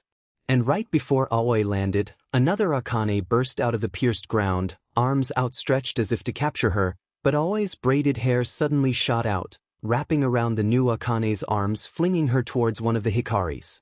This is almost like Hiration, Aoi thought frantically. As the pair of girls collided, Aoi used the momentum gained from the throw to stick to a nearby tree, lest any more people erupt from the ground. Hikari and Akane burst into smoke, leaving the presumably real Hikari and Akane, both of whom glared at Aoi defiantly. And Aoi definitely was surprised. She observed the three genin as they ran back to each other, once again forming a line. Her shock ebbing away, Aoi jumped to the ground, activating her Byakugan just in case. She looked around the area, underneath the ground, but noticed nothing out of the ordinary. There were no tunnels beneath the ground, so they hadn't been digging around. Then exactly what had happened? Aoi had no more time to ponder on it, as Hikari threw another kunai, this one aimed at Aoi's hips. That kunai is saturated with chakra, Aoi thought, as she moved her hip to the side, letting the kunai embed itself into the tree behind her. Then with an explosion of bark, a clone of Hikari burst forward after Aoi. She didn't even turn around, as one of her braids suddenly struck the new Hikari in the chest, dispelling it. And like that, Aoi understood the trick. They're clever. They tried to trick me into believing that they were using a high-speed transportation technique, when these kunai were all just Kagebunshin. Naruto stayed back to confuse me, while Hikari and Akane attacked with his Kagebunshin. But now that I know, what will you do? Aoi thought, feeling very pleased at the thought that they had put into this. I know what you're doing. It's a good use of Kagebunshin, but now I have my Byakugan activated, and it won't work. Your trick is gone. What are you going to do? Aoi asked, her voice lacking the usual cheerfulness that it usually contained. I guess it's my turn. Bunshin no Jutsu, Naruto said, stepping forward. He formed a hand seal, and several clones phased into existence. Aoi regarded him with surprise and close scrutiny. What in the world was that? Aoi thought, thoroughly confused. His chakra was perfectly controlled, not a drop was wasted. And what was that symbol that formed? Aoi put her confusion to the side. She could find out later. It was time to focus at the moment. I'm sure you know the properties of the Byakugan, Turdo. Your clones can't confuse my eyes. Why bother? Aoi said, but she did observe something weird. While his clones were all stable, there was just something odd about them. The flow of chakra for the technique was different than that of the usual Bunshin technique. But she had no more time to think about it as all the different Narutos charged after her. Aoi regarded them, confident yet wary for any sort of trick. They were definitely regular, non-solid clones, but the boy must have had something up his sleeve if he just charged at her even while knowing that she could tell him apart from his clones. But it didn't seem like Naruto had any plans, as a clone rushed at her, aiming a kick at her torso. Aoi ignored it, keeping focus on the real Naruto until... What the? Suddenly, the attacking clone became the real body, and the real body became the clone. It was only due to her quick reflexes and experience that Aoi was able to grab the kick, but then she blinked as the Naruto's kick just went through her hand and another attacking clone suddenly became real. Demenit. Aoi bent over backwards, avoiding the roundhouse. She felt the force behind the kick as the wind hit her face in a pleasant breeze. The first clone became the real Naruto once more as he grabbed her leg, and Aoi, finally making contact with the boy, swung her other leg to knock the boy away, using her arms to support herself on the ground. Just as her kick would have made contact, the boy phased through, and Aoi used the moment of her kick to twirl around like a breakdancer, with her legs acting as helicopter blades, effectively blocking off any possible attacks. And she came to a conclusion.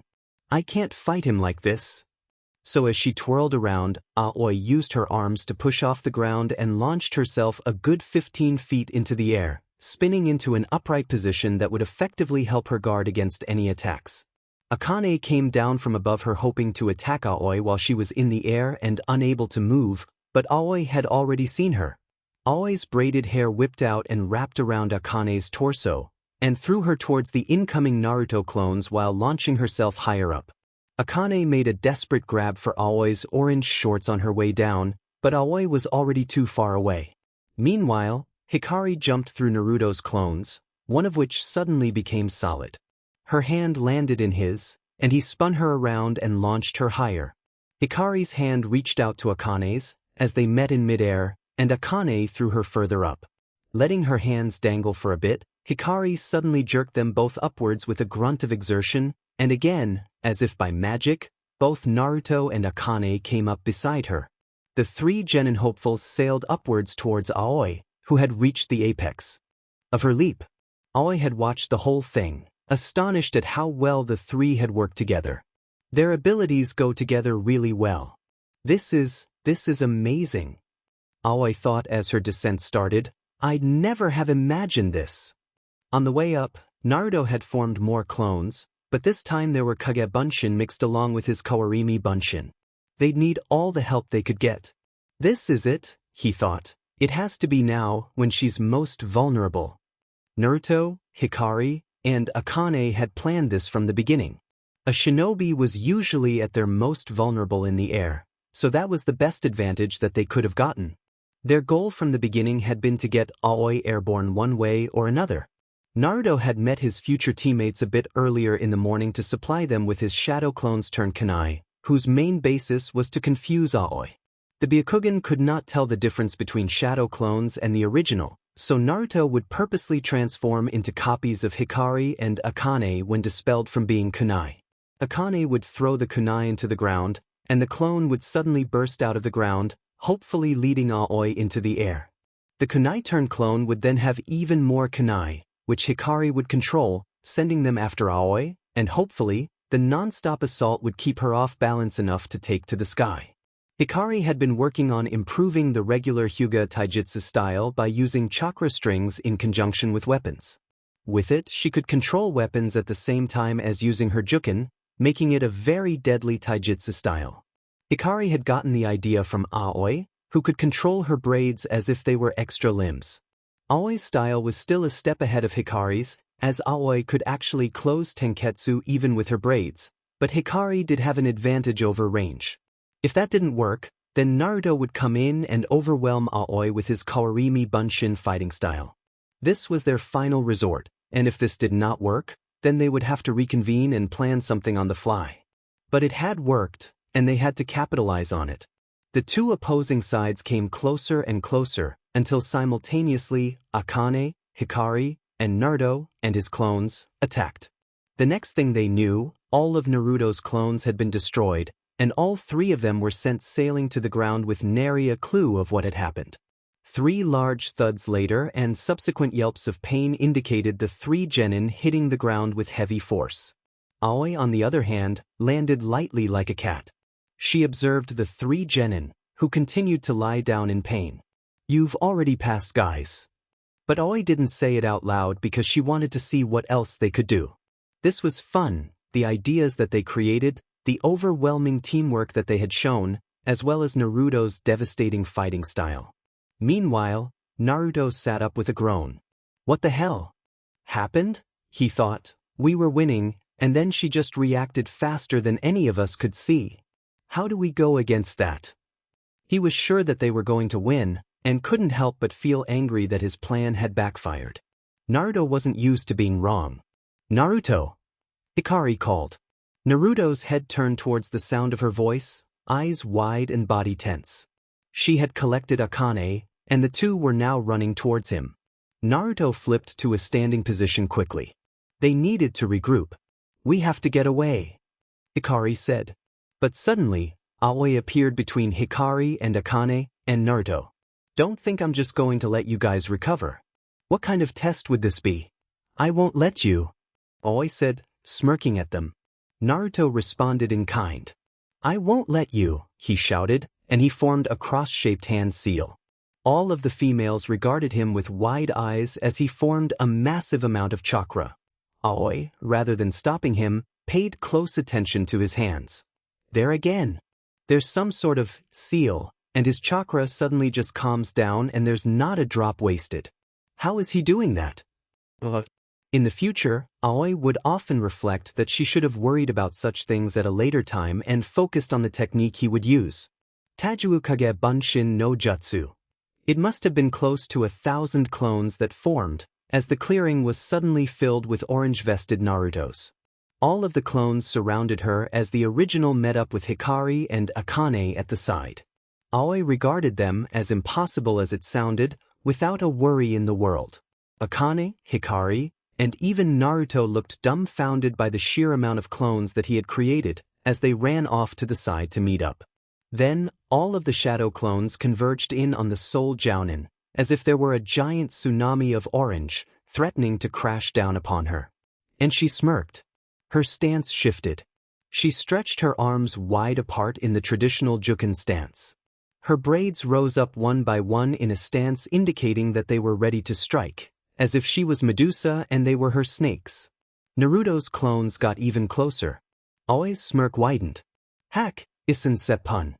Aoi tore through the clones, dispersing dozens upon dozens of clones in a mere matter of seconds. But the clones kept on coming, and they didn't seem to be stopping, yet neither did Aoi. Her hands were blurred in movement, and her hair moved in tandem, acting as several extra hands. Naruto, Hikari, and Akane regarded her in shock, all thought of forming a new plan forgotten as Naruto's clones were eliminated at a rate that they didn't think was possible. Aoi kept moving and moving, her hands and hair lashing out at blurring speeds, snapping back and forth, destroying clones before they even knew what had happened. All 3 genin looked on in awe. They watched as Aoi decimated what seemed like half the clones in about 30 seconds. And she wasn't stopping. And Naruto felt something that he hadn't felt for a long time. Despair. How could they go up against something like that? No matter what plan they pulled, no matter how many clones he made, Aoi could easily destroy them with just a single technique. But if there was just one thing that Naruto had learned from his life, it was to not give up in the face of despair. He hadn't before, and he wouldn't now. So he watched Aoi's movements. And he realized something.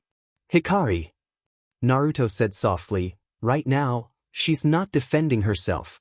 With so many attackers, she's focusing all of her concentration on attacking. If what you told me about the Byakugan is correct, then with all my clones surrounding her, she won't be focused on what we're doing at this distance." Aoi continued to dance. "She won't notice my chakra strings at this distance." Hikari murmured, "I don't know if I can do this, but..." Hikari's eyes narrowed in concentration as she stretched out her fingers, extending a string of chakra. Naruto and Akane watched on in anxiety, even though they could not see chakra as the two Hyuga could. The single string extended and extended.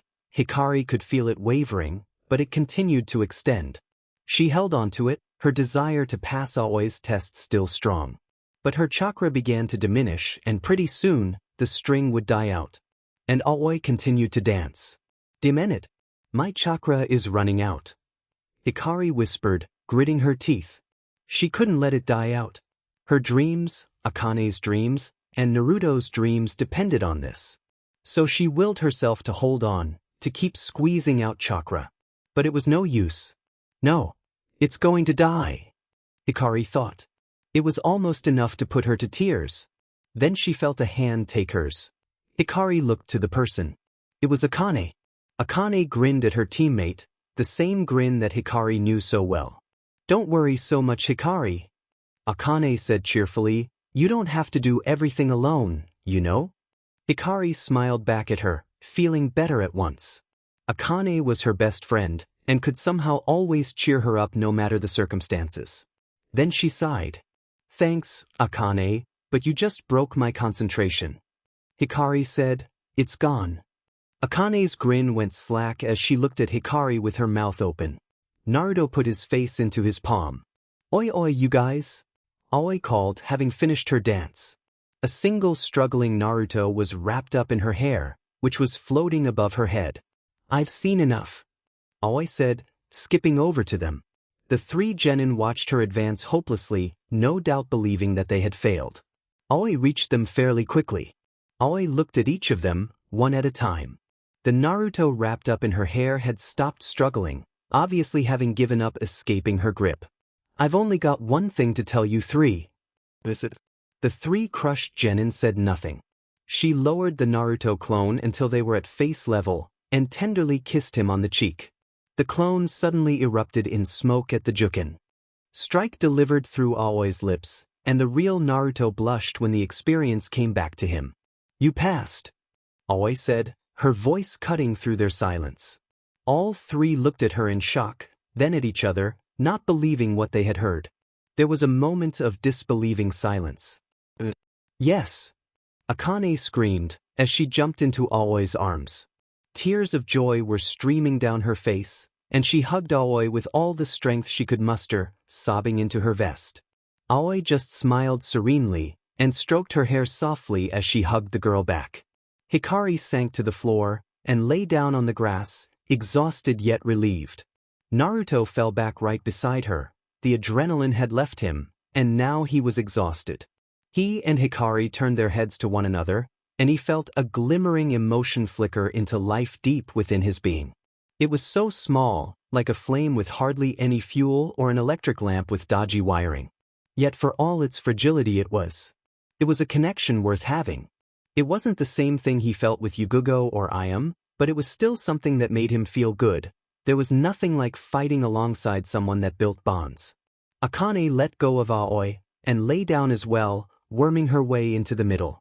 Her hands reached out and grabbed both Hikari's and Naruto's.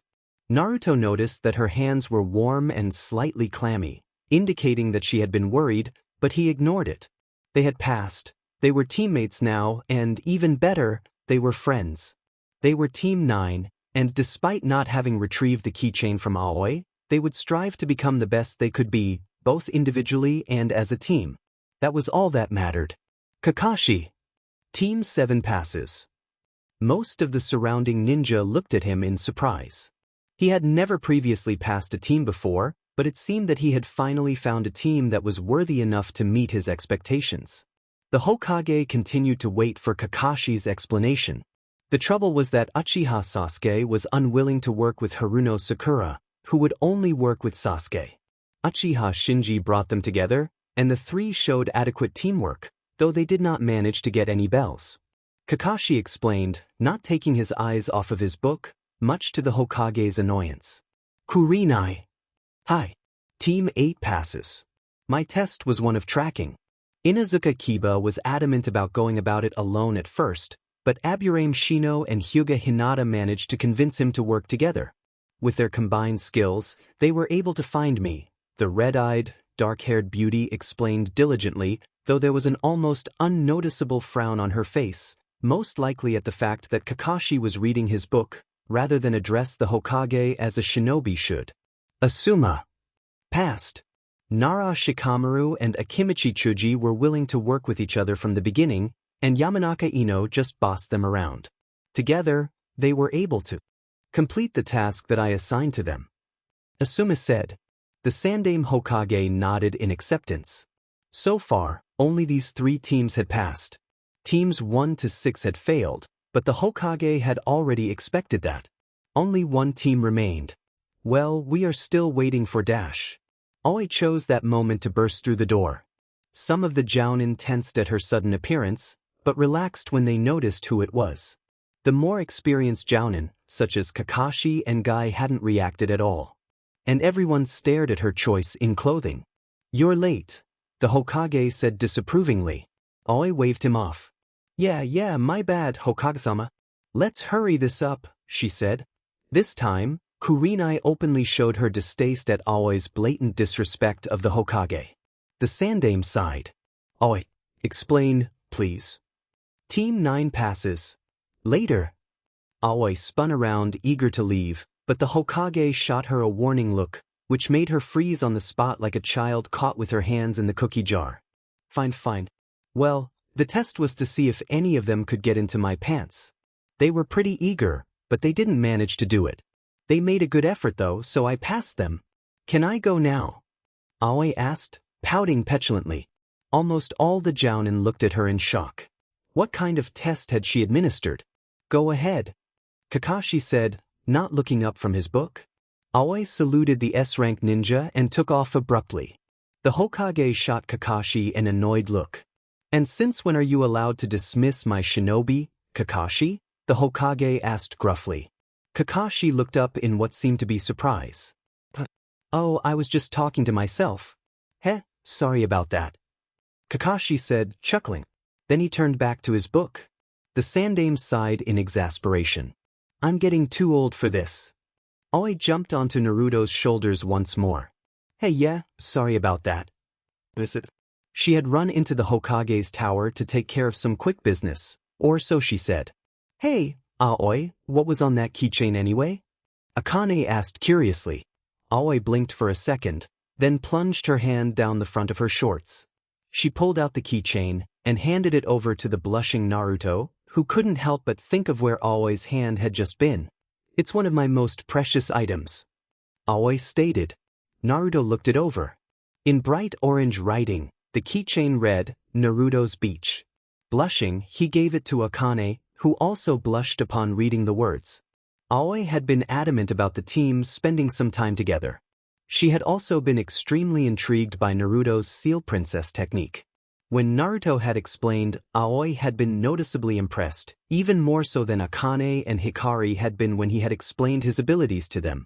Truthfully, the 2 girls had been more impressed by his usage of Kagebunshin than the Seal Princess technique, but they didn't really understand the implications of the fact that Naruto could form seals on the spot. Also, when Naruto had explained it, Aoi had also understood what Kakashi wanted her to teach Naruto. The Juken. She would still need to get more information, but she understood the basic concept of Kakashi's idea. And she understood what it could mean. So as the team walked together, yammering about this and that, laughing together, Aoi looked down upon the golden-haired boy with a proud smile. Yondaime-sama, he'll become strong. I can feel it. Hey! A shout from Akane brought Aoi out of her thoughts. Naruto, Hikari, and Aoi looked at her with questioning glances. I've been thinking, we need a team name, Akane said. Ho, what do you have in mind? Aoi asked from her perch. One of her braids absent-mindedly flicked a villager on his head when he had muttered something about Naruto. I was thinking that we need something frightening. How about the fearsome Furzum? Akane shouted, striking a pose and grinning innocently at her idea. Hikari sighed at Akane's suggestion. And Hikari also knew that Akane had no idea how she had set Aoi up, once again, for one of her jokes. But that innocence was one of Akane's most endearing qualities, and she wouldn't trade it for anything. Aoi's resulting outburst was not surprising. Fursum? Oh yeah, I like that idea. Chapter 05, Seal Princess Technique, Terminating. Author's Notes. Original Jutsu. Kawarimi Bunshin Replacement Clone. This is a special Bunshin no Jutsu that was taught to Naruto by Jensei Mashanis, its creator. It looks just like the regular Bunshin, and even has the same hand seals, but it allows the user to use the Kawarimi no Jutsu replacement technique with a Bunshin without a need for hand seals. Naruto's fighting style is based on this technique. The specifics behind it are unknown. Users: Jensei Mashanis, deceased, Uzumaki Naruto. Hack: Isin Seppun, 8 trigrams, 1000 kisses. This is always adaptation of the normal main family technique. Hack: Rokujinshu, 8 trigrams, 64 strikes. Using her hair as extra limbs, Akmai can perform 1000 juken strikes in succession. It is designed for battles against multiple enemies, not single ones, and can therefore leave her vulnerable if used against a single enemy. Users: Hyuga Aoi. And then I kicked him in the nuts. Naruto couldn't help but wince in pity for the poor guy that had come across the force known as Hyuga Aoi, as Akane and Aoi roared in laughter at Aoi's anecdote. Even Hikari smiled in amusement. Wah! And then what happened? Akane choked out, wiping tears of laughter from her eyes. Today was Team 9's first official day on the job. The 4 of them had gotten together in the morning and were now heading towards the Hokage's tower to receive their first mission. And unlike Akane and Hikari, Naruto actually had somewhat of an idea of what newly appointed genin actually did on missions, having witnessed some older genin doing these missions. Needless to say, Naruto wasn't exactly looking forward to. Turns out, he only tried to ask me for directions to the Hokage's tower. Aoi said from her perch on Naruto's shoulders, wiping her own eyes as well. Her team of genin chuckled at the brutal attack by Aoi on an innocent man. I almost created an international incident, Aoi proclaimed. She and Akane exploded into laughter once again, much the shock of the onlookers walking around. Hikari shook her head in amusement, while Naruto struggled to keep from dropping Aoi. She was shaking the both of them in laughter. After the laughter had died down, Aoi spoke up again, finishing off her story. The Hokage was so angry with me, hee. Aoi said, her smile slowly turning into a frown. Wasn't so funny after that. This time, all 3 genin erupted into laughter, much to Aoi's indignation. Yo, old man! Both Naruto and Aoi simultaneously yelled out, barging into the room. Sensei and student looked at each other in surprise as the Sandaime Hokage shook his head in exasperation. I don't know whether Aoi is like Naruto, or if Naruto is like Aoi. They're even dressed the same, he thought to himself resignedly. There was a brief silence before Aoi, predictably, glomped Naruto. Kaya! We're meant to be, she gushed out, hugging Naruto for all he was worth. Naruto just crossed his arms and had a pouty look on his face as Aoi rubbed her cheek against his as if he were a cat that was to be cuddled. Akane and Hikari walked into the room behind Naruto and Aoi. Hokage-sama! Akane yelled out happily, jumping at the old man and gathering him into a hug. The Hokage did not take any offense to such an action of familiarity. It seemed as if he were used to it. How are you today, the Hokage asked, chuckling while hugging the loving girl back.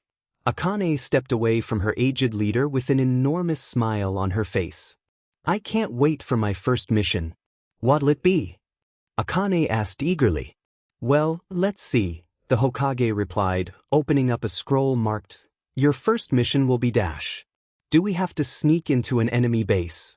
Akane cut him off, using a henge to cover herself in a full black bodysuit and tiptoeing across the room. The aged Hokage opened his mouth to reply, but Akane cut him off before he could even speak. Or will we have to keep a lookout for invading Nin? This time, Akane reverted back to her original self, but with enormous glasses. She put her hand above her eyes in a sort of salute and stared out the window, as if she were staring at something in the distance. Actually dash. We'll have to fight enemy Nin to rescue a daimyo. Akane got into a fighting pose, and simulated several fighting poses much to the amusement of everyone there. Akane kicked and punched the air around her as everyone watched her silently. For some odd reason, no one attempted to stop her. But in the end, nobody needed to stop her, for she had attempted to do a rising uppercut, but had lost her balance in the air and ended up landing on her rear. Oof. The Hokage took this moment to actually give the errant genin team their mission. Your assignment is to find and retrieve Tora, the cat of the fire daimyo's wife. No, seriously. What is it? Aoi asked, speaking up. The Hokage smiled at her. That is your mission, he replied firmly to the braided Hyuga. But this is drink. Aoi replied slowly, as if she weren't sure what the Hokage was talking about. What? You didn't think that you'd start with A-rank missions off the bat with a genin team, did you? The Hokage smirked at her, purposely trying to infuriate the woman. Naruto, Akane, and Hikari watched the exchange as if they were watching a tennis match. But Dash. You were the one that said you wanted a genin team of your own. The Hokage lightly reprimanded her, and you've even told me that your team was already some of the best genin you've ever seen. You should know that every genin team starts off with D-rank missions. Aoi looked at him flabbergasted. Apparently, she hadn't known this. Her genin team, however, couldn't help but blush at the praise that Aoi had seemingly given them. She really did care for them. The more Naruto saw of her, the more he thought that she would be a good sensei. Right? Well, I hereby officially resign as Team 9's Jounin sensei. It's been nice knowing you, Aoi said, inciting shouts of indignation from Naruto, Akane, and Hikari. I'm afraid that you can't resign, Aoi, now that you've already passed the team, the Sandaime informed her. Aoi looked like she was going to cry. Her three genin gave her disgruntled looks. Hikari sighed and stepped forward. We will take the mission, Hokage-sama, she said, taking charge of the team. Irika, who had remained silent and unnoticed up until now, smiled at her. I'm afraid that it's up to your Jounin sensei to decide, Hikari-chan. Though I'm glad that you're finally taking charge, he spoke with a light smile on his scarred face. Hikari blushed lightly. Aoi waved him off with a despairing look on her face. Yeah, whatever, she said before collapsing onto Naruto, who struggled not to drop to the floor. His legs started shaking under her weight. Tora will most likely be located in one of the forests around the city. It was last spotted closer to the eastern quadrant. The Hokage informed them, but a loud thud had acquired everybody's attention. Naruto had fallen to the ground under Aoi's weight. She had wrapped her legs around his stomach and hugged his head to her chest while skinning her thumb, which led to too much weight for the golden-haired boy to carry. They both lay on the Hokage's wooden floor in the same position, with Aoi hugging him as if she were an overgrown baby. Oi, you okay, Naruto? Called Akane. Naruto raised one arm from his position on the floor and gave her a thumbs up, at which everyone turned their attention away from the odd spectacle. Akane looked at Hikari with a speculative look on her face for a moment, before shrugging in acceptance. Well, I guess it won't be too bad. Akane said to her pale-eyed best friend, besides, I love cats. I hate cats. Akane hissed angrily. At first, they didn't think that they'd have too much trouble catching Tora. He was a cat, after all. While regular cats like Tora certainly were pretty intelligent beings, they were still vastly inferior to humans. In the end, cats would lose out to humans, so Tora would lose out to them. However, they did not realize one glaring flaw in their fairly sound and logical viewpoint. Tora was not a cat, Tora was a nightmare. When they first started the mission, they went over to the eastern quadrant of the forested area around Konoha where Tora was last spotted, like the Hokage had told them. With the use of Hikari's Byakugan, they discovered that Tora was nowhere near the eastern quadrant. Then Aoi mysteriously disappeared, but Naruto, Akane, and Hikari couldn't really bring themselves to care about their whiny sensei at the time. They would later find Aoi hugging Yuhi Kurenai for all she was worth inside a public restaurant bar while miserably bawling about D-rank missions. Prior to collecting Aoi and saving Kurenai from Aoi's clutches, the three genin had searched all 4 quadrants of forests surrounding Konoha, avoiding areas that were off-limits. Tora was nowhere to be found. Reluctantly, the three reached a consensus: they would need Aoi's help. So, temporarily abandoning their search for the cat, they began their search for Aoi. Luckily for them, finding Aoi had been a sink. She was in the process of getting wasted. Naruto let Hikari and Akane extract the sobbing Aoi from the crimson-eyed beauty, not wanting to tangle himself in such a delicate situation lest anyone think he was a pervert, and there was also the matter of Kurenai's apparent disdain for him. Kurenai was both relieved and amused when Aoi was forcibly dragged away from her, still sobbing hysterically. Team 9 then cycled back to the Eastern Quadrant to look for any clues about the whereabouts of Tora they could find. With the assistance of Aoi's better-developed Byakugan, they had found some cat tracks as well as human tracks heading back to the village. Analyzing the tracks, Naruto had come up with a simple solution as to what had happened.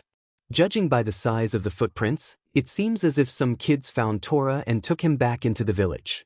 Tora's tracks disappear here, meaning that they picked up the cat from this point on. Naruto began explaining to his team, pointing out the tracks. Aoi, being an accomplished jounin, already had a fair idea as to what had happened to the cat, but Hikari and Akane weren't as good as analyzing as Naruto, so they had listened with rapt attention and interest. Also, the heel imprints are slightly deeper than the rest of the imprint, and the toes of the feet are pointing inwards indicates that the kids were female.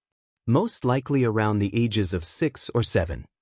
Naruto concluded, much to Akane's great amazement, and to a lesser degree, Hikari's and Aoi's as well.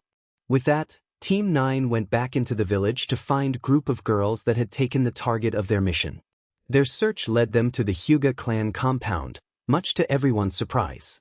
Getting into the compound went without a hitch, seeing as they had 2 Hyuga, and also Akane, who was a regular at the compound anyway. Having to find the kids and Tora, however, wasn't so simple. The use of Byakugan was restricted in the compound except for in certain places or during dire times that required it, such as security breaches. Hikari explained that this was mainly to provide all occupants in the compound a semblance of privacy. While the Byakugan couldn't exactly see through clothes, they could still see the actions of people. Very few people would take kindly to being spied upon during reproductive acts, even if it was only as a mass of chakra and chakra coils. And so, the team had decided to stick together to look for the cat and the catnappers. It was not long before they were interrupted. Aoi! Naruto heaved as something, or rather someone, smashed into his midsection with surprising force. 2 small and slender arms wrapped around his midsection, and a head hit his chest. He looked down to see a head of brown hair. The girl looked up at him looking a bit confused. "You're not Aoi," she said slowly, stating the obvious. The two looked at each other for an awkward moment, before the girl yelped and jumped away from him in shock. Aoi looked at the Naruto and the unnamed girl with an amused grin on her face. "Yo, Hanabi-sama," she called from the side waving, but Hanabi made no further attempt to hug her, having been mortified at hugging a complete stranger. She had mistaken Naruto for Aoi because they were wearing the exact same clothes. Naruto couldn't help but sigh wearily. Ever since he had met Aoi, it seemed that everything seemed to happen to him, most of it being hugged. While it certainly wasn't as bad as he made it out to be, it didn't help that Aoi had less than pure intentions. And having grown up around several women, Naruto knew that he didn't want to be labeled a pervert. The consequences wouldn't be pretty. Drawing the ire of females was never a smart thing to do.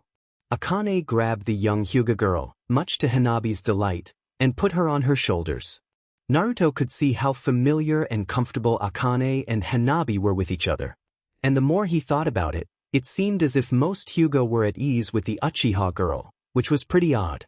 From what he had seen, most Hyuga and Uchiha didn't associate with one another, especially after the infamous Uchiha massacre incident. "So what are you doing here?" Hanabi asked. "Don't you have a mission?" Hikari opened her mouth to reply, but Aoi spoke up before Hikari could get a chance to explain. "First of all, Hanabi-sama, we should introduce our teammate," said, gesturing to Naruto. "This is the great Uzumaki Naruto-sama." "Hi." Naruto greeted, waving at Hanabi. The girl in question looked at him in surprise, before looking back at Aoi. "This is..." Hanabi started, at which Aoi nodded knowingly. "Aoi, I thought that he would be my age." Hanabi stated, frowning slightly. I shrugged. It's not like he'll have that much of an advantage over you. You've been trained, while he hasn't. Aoi explained. This did not seem to appease Hanabi. Still, wouldn't it seem kind of weird? He's so much older than me. Hanabi said. Naruto, having looked back and forth between the two, couldn't hold in his curiosity anymore. What are you talking about? He interjected. Aoi gazed at him with a serious look on her face. Naruto had rarely ever seen her this serious before. He gulped in apprehension. Naruto-sama, I've set up you and Hanabi-sama in an arranged marriage. Naruto looked at her serious visage completely bewildered, before he properly comprehended the comment. And his reaction was quite predictable. What? He yelped, looking much like a fish. And then, to his disbelief, all four females suddenly burst into laughter. That was, great. Akane choked out, clutching her stomach in laughter. You should have seen the look on your face. Of course, Naruto wouldn't just take this. It was a joke, he asked. At Aoi's ecstatic grin, he gave an obvious sigh of relief. Wow, don't trick me like that. My girlfriend would have killed me. Aoi froze in shock, and Akane and Hikari followed soon after. Oh, this girlfriend? Aoi stuttered. Boo, but... Oh wait, did I say my girlfriend? Oops, I meant to say my sister. Naruto corrected innocently. Hee, my bad. This time, both he and Hanabi laughed at the looks on their faces. After the moment had passed, Naruto questioned Aoi once more. So what were you talking about if it weren't about an arranged marriage? He asked. Aoi addressed him truthfully this time. I'm going to be teaching both you and Hanabi together. Aoi said, You'll be learning Juken. All three present genin look at Aoi with shock. Juken was predominantly a Hyuga style, and was mostly useless without the Byakugan. But Naruto forced himself to think about it rationally. There was a reason for this. It had Kakashi's hands all over it. Naruto could tell, having known the copycat for several years. From what Kakashi had told Naruto about the Juken, he knew that it inserted chakra inside the body to close the tenketsu. Hyuga used the Byakugan to be able to see the tenketsu because it was mostly impossible to see them otherwise. Even the Sharingan couldn't see them. Kakashi had then proceeded to show Naruto the Juken that he had copied with his special eye. He showed the smooth movements, the grace, and the lethality of the Hyuga clan's taijutsu style. And Kakashi showed its greatest weakness for the Hyuga clan. The Juken was varied among different Hyuga, but was still based on fluidity. One movement could turn into another which could turn into another and keep on going as a chain. Its weakness lied in the change of stance. If a shinobi could strike as a Hyuga shifted from one stance to another, they could theoretically win against the Juken. Of course, it was easier said than done. The time gap between the movements was extremely small and only very precise and fast shinobi could find the correct moment to strike. However, Naruto now realized that Kakashi had not aimed to show the weakness from the side of the enemy, but rather from the side of the Hyuga. As the Hyuga shifted from one stance to another, there was a wasted attack. For example, if the style could be altered so that someone could make hand seals in between movements, then the taijutsu could be combined with ninjutsu to make an even more deadly style. For Naruto, it meant even more. Making that hand seal in between stances meant that he could combine Fuuinjin with the Juken. But Juken strikes were instantaneous strikes, while tenketsu did stay closed for an indefinite amount of time. The chakra that closed it didn't stay in the body for an extended amount of time. Juken strikes shut the tenketsu off and soon disappeared. Fuuinjin would need to stick. How would my technique stick? Juken strikes are meant to be instantaneous. Naruto asked, deciding to be upfront about it. Aoi couldn't hide her surprise at his insight. He really is intelligent, she thought, her eyes widening. Kakashi had told her something to that effect, but Naruto didn't really show any such ability, so Aoi had written him off. But getting such a conclusion from just a statement, Naruto definitely had strong analytical intelligence. He wasn't exactly a genius, but then again, the title of genius was very easily given in Konoha, so Aoi didn't hold much stock in it. Ever climbed a tree with just your feet? Aoi asked, and Naruto thought back to the time where he'd seen Jensei sticking to the ceiling of his home. I understand. Naruto replied. He had no idea how he held back his glee. He already had ideas for different seals he could use. What are you talking about? Akane asked, completely bewildered by their conversation. Hikari and Hanabi felt much the same. Aoi smirked condescendingly. Don't you worry your pretty little head, she said, patting Akane's head much to her annoyance. Hikari, ever the voice of reason, decided to interrupt. Let's not lose focus on our mission, Hikari said, before turning to Hanabi. Hanabi-sama, have you by any chance seen some kids bring in a cat? Hanabi's eyes lit up in recognition. Oh, you mean Momo? All 4 members of the team replied at once. Momo? Yeah, Hanabi replied, some of my friends and I found her when we were playing in the woods. Hanabi, that cat belongs to the wife of the fire daimyo. Akane explained, we need to return him to her as part of our mission. Where is he? Hanabi got off from Akane's shoulders and led the group to where Tora presumably was. Oh, Momo's a male? No wonder he was so uncomfortable when we dressed him up. Hanabi remarked as she led them into an open area in the Hyuga Gardens. Team 9 shivered simultaneously. That statement seemed decidedly ominous. Having reached the clearing, they saw a few kids playing with a cat dressed in a frilly pink dress. A very unhappy cat. Team 9 decided to stay back while Hanabi went over to the other kids to ask them, command them, to return the cat, at which the kids reluctantly handed her back the discontented cat, obeyed her without question. Hanabi came back with Tora in hand. Naruto didn't like the idea of being so close to the hissing cat, so he backed off. Akane rolled her eyes at his hesitance. Don't be such a scaredy cat, Naruto, she said, stepping forward. I'll take him. Akane took Tora from Hanabi's arms. Big mistake. Wah! Tora attacked instantly, scratching and spitting. Akane screeched in pain and blindly tossed the attacking cat into Naruto's arms. What you done, Akane? Was Naruto's last thought, before he too got mauled by the spitting cat. Hikari sighed at both her teammates and stepped forward to gently take Tora from his face. Tora did not resist. See, you just have to be soft with him, Hikari said, smiling softly.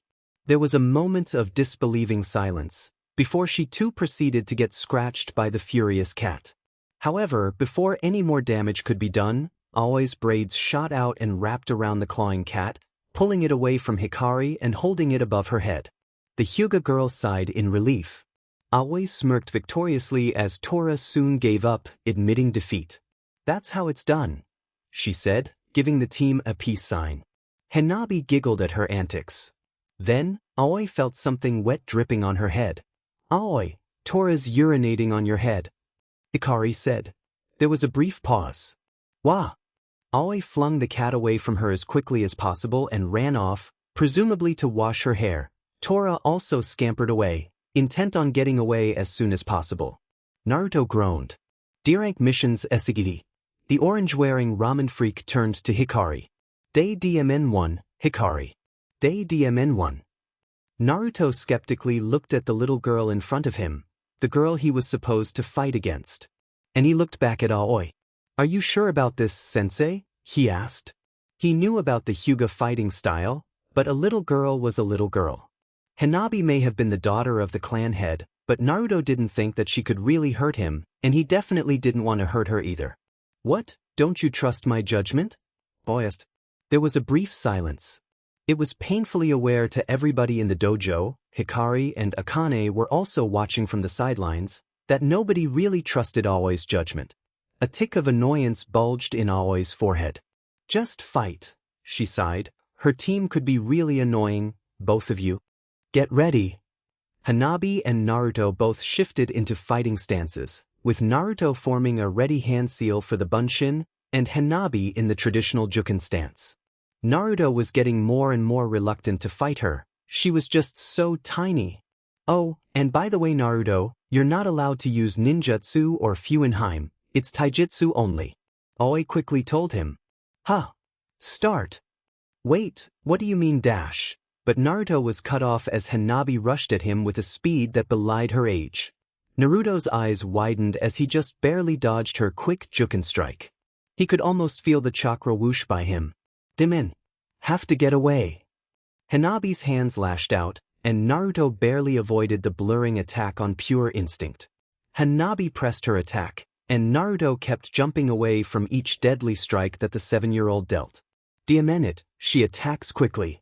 Hanabi, while not particularly quick on her feet, thought quite fast for a 7-year-old, had fast hands and could strike at speeds that made her attacks appear blurred to Naruto's eyes. Naruto could run away from her easily, but he barely dodged her attacks. Hanabi was still small, and she didn't have quite as much reach as he did. Jumping away again, Naruto backpedaled as Hanabi ran after him, his steps unbalanced. Her fingers, pressed together to form a 3-fingered Juken strike, went straight for his chest, and this time, him being unbalanced, Naruto wouldn't be able to jump away. Her fingers closed in and, instinctually, Naruto let himself fall backwards. His arms reached over his heads, and his hands stopped him from falling completely. Hanabi's strike barely missed him, going right above his chest. Over the span of that second, Naruto used the momentum from his fall to flip up. He snagged Hanabi's outstretched arm between his legs and carried the unsuspecting little girl off the ground using his legs. Hanabi let out a surprised yelp as she was picked up off the ground, but she impulsively grabbed onto Naruto's calf to prevent being thrown into the wall. As Naruto took one hand off the ground, now supporting both him and Hanabi with just one arm, Aoi watched wide-eyed from the sidelines. That move was pure instinct. As Naruto reached up to grab Hanabi, his single arm holding them both above the ground could no longer hold their combined weight, so it gave way, sending both of them tumbling to the ground. And like once before, Hanabi crashed into his midsection, knocking the air out of his lungs. Both of them groaned from the ground, and Hanabi opened her eyes, having closed them right before collision with the floor. She had landed right beside the orange-vested blonde with her body splayed across his stomach. Alright, that's enough," Aoi said, walking up to the fallen pair. Hanabi got off of the ramen fanatic and the boy sat up, groaning in pain. "Alright, I got you analyzed, Naruto," Aoi said, smirking at him. The boy raised an eyebrow as Hikari and Akane joined the group. Aoi sat down on the dojo floor in front of the boy. "Basically," Aoi said, "Naruto, you currently SEK at Taijutsu." "Hey!" Naruto looked at her grumpily. Hanabi laughed at Aoi's blunt proclamation, and laughed even harder when Naruto sent her an annoyed glance. Aoi's smirk turned into a smile. "I'm not joking," Aoi said, at which Naruto lost his petulant look and Hanabi stopped laughing. Akane and Hikari looked at Aoi questioningly. "What do you mean, Aoi?" Hikari spoke up. Aoi spared her a glance, before looking back at Naruto. She stared at him for a brief moment, as if gauging his reaction, before speaking again. "As you know, Juken relies heavily on the Byakugan to see the chakra coils inside the human body. That's why nobody but a Hyuga can really master it," Aoi said, scratching her ear absent-mindedly. "However, that doesn't mean that nobody else can become good at it. Anybody can be good at Juken by just going over the katas, just like every other taijutsu style. And that, Naruto, is also the reason why you'll probably never exceed in taijutsu." Naruto, along with the rest of the children, gave Aoi a pleasant look of surprise on their faces. Aoi, of course, delighted and reveled in it. "Naruto, when you fight, there's no sense of practice or memory. First of all you did at first was run away from a girl that's 5 years younger than you are," Ame explained, at which Hanabi and Naruto exchanged a smug look and rolling eyes respectively. "However, when you were about to be hit, you moved purely out of instinct. In one case, you went from being off balance and almost taking a hit, to dodging it, intercepting it, taking your opponent off balance and attacking all within the span of a couple of seconds, and you did it instinctively." This time, Naruto gave Hanabi a smug look, at which Hanabi stuck her tongue out at him. One of Aoi's braids suddenly whipped out and rapped Naruto sharply on the head. "Ow! Pay attention. Now, the entire idea behind taijutsu is to practice, to go through different forms and techniques. It's about discipline and finesse. You practice and practice and practice until it becomes muscle memory, almost as if it was instinct. There's a difference between that and fighting. When you fight, you rely much more heavily on your instincts. You take things as they come and react to that. There's no practiced movement in that." Not to say that there isn't any instinct in taijutsu, but it relies much more on the practiced movement. And, I'll tell you right now, practiced movement will most likely beat out movement based on instinct alone. Aoi explained. Eventually, instincts can lessen and dull, but practiced movements stay as long as they are practiced, even if the body slows down. That's the advantage that taijutsu has over street fighting. Naruto, your fighting style relies very heavily on your instincts, but you've also incorporated a measure of taijutsu into it. The juken as it is will not be of much use to you because it relies little on instinct and much more on precision and practice. However, that doesn't mean it's completely useless. If you can change the juken so that it fits into your more instinctual fighting style, then your hand-to-hand combat can be formidable. Everybody looked at Aoi as if her skin had just turned purple. What? Aoi said, not sure why they were looking at her in such a way. Akane was the first to speak up. Wow, how'd you figure all of that out from such a short spar? She asked.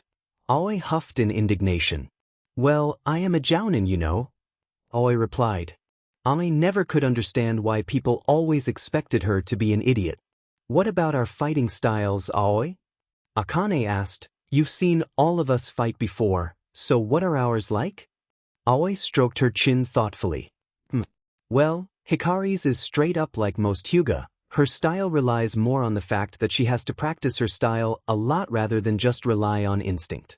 But she has her chakra strings, so that's an advantage that a lot of people don't have. But it's weak against Hyuga, of course, because they'll be able to see the strings and cut them. Amwai said, nodding at Hikari before continuing, Hanabi-sama is one of those very rare talents. She has very good instincts and can easily incorporate them into her practice taijutsu. Hanabi beamed at Aoi's praise. And what about mine? Akane spoke up. Aoi didn't say anything, instead staring at Akane. Hikari, Hanabi-sama, why don't you two take Naruto outside and get him started? Teach him how to make the basic juken strike, and all about how to exert chakra from your fingertips and close tenketsu and all that. When he gets it down, go through the basic katas with him. It'll be practice for all of you. I'll be practicing with Akane. Aoi told them.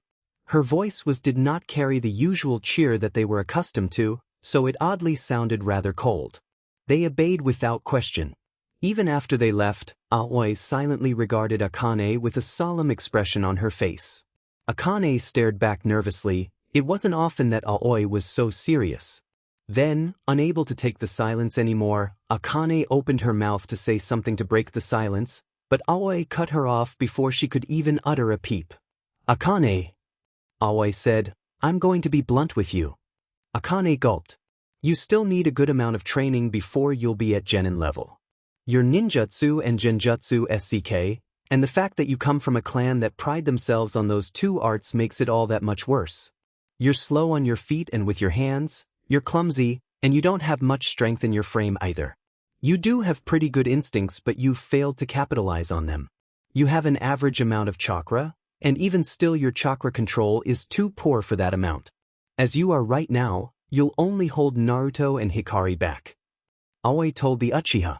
Akane flinched at Aoi's last statement. However, you have a drive that not many do. You try harder than most people I've met in my life, and you've often trained to the point of collapse.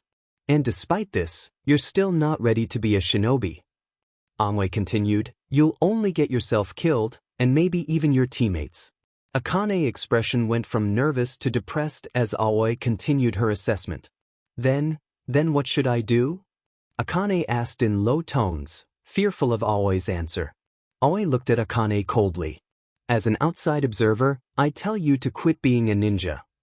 Aoi told her. Akane looked at Aoi with wide eyes that started to tear. Aoi seemed unaffected. As your sensei, however, it's officially my job to make you better. That's why I'll be focusing on you more than on Naruto and Hikari. You need my help much more than they do. Anyway, I don't really care about being official anyway. Aoi's tone of voice was suddenly cheerful again. I'm not going to give up on you. Because, despite the fact that you stink at almost everything ninja-related, I still have hope for you. Akane, don't you ever give up. Don't give up. Akane whispered to herself. It was a mantra that she always repeated to herself, a chant that everybody always told her, her brother, her aunt, her best friend, and now, even her Jounin sensei said it to her. Don't give up. Akane repeated, don't give up. Don't give up. She angrily wiped the tears from her eyes. What am I crying for? Akane admonished herself, I can't just give up. I'll never give up. What kind of kunoichi gives up? Yeah, you got the right idea. Never ever give up. Aoi shouted. Akane's expression, having been downcast and depressed throughout Aoi's assessment, lifted to one of joy and hope. Then, let's get started. Akane yelled cheerfully, as if she hadn't just been about to cry a minute ago. Aoi smiled at her returning enthusiasm and started their lesson. Alright, well, the first step is to find your strengths, and when we find those, we'll. Now let's see. A newlywed couple has asked for someone to walk their dog and dash. Nope. The sandaime gave Naruto an inquiring look. He had been waiting to see whose patience would break first. He knew that it would either be Naruto or Aoi, but it seemed that Aoi still had more patience than the demon container. But she was most likely on breaking point as well. Truth be told, the Hokage already had a C-rank mission for the team. They, as a team, had more than enough skill to handle a C-rank, and individually, Naruto and Hikari could definitely hold their own, while protecting Akane at the same time. Akane, however, was not ready to be a kunoichi. It was a harsh assessment, but essentially true. She had shown almost no aptitude in the arts of a shinobi. She was too clumsy to be stealthy, and she didn't have good enough control to perform advanced genjutsu or ninjutsu. She did have potential at taijutsu, as did almost every ninja, but again she wasn't that good at hand-to-hand combat either. She had just barely passed the academy as it was. Even her mindset was wrong for the profession. Akane had too much trust and compassion for her fellow human beings to truly be a kunoichi of worth. It spoke volumes about her as a human, but as a ninja, it made her weak. But it was still too early to judge. The Hokage had lived a long life, a rarity among shinobi. And over the course of his life, he had seen even the poorest of ninjas, in terms of skill, become great under pressure. Akane was, after all, an Uchiha. No, the Hokage asked, and just what do you mean by that? Naruto gave him the fiercest look he could manage outside of battle. Old man, you've got to be kidding me. We're more than ready for a C-rank. Walking dogs or chasing cats isn't going to make us any better. Naruto said intensely. Akane isn't improving at all. Naruto didn't say. It had already been a month since they had passed as genin, and Akane had barely made any progress, if at all. Naruto had been learning the Juken katas from Aoi, Hikari, and Hanabi, and Hikari had already incorporated a new team technique into her fighting style involving Naruto's Fuuinjin technique. And Naruto had already taken his Seal Princess to the next level, implementing the Juken and tree climbing elements into it. Though he had yet to master both Juken or tree climbing itself, he could still exert and stick chakra from his hands. It was a large improvement on both their parts. Akane, however, struggled to make progress even with Aoi's constant help. She put in as much effort as she could, often to the point of collapse. Yet no matter how much strife she put herself through, Akane just seemed incapable of improving. At this point, Naruto thought that the only way that Akane would improve was to be put in a situation where she had no other choice but to improve. In other words, a desperate situation. The Hokage looked at all three genin one by one, before looking to Aoi. The braided Hyuga shot a sidelong glance at Akane that went unnoticed by all three genin, but she nodded her head. They're ready. Aoi spoke, at which Naruto gave her a thankful smile. The Hokage let out a long and almost unnoticeable sigh before speaking up. Very well. The coming battle would be tough, Yugugo knew that. And she wasn't sure that she had adequately prepared for it. The violet-haired kunoichi nervously stared at the two people sitting in front of her. The old man and woman stared back at her without any hints of amusement or happiness on their faces. They were both gray-haired and wrinkled, indicating their obviously older age.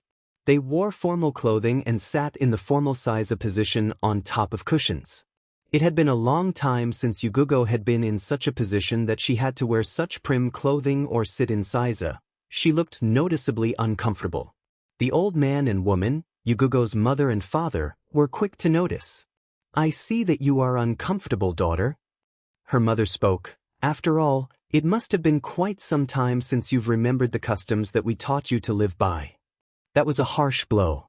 Yugugo, of course, could not retaliate to that, or else she'd be proving her mother's point, that Yugugo was ungrateful of the care of her parents growing up. So she just sat there, intent on withstanding all the verbal punishment she could take. "Are you still seeing that boy?" Yugugo looked at them in confusion, unsure of whom they thought she was dating. She wasn't currently dating anyone. "I was speaking of the vessel," her mother spoke, upper lip curling in distaste. This topic had been the major reason for the strained relationship that Yugugo had with her parents. Like many citizens of Konoha, her mother and father held a less than favorable viewpoint of Naruto. While they were raised too formally to ever voice such opinions in public, they had more than expressed their distaste of Konoha's resident demon container in the privacy of their home. Yugugo decided then that it was probably not the best idea to inform them that they were currently sitting in Naruto's home. "Yes," Yugugo replied, deciding to go the direct and simple route. Her parents sighed simultaneously. "I still cannot comprehend how you can associate with such company," her mother said. Of the two, her mother had a higher amount of dislike for the demon container, though Yugugo didn't know why. But before things could escalate, Yugugo decided that enough was enough. "Mother, if it is all right with you, may I ask you a question?" Yugugo asked. Her mother nodded her acquiesce. "You may." "When have you or father, in my life, ever spoken to me using my first name, or even just given me a hug?" Yugugo asked. She already knew the answer. Both parents seemed slightly confused at the question, and disregarded the answer, though they did try to hide their confusion. Being raised in formality, they were supposed to always remain impassive. "And for what reason would you ask this?" her father inquired. "Naruto-kun calls me Yugugo-nichan." Yugugo spoke wistfully, looking at the floor in thought. "Though sometimes he calls me an old hag to irritate me. He's accidentally walked in on me changing a few times, and he's seen parts of me that nobody else has ever seen, especially no other guys, and he always gets embarrassed about it. And even more so when I start teasing him. When I'm feeling down, he'll do things to make me angry at him, and he'll keep doing them until I forget why I was sad in the first place. On my previous birthday, he teamed up with Ayam-chan to make me breakfast in bed, then he tried to steal some of the food because he missed his own breakfast. If I'm feeling sick, he'll deliberately feed me things or say things that will make me feel even sicker. And then at night, he'll tuck me in and kiss me when he thinks that I'm asleep. And sometimes, for seemingly no reason, he'll hug me." Yugugo was surprised when tears formed in her eyes. She had been speaking these things as she realized them. She hadn't really noticed these things about Naruto until thinking back to those times that they had happened. And she understood something very important.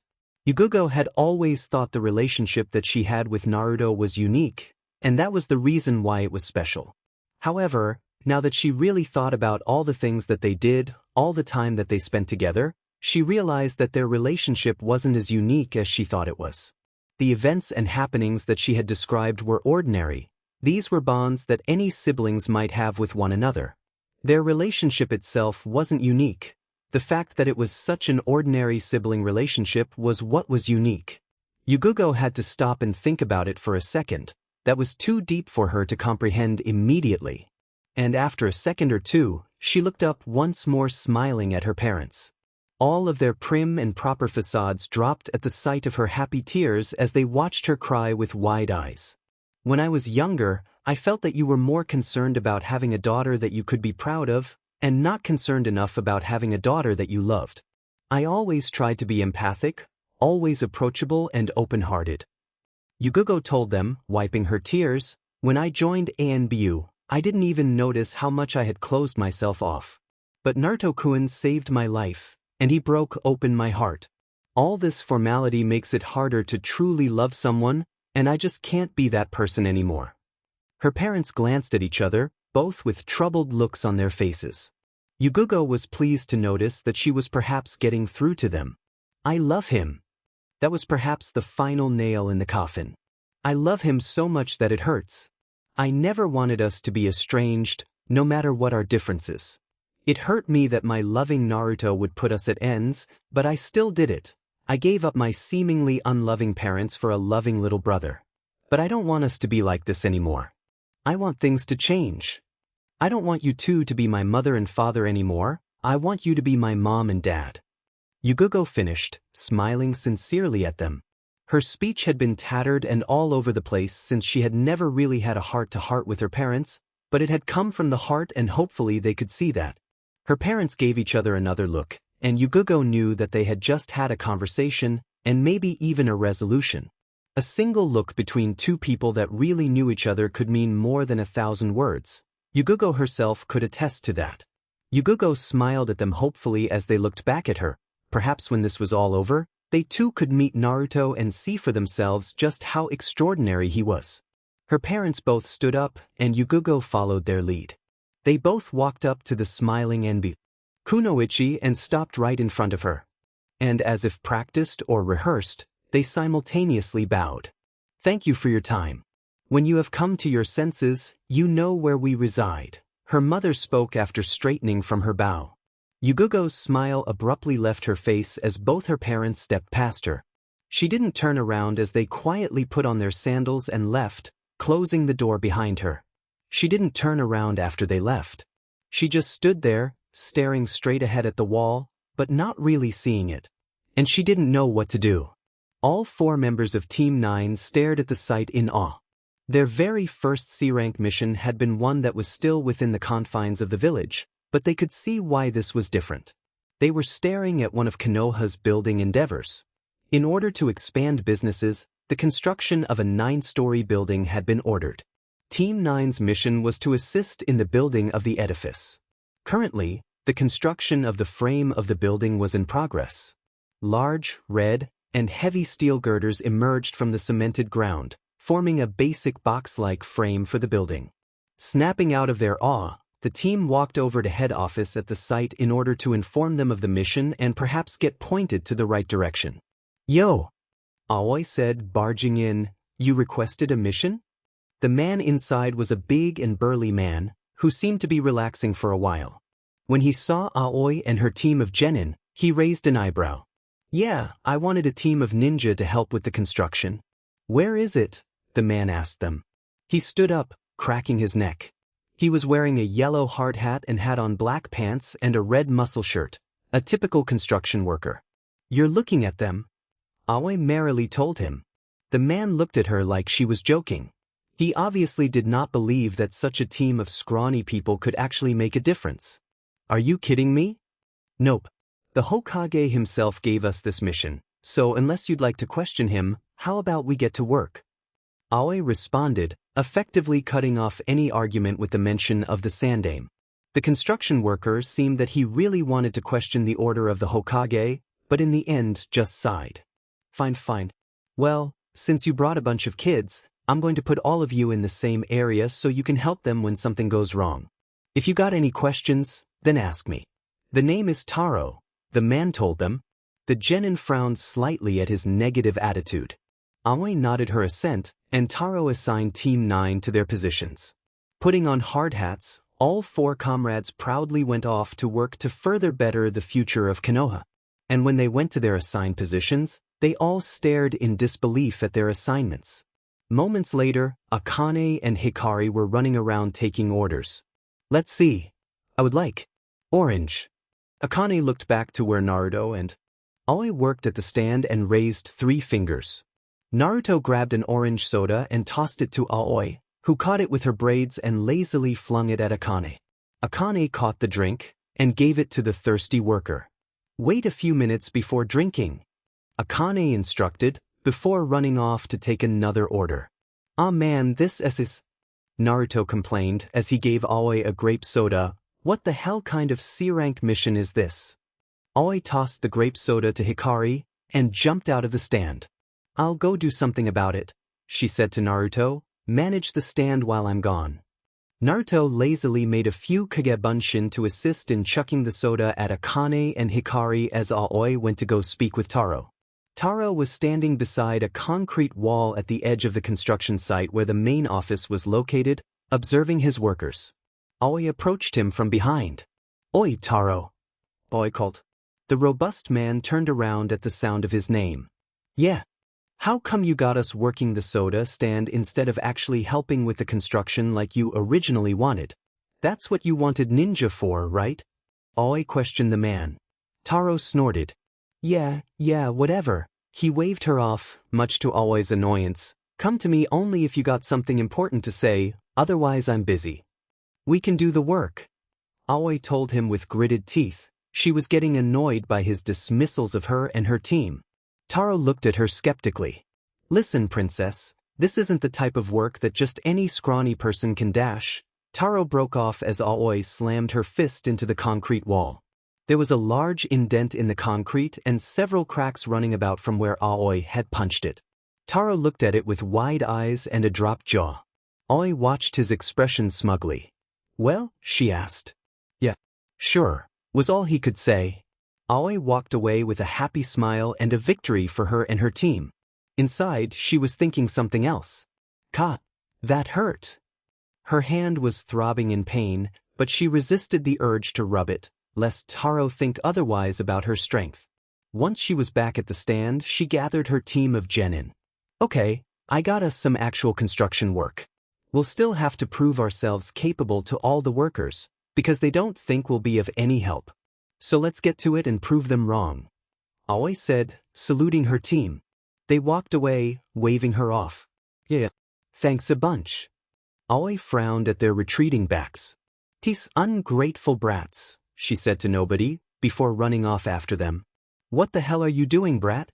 This ain't the time to be drawing something in the dirt," one of the workers said to Naruto, who was drawing something with a stick.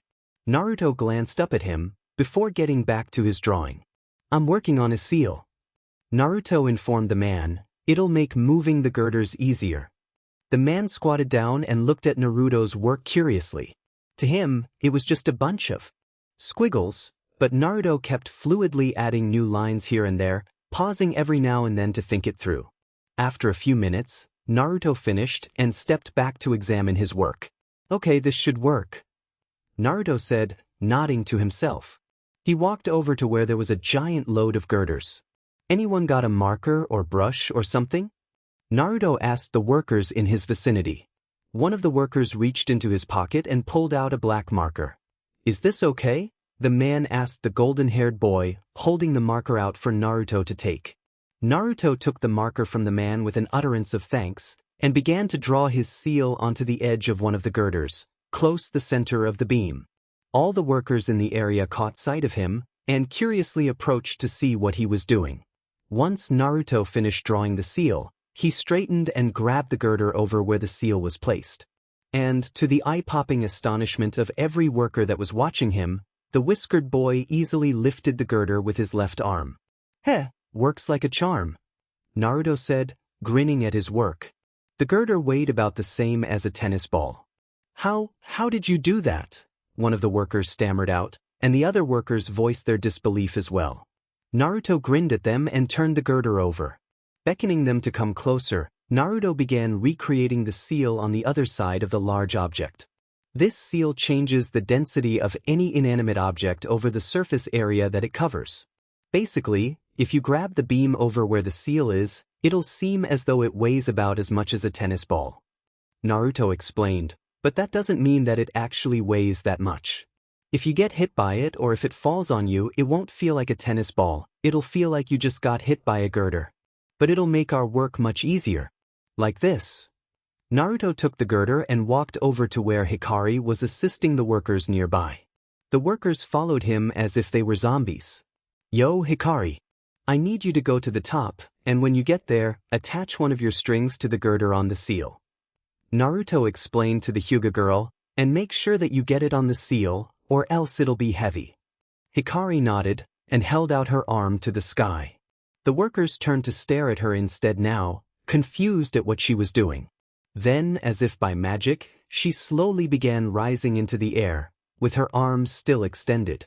Her speed gradually increased, and she kept on rising until she was left hanging onto the edge of a horizontally placed beam.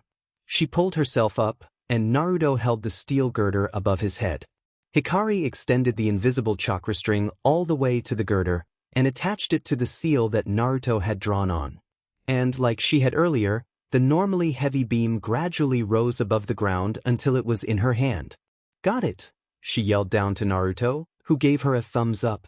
As Hikari turned to give the large beam to one of the flabbergasted worker who had seen the spectacle from where Hikari had climbed, Naruto turned to his audience. "Well, I guess we got a system going, huh?" he said, grinning sheepishly. The workers looked at him silently for a moment, which made Naruto a bit nervous, but then they all grabbed him and threw him in the air, cheering all the while. "HN. Because it's my first C rank ever.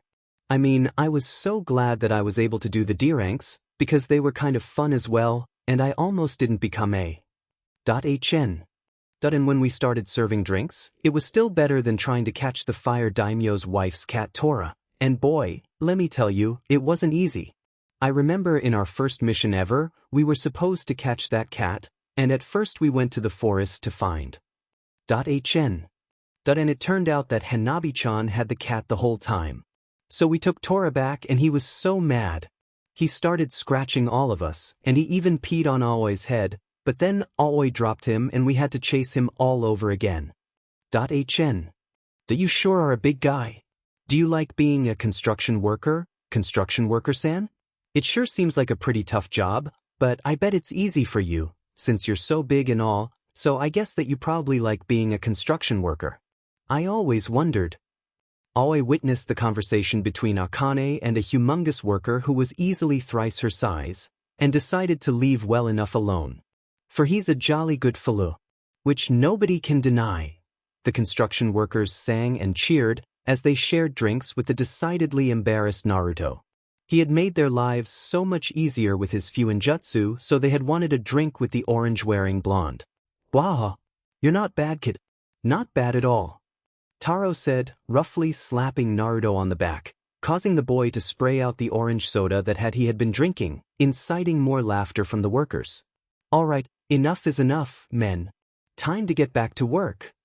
Taro ordered his workers, who, for once, did so without complaint. Taro turned to the boy that had made his life so much easier. "Kid, you're a lifesaver. I can't thank you enough." Taro told the boy, "Be sure that I'll be telling Hokage-sama about how excellent you were." Naruto grinned embarrassedly. Well, better get back to work," Naruto said, and went back to apply more seals to the steel girders. Taro watched the boy as he went back to do his mission, even though he had already done more than enough. And he couldn't help but smile. Uzumaki Naruto. He's not at all like the rumors say. Naruto didn't have any idea, but he had just won himself a whole crew of supporters. Taro approached the gentle giant of a man for the final task of the day. They had gotten practically everything they needed to get done for the week in half a day, thanks to Naruto's ninja magic. There was only one slight problem.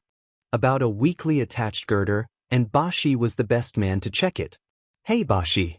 Bashi turned around. "HN. Oh, your name is Bashi? I didn't know that was your name, construction worker-san.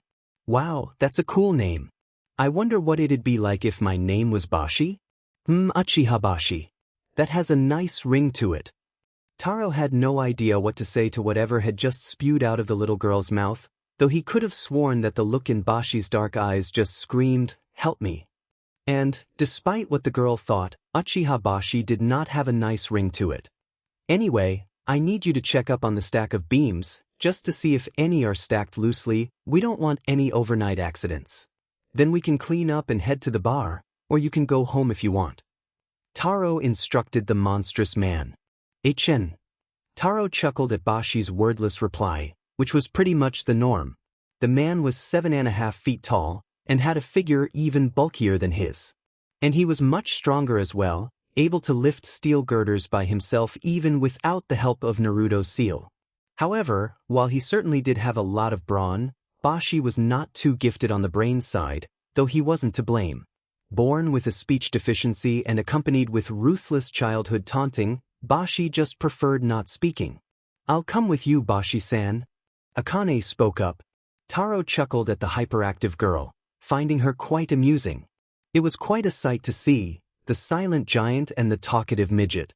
"Yeah, that shouldn't be any problem," Taro said before walking off. "See you later." "Yeah. Let's go, Bashi-san," Akane said, enthusiastically pumping her fist in the air. "HN." The two walked over to the stack of girders in silence for once. It was already quite dark, with only the light from street lamps lighting up the area. There was almost no noise except for the distant chatter of the crew of construction workers and Akane's team, and the few crickets that chirped to each other. "I'm not a good ninja," Akane blurted out, as if she couldn't handle the silence. Bashi didn't say or grunt anything, and Akane took this as a sign to continue. There was just something about this complete stranger that put her at ease.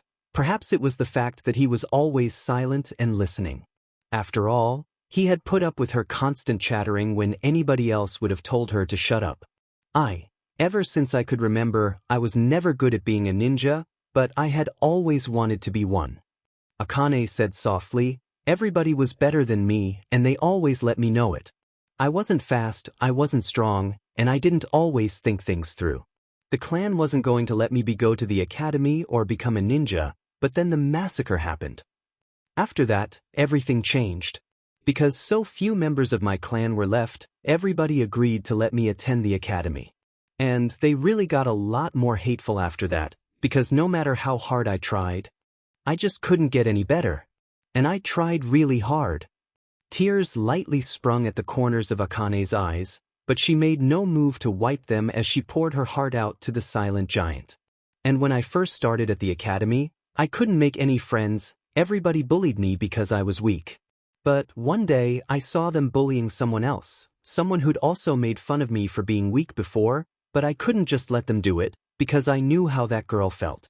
I tried to help her, but I just ended up getting beat up again. I don't regret it though, because now me and that girl are best friends." Akane chuckled. "But even after I made friends with Hikari-chan, they still didn't acknowledge me. Hikari-chan tried her best to help me get stronger, but I just couldn't. I don't know why," Akane said. Her hands were shaking. "And nothing got better in the academy. Most of the people there were nice, but they always seemed to pity me. And I was always at the bottom of my class. I would stay up all night with Hikari-chan studying for a test, and the next morning when I had to write it, I'd just blank out. And I stayed at the bottom of the class the whole time I was at the academy. In my last year at the academy, I wasn't the dead last for once. It was Naruto. He was always skipping class, so he missed a lot of quizzes and tests. But even then, I was still second last, but I got a lot better than before. I worked really hard, and both Aoi and Hikari-chan helped me the whole time. By the time the genin exams came, I could perform all 3 of the basic jutsu. When I passed, I was so happy." Akane sniffled. "I got put in a team with Hikari-chan and Naruto, so that was awesome. And I was prepared to help Naruto with everything because he was the dead last, but boy were we surprised. He was way stronger and smarter than both me and Hikari, maybe even as strong as my cousin, Sasuke-kun, who was the rookie of the year at the academy. But thanks to him, we were able to pass Aoi's test and become real genin. But ever since, I haven't been improving. I don't know why. I always try my best when I train, but I haven't gotten any better, and I'm holding my team back. Naruto's learning the Juken, and Hikari-chan's already improved her chakra string technique. And they even made a technique together." Her tears finally left her eyes and rolled down her cheeks. Both she and Bashi had stopped walking some time ago. Akane's shoulders started shaking as she lowered her head, causing her tears to sprinkle the ground. "I'm hopeless," Akane whispered, her voice sounding wounded. "I'm hopeless." Akane lowered herself to the ground and supported herself on her knees and forearms. Her tears came faster and fell to the ground copiously. And she kept crying, for her pained heart demanded release. Yet her tears didn't seem to help in the slightest. And like many times before, Akane didn't know what to do. At this rate, I'm just going to die. Maybe I should just stop being a ninja now before I get my teammates killed. Maybe I should do the world a favor and just die. Akane whispered bitterly, moving into sitting position. Then she felt a hand grip her shoulder. Akane looked up at the owner of that hand. It was Aoi. And she did not look happy. Akane tearfully fell on her rear end, having been thrown to the ground by Aoi, who now loomed over her. Akane braved a look at her sensei, only to regret it. Aoi looked angrier than Akane had ever seen her, and for the first time ever, her anger was directed at Akane. What the hell was that? Aoi spoke in soft tones, her anger just simmering behind her words. Akane flinched at Aoi's quiet anger. It would have been better if Aoi had been yelling at her instead. Akane didn't reply to Aoi, and Naruto and Hikari knew better to interrupt their sensei. Aoi had never gotten this enraged before, and the sight before them was a terrifying one. Aoi glared down at Akane, her byakugan bulging for extra effect. Each of her braids were whipping about in random directions, as if Aoi had lost control over them, creating small winds as well as, they were surprised and even more terrified to notice, small crackles of electricity. I asked you a question, Akane, Aoi said, her volume never rising. And to the surprise of everyone there, Akane looked at Aoi defiantly, glaring back. What is it to you? Akane growled at the braided brunette. Aoi looked at Akane incredulously. What? She snapped out, but Akane didn't flinch. In fact, Aoi's tone of voice seemed to make her even angrier. I said, what is it to you? Akane repeated angrily, not backing down. Aoi grabbed Akane by the front of her shirt and lifted her off the ground with one arm. You dmed piece of shit. Aoi swore at her student, her voice finally losing its calm. Who the F do you think you are? Akane struggled in Aoi's grip, trying to get free. Let me go, she shrieked. Let go of me. Naruto and Hikari watched in horror as Aoi brought up her other hand and smacked Akane hard across the face, eliciting another shriek from the girl, this time in pain. This action only caused Akane to struggle even harder, and Aoi was forced to release the girl. As she let go, Aoi drove her knee into Akane's stomach, causing saliva to fall from the girl's mouth. Akane crumpled to the ground. You want to fight back? Then fight back. Aoi roared at the girl. Aoi delivered a vicious kick to the side of the fallen girl, inducing another scream of pain. There was no telltale crack of broken bones, but Naruto and Hikari winced nonetheless for the girl. Normally, they would both defend their hurting teammate, even against Aoi, but the look that Aoi had given them. They knew better than to interfere. Akane rolled away from Aoi, and stood up, panting heavily from the pain. She glared at Aoi, but Aoi wasn't affected by it at all, which made the girl angrier still. Yelling, she charged at the Hyuga woman, wildly throwing punches and kicks at her. Aoi easily dodged and parried all of Akane's attacks, which made her put even more effort into attacking. Growing tired of Akane's weak and weakening advance, Aoi delivered a blindingly quick punch to Akane's torso, causing the Uchiha girl to back off and clutch her stomach in pain. Aoi looked at Akane coldly. You're worthless, As long as you had the drive to become better, everybody would still have faith in you, no matter how much you messed up. But as soon as you gave up on life, you became worthless, Akane. Aoi said in chilly tones. Akane's bitter words had brought back unpleasant memories. If there was one thing that Aoi hated with a passion, it was the idea of giving up on life. No matter what, life always brought new experiences. To just throw it away was something that was inexcusable in Aoi's eyes.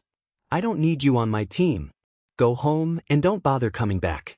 Don't bother coming to the Hyuga compound, and don't bother trying to visit Hikari or Naruto either. They don't need a useless friend. The amount of anger that Akane put in her glare surprised both Naruto and Hikari. In all the time they knew her, they didn't think that Akane was capable of such anger. Fire seemed to come alive in her eyes, dancing about in anger. Her gaze was overbearing. The very air seemed to heat up around them. Shut up. Akane whispered, I'm going to be better. I won't give up. I'm going to be strong. Prove it to me. Aoi said unremorsefully. Show me that you aren't as worthless as everybody knows you are. Aoi's insult seemed to be the spark. Akane charged at Aoi, her fist at the ready to obliterate the orange-clothed sensei. Aoi stood there calmly, awaiting the attack. As Akane charged, the air behind her seemed to distort, as if her very charge was emitting a heat wave. Akane closed in on the unmoving Aoi, pulled back, and swung. And the air ignited. Fire erupted from Akane's fist, surprising everybody there. The giant blaze reached out, feeding off the air itself, threatening to consume all in its path. Aoi's body was devoured by the giant ball of flame, catching everybody off guard. Akane paused in her attack, her anger quickly turning into fear, not for herself but for her sensei. This pause seemed to also give pause to the flame, which disappeared as if controlled by a tap. There was no trace left of Aoi except for ashes. Akane fell to her knees, wide-eyed at the sight of the ashes, no doubt thinking that she had burnt her sensei to a crisp. Naruto and Hikari hurriedly ran over. However, before there was any interaction between the teammates, Aoi suddenly appeared before Akane. Akane looked at Aoi, whose clothes were slightly burnt and sooty because of the close call with the fire that Akane had seemingly generated. "Akane," Aoi said, her eyes wide from shock as well. "What the hell was that?" Aoi's voice contained no traces of anger, only wonderment. Akane could only shake her head. I don't know," replied. Aoi looked at Akane, with her mouth slightly open, as if she were unable to comprehend what had just happened. Then, suddenly, Aoi turned away and jumped, removing herself from the scene of the vanished conflagration. Akane, Hikari, and Naruto silently stood there, not knowing what to think and not trusting themselves to speak. It had been a long day and a tedious mission, and it had definitely ended with a bang. They just eyed the scorched earth that lay before them in speechless awe. Aoi returned just as she had left, suddenly. However, she had a few new additions with her. Specifically, Aoi carried 4 small pieces of paper in her hand. Wordlessly, she handed one out to each member of the team. "That's chakra paper. It finds out your chakra affinity," Aoi said, short and simple. For example, Aoi's paper suddenly crumpled up around the edges in her hand. "That means I have a lightning affinity, which, along with earth, is fairly typical for a Hyuga. It only crumpled around the edges, meaning that it isn't really all that strong yet," Aoi explained before turning to Hikari. Hikari, charged chakra into the paper. Hikari did as told, and almost the entire paper dampened, as if she had dropped it in water. Aoi nodded, looking a bit surprised. "Hikari, your chakra is aligned with water, though it isn't too strong at the moment, which is ordinary because you're still young," Aoi explained. She nodded at Naruto, who took that as a signal to start. Naruto made a quick hand seal, before focusing his chakra into the card. Naruto's paper split cleanly in half, at which Aoi blinked. "Well, Naruto, you have a wind affinity, which is pretty rare. Not many people have it, so you can consider yourself lucky," Aoi explained. She then turned to Akane. "Akane, it's your turn. Charge chakra into the card," Aoi said, looking at the paper expectantly. Akane nodded and focused her chakra. Wah! The paper, much to the shock of Akane, Hikari, and Naruto, erupted into a giant ball of flame, causing Akane to drop it in panic. The flame hit the ground and dispersed into nothingness, reverting back into chakra. Aoi nodded her head accordingly. "I was wondering," Aoi said, trailing off. Akane looked at her inquisitively, just as Naruto and Hikari felt. What was that?" asked Akane, her previous anger with Aoi gone as if it had never happened. In fact, the entire incident now seemed surreal to all of them, as if it had just been one big dream. "Well, Akane, your chakra is obviously aligned with the fire element, which is typical for every Uchiha," Aoi explained, at which Akane sighed. "Well, there goes being unique," Akane said. Aoi smirked at her comment. "Actually, Akane, I think yours is the most unique one here," Aoi rebuked. Akane looked at Aoi in surprise. "What do you mean?" Aoi stroked her chin thoughtfully.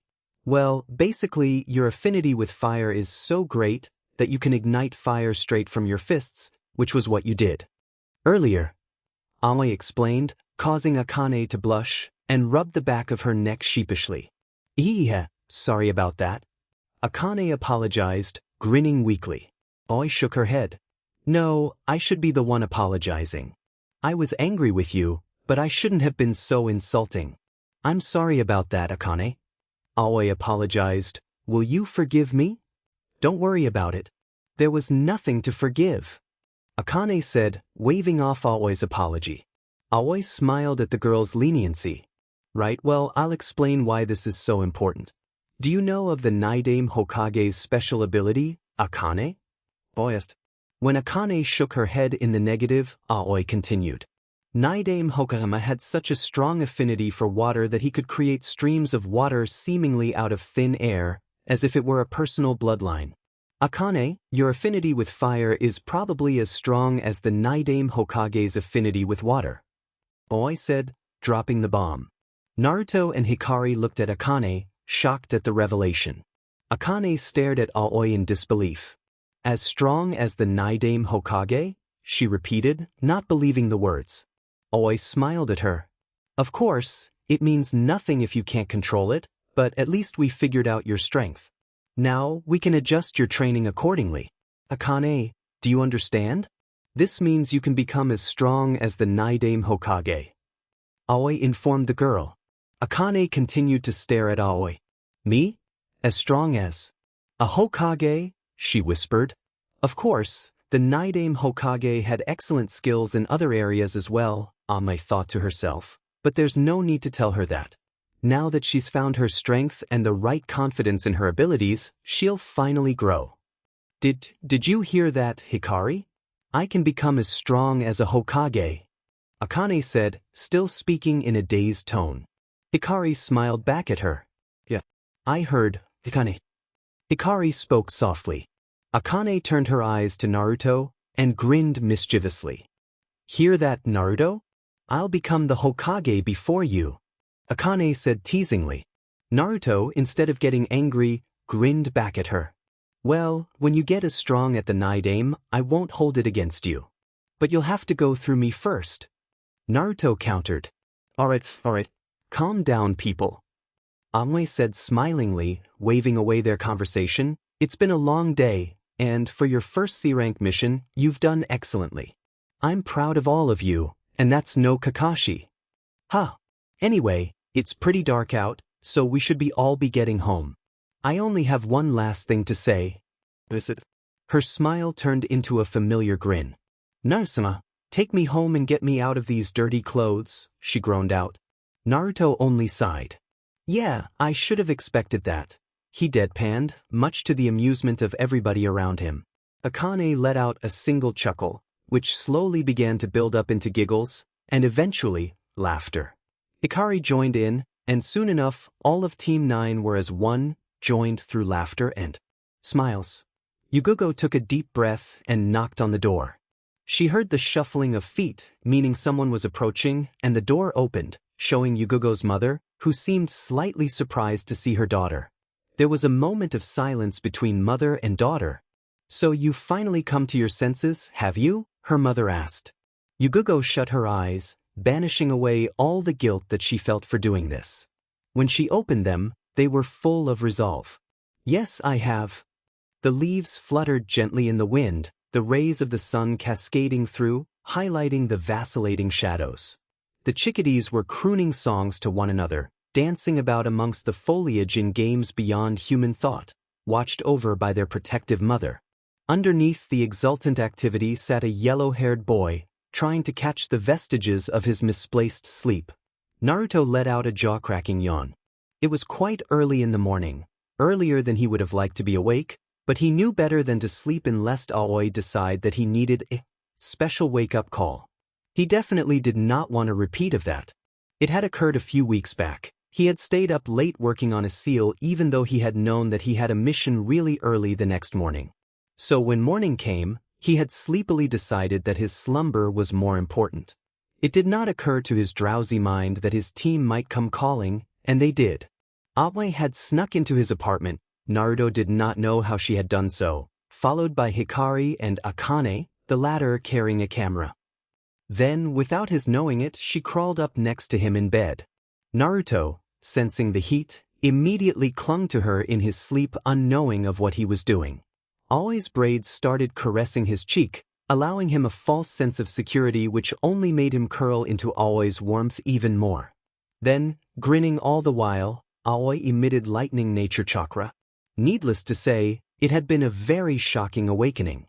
Naruto shuddered at the memory. Thankfully, he hadn't gotten the typical male morning reaction, else Aoi might have had a field day. She already had photos of Naruto clinging to her in bed, courtesy of Akane. Thank Kami that didn't happen. Naruto thought, relieved. I'm just glad Yugogo-nichan wasn't home at the time, or she might have shared a few of her stories. And as the topic of Yugogo came up, Naruto frowned.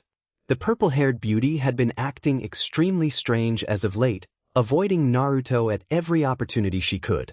In fact, if not for the breakfast that she would leave for him in the morning, Naruto would not even know if she came home at night.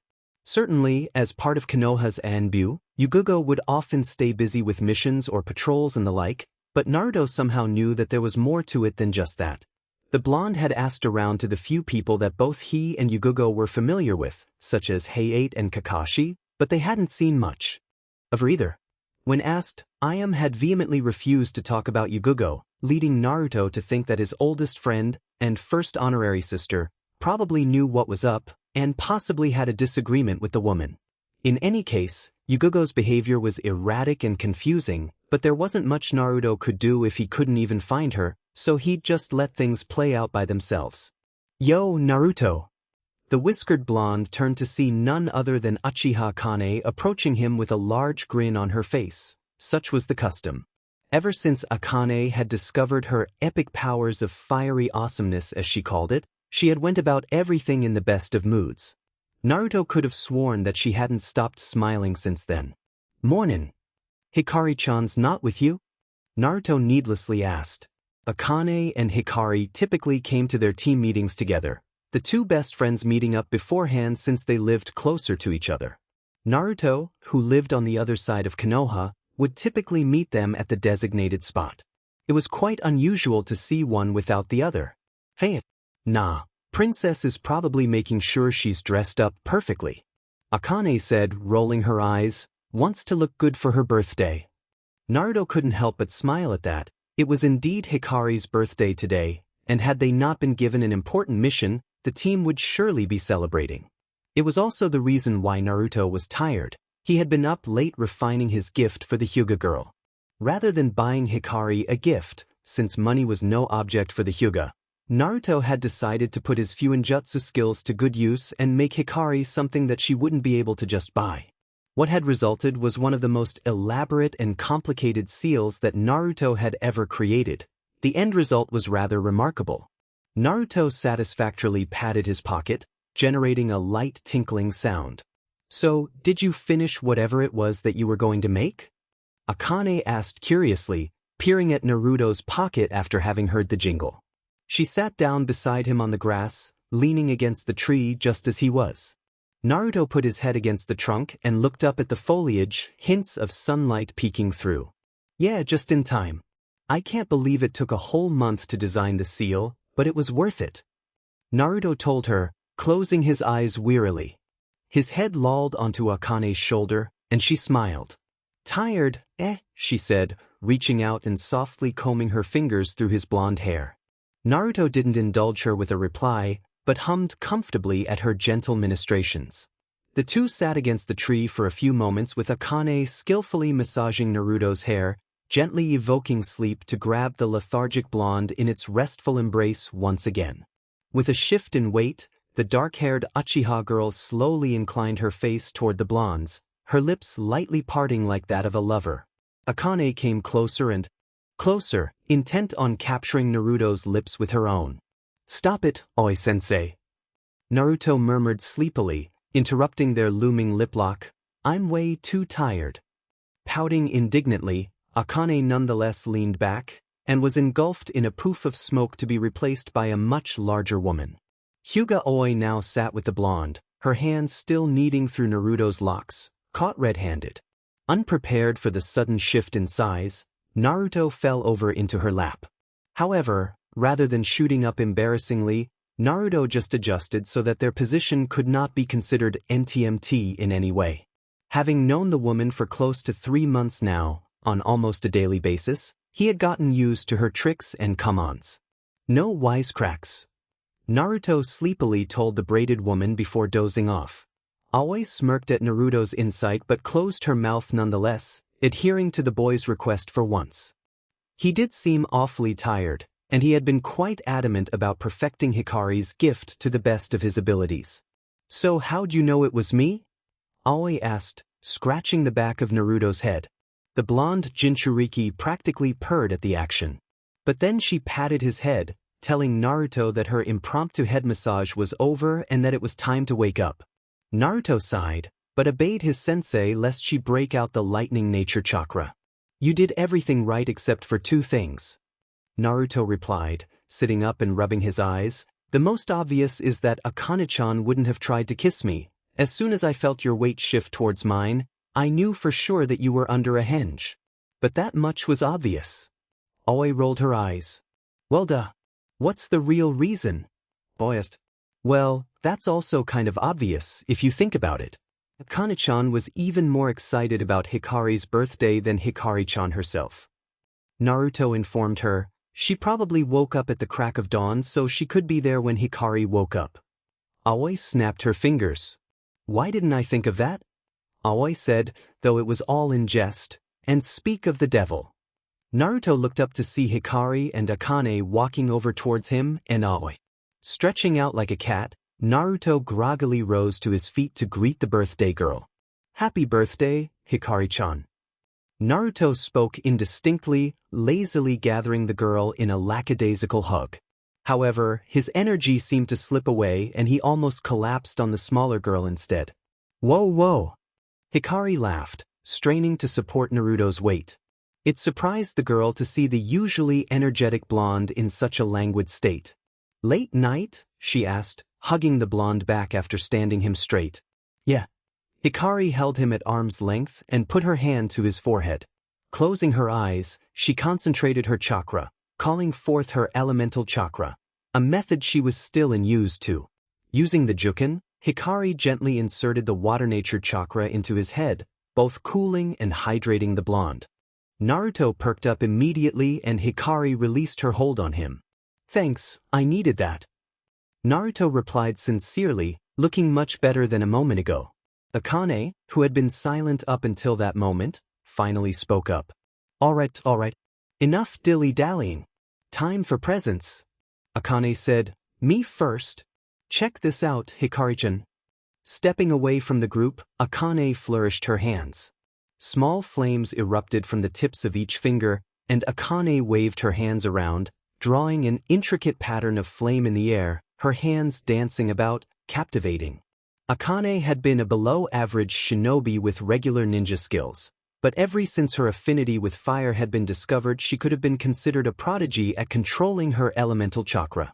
Fire seemed to love the girl, following her every movement and command. The previously uncontrollable flames had been tamed by the flamboyant Uchiha girl. The will of fire had literally come alive in the form of Uchiha Akane. Hikari watched the display with a smile and a small amount of awe. The patterns that Akane drew in the air were many times beyond what Hikari could accomplish with her skills in elemental chakra. Far from being jealous, Hikari was extremely happy for her best friend who seemed to have finally found her place as Hikari had always known she would.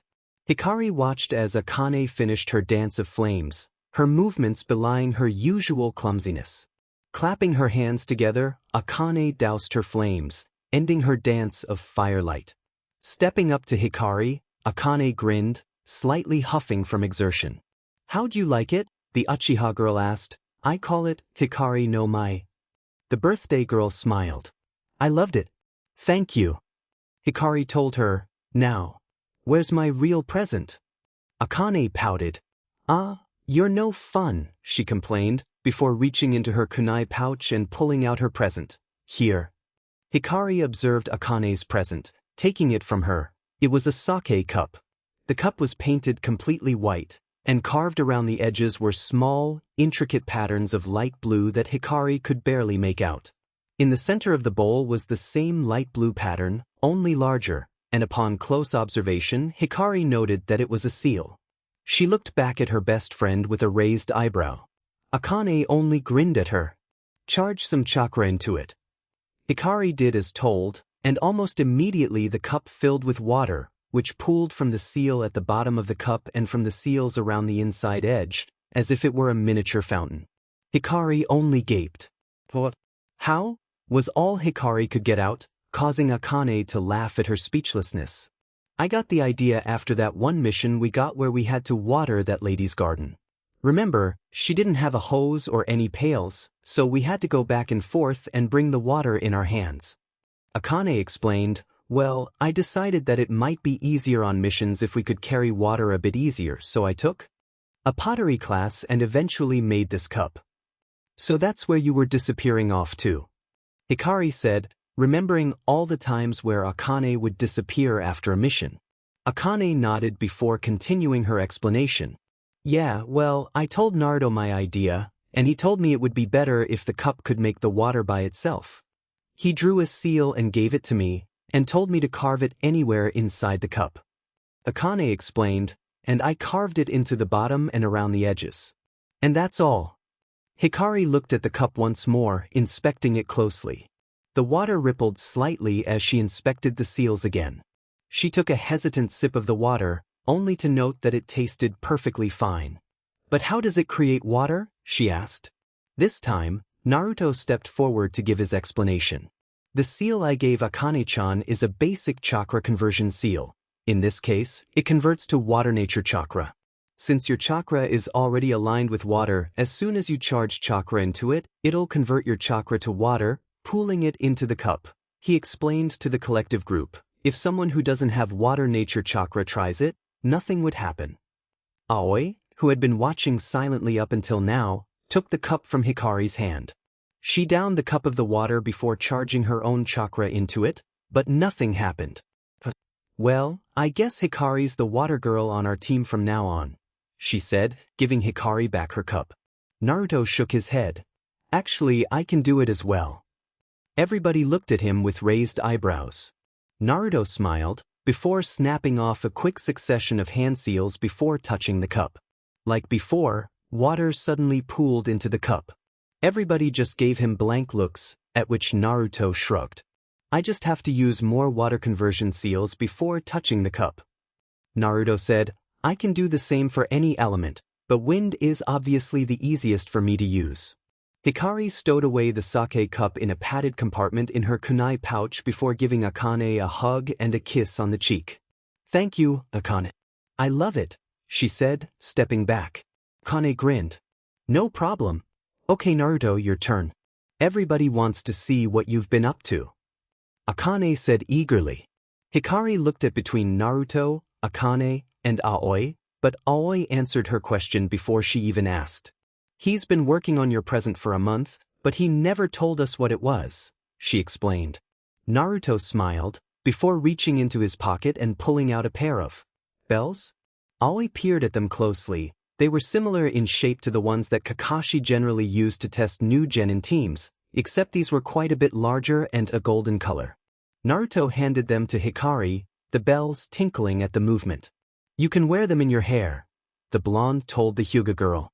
Hikari looked at the bell while Akane just gaped at her only male teammate. Bells? All that time, and you were working on bells? She said. Look of disbelief on her face. Naruto just shook his head. They're more than just bells, Hikari-chan, charge some chakra into one of them. Naruto said. Hikari did so, and something suddenly shot out of the bell, attracting everyone's attention. Hikari released her chakra in shock. What the? When Naruto had heard of Hikari's coming birthday, this idea had popped into his head almost immediately. Hikari had started developing her skills around her chakra strings, but her strings extended too slow for actual combat. This was where the bells would come in handy. Naruto reached down and grabbed something shiny hanging from the hole in the bell, barely visible. He held it up for all to see. It was an extremely thin silver thread. Basically, These bells can produce thread. Since you were always practicing with your chakra strings, I thought these would be useful. Naruto explained, chakra strings are hard to use in combat because they're meant for sticking to things, otherwise they dissolve. You can't really use them as whips, like you were trying to, Hikari-chan. These bells will solve that problem. So wait. Aoi interrupted. You just put a storage seal into those bells and spent an entire month just storing thread into them? No way, give me more credit than that, sensei. Naruto replied indignantly, it's another chakra conversion seal. Aoi's eyes widened in shock, and she immediately stepped forward and put her hands on Naruto's shoulders, peering into his eyes with a serious expression on her face. Naruto, are you telling me that you actually created a seal that can convert chakra into thread? Into a solid mass? Aoi asked seriously. The blonde slightly frowned. Well, I guess you could say that, but the actual thing. Aoi slammed Naruto into a tight hug. Kaya! Naruto, do you know what this means? She shrieked. That's the kind of seal only seal masters can come up with. This is awesome. I'll be known as the sensei of Konoha's newest seal master. Aoi proclaimed, starry-eyed. Aoi, Hikari interrupted. I think Naruto's having trouble breathing. Aoi looked down, releasing the suffocating boy. Naruto immediately gasped, precious air filling his lungs again. Oh yes, sorry. Aoi apologized half-heartedly. This is too awesome. Hyuga Aoi, Seal Master Sensei. As Aoi continued to ramble on about her accomplishments, Hikari swept Naruto into another hug, giving him a quick peck on the cheek as well. This really is awesome, Naruto. Hikari told him, releasing her hug, it's just the thing I needed. I was running out of ideas on how to advance my technique. Best Sensei Award, I'd better win. There's more to it. The thread is made of your chakra at the point of insertion into the bell, so you can use it in conjunction with our dual technique. Naruto said, not to mention that the threads are normally flammable, so with Akane-chan in the mix. Well, you get the idea. So then we can make a fire whips of flaming doom technique. Akane spoke up. She was playing with a small ball of fire, throwing it in the air and catching it, sometimes spinning it on her finger. The flame did not seem to be burning her hand, but that was because fire resistance was the first thing that Akane had been taught about her fire manipulation skills. Sensei extraordinaire. Ah man, this is. So this seal took you a month to make? Hikari said, playing around with the bells, whipping the thread about to get a feel for her newest weapon. Naruto watched her interweave the threads from both bells into a spiral, cutting out a pattern on the nearby tree. Making the seal wasn't so hard, designing it was the problem. It's pretty much the most advanced seal that I've ever made, even more so than the ones I use for Seal Princess. Converting chakra into other chakra isn't hard, but converting it into a solid mass, even a small one like a thread, is insanely difficult, not to mention that it had to be a flammable metal, meaning it had to be a magnesium compound at the very least while still remaining malleable and strong. Naruto explained, watching the girl begin to carve Team 9 into the tree. He had spent over 3 weeks experimenting with the threads, and within a few seconds, Hikari had already surpassed anything he could hope to do with them. And on top of that, there's the fact that it had to come out as a thread and nothing else. Thankfully, since your chakra is aligned to water, the thread came out malleable, otherwise you'd be wielding a really narrow sword. But I also added a rigidness symbol to the seal, so you can still make the thread straight if you want it. But wah! Naruto suddenly stumbled as he felt Akane clamber onto his back, piggybacking the blonde. However, compared to Aoi, who was a full-grown woman and quite heavy to carry for the 12-year-old boy, he didn't mind Akane's weight as much. Yeah, enough mumbo-jumbo. Let's get our mission over with so we can celebrate, she said, ruffling his hair. Aoi, what's our mission? Best sensei ever. Huh. Aoi paused, looking at Akane. Oh, that's right, we had a mission. What was it again? At their annoyed faces, Aoi laughed nervously. Just joking-ish. Hey, Hikari, my gift to you is breakfast and our mission, which is. Aoi said, taking out a scroll from her pack. B rank. Whoa. Where'd you get the permission to take us on a B rank mission? Akane asked, awed. I thought genin could only take D ranks and C ranks. Aoi waved her off. Girl, when you're a good shinobi like me, you get certain privileges. Aoi bragged. Anyway, I'll explain the mission as we get breakfast. Where to? Naruto leveled a look at his sensei. No doubt, she got Kakashi to vouch for her, he thought, though he didn't say anything. Naruto opened his mouth to reply with the obvious answer, Ichiraku ramen. But Akane slapped her hands over his mouth before he could. Just Oi, it's Hikari-chan's birthday. Let her decide. Akane said, before looking to her pale-eyed teammate, what'll it be? Hikari couldn't help but feel slightly guilty, looking at Naruto's face, but they did just have ramen the day before. How about some yakiniku? She suggested, giving Naruto an apologetic look. Naruto sighed sadly, but gave her a smile to let her know it was okay. Yash. Yakiniku it is. Akane shouted from her position on Naruto's back, pointing into the distance. Let's go. You're being really stupid. Ayam spoke shrilly, ladling some ramen into an empty bowl. Do you really think that Naruto will dash? He has the right to his own legacy. Yugugo interrupted. It doesn't matter that he won't care. Naruto doesn't need me to intrude on his birthright. Intrude? He'll probably be overjoyed. You know that he'll love you for it. You can't just go around dash. Yugugo interrupted again. He's going to make a name for himself. Fie. I can't take that away. Ayam regarded her quietly, putting the steaming bowl of ramen in front of the violet-haired kunoichi. That won't matter to him either. Ayam replied, why don't you just talk to him? No matter what I say, he'll feel obligated to offer me his dash. I can't believe you. Ayam interrupted. It would bring the two of you even closer together. You're acting like he'd resent you for it. It's the only thing he has left of his parents. Yugugo replied quietly. She broke apart her chopsticks, and with a small prayer, began eating. Ayam fell silent at Yugugo's comment. He doesn't even know who they are. Ayam whispered. Yugugo looked up at her, surprised. Nobody really knew who Naruto's mother and father were. Yugugo had once heard whispers of a kunoichi by the name of Uzumaki, but she had never seen any such woman within the past decade. You know who they are? Yugugo said, narrowing her eyes. It wasn't a question. Ayam made no attempt to invalidate Yugugo's statement. She just closed her eyes and let out a deep sigh. My mom and dad were good friends with them. Ayam replied, opening her eyes to regard Yugugo with a sad look. Both of them were killed when Naruto was still a baby. After his mother died, Naruto was left in our care, but my mom passed away soon after. My dad couldn't take care of a baby and I was still too young, so we had to leave him at the orphanage. But why haven't you told him? Yugugo asked. Ayam shook her head in the negative. We were forbidden. What? Why? Yugugo started, but Ayam cut her off.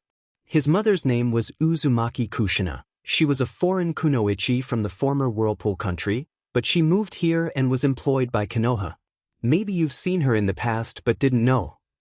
Ayam whispered to maintain secrecy. She was extremely pretty and usually loud and happy, a lot like Naruto in fact, and she had long red hair that reached down to her calves.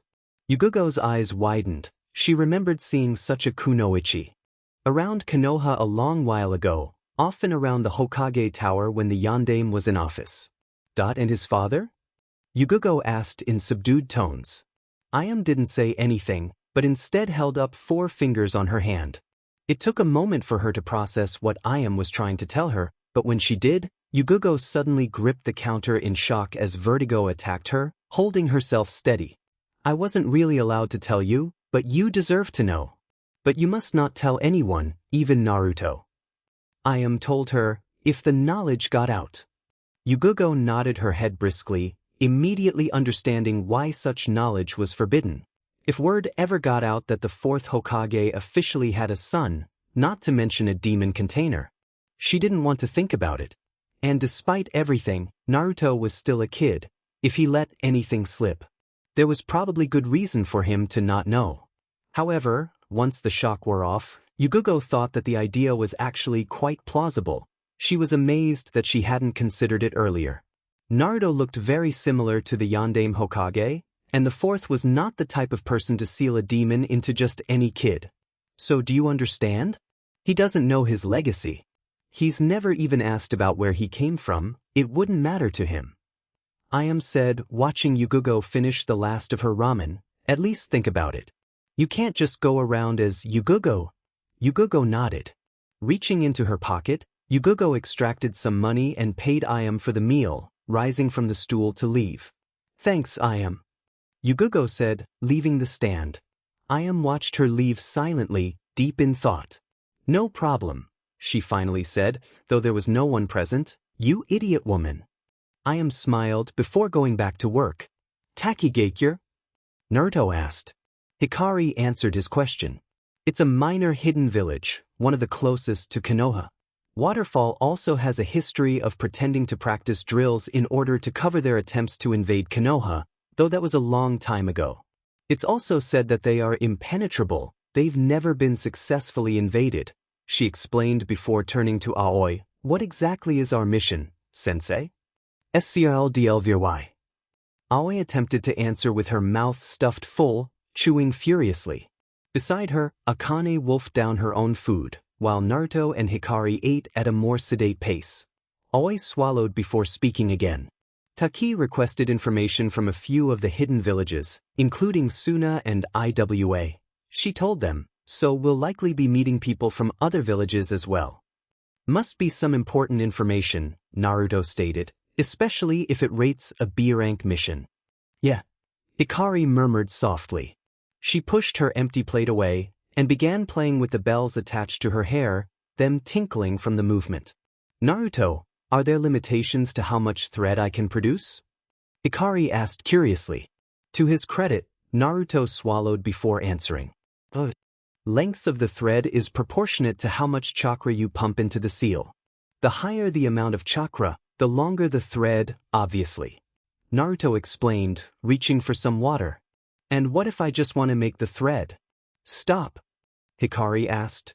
To keep it at a definite length? Well, then you just have to keep a consistent rate of chakra pouring into the seal. Unfortunately, if you cut your chakra off, the thread will break off. I couldn't get around that problem. Also, I can't give you an exact chakra to thread conversion rate, because, well, I didn't really have any way to measure chakra. 1 unit for me is different from 1 unit for you, since it's proportionate to our chakra reserves. Naruto said, washing down the food with some water. That was good. I think I ate too much. Akane said, finally finishing her food. She held her hands over her stomach, grimacing. Beside her, Aoi was in a similar state. But it was worth it, Aoi said before raising a finger. Bill. As a waiter approached their table with the bill, Aoi gestured to her team. Make your way to the main gate. I'll pay and meet up with you there, she told them. Naruto and Hikari rose from their booth, but Akane remained seated. Naruto, I can't get up. Akane groaned, pleading with her eyes. Naruto just sighed and leant down in front of her, presenting his back. You're the best.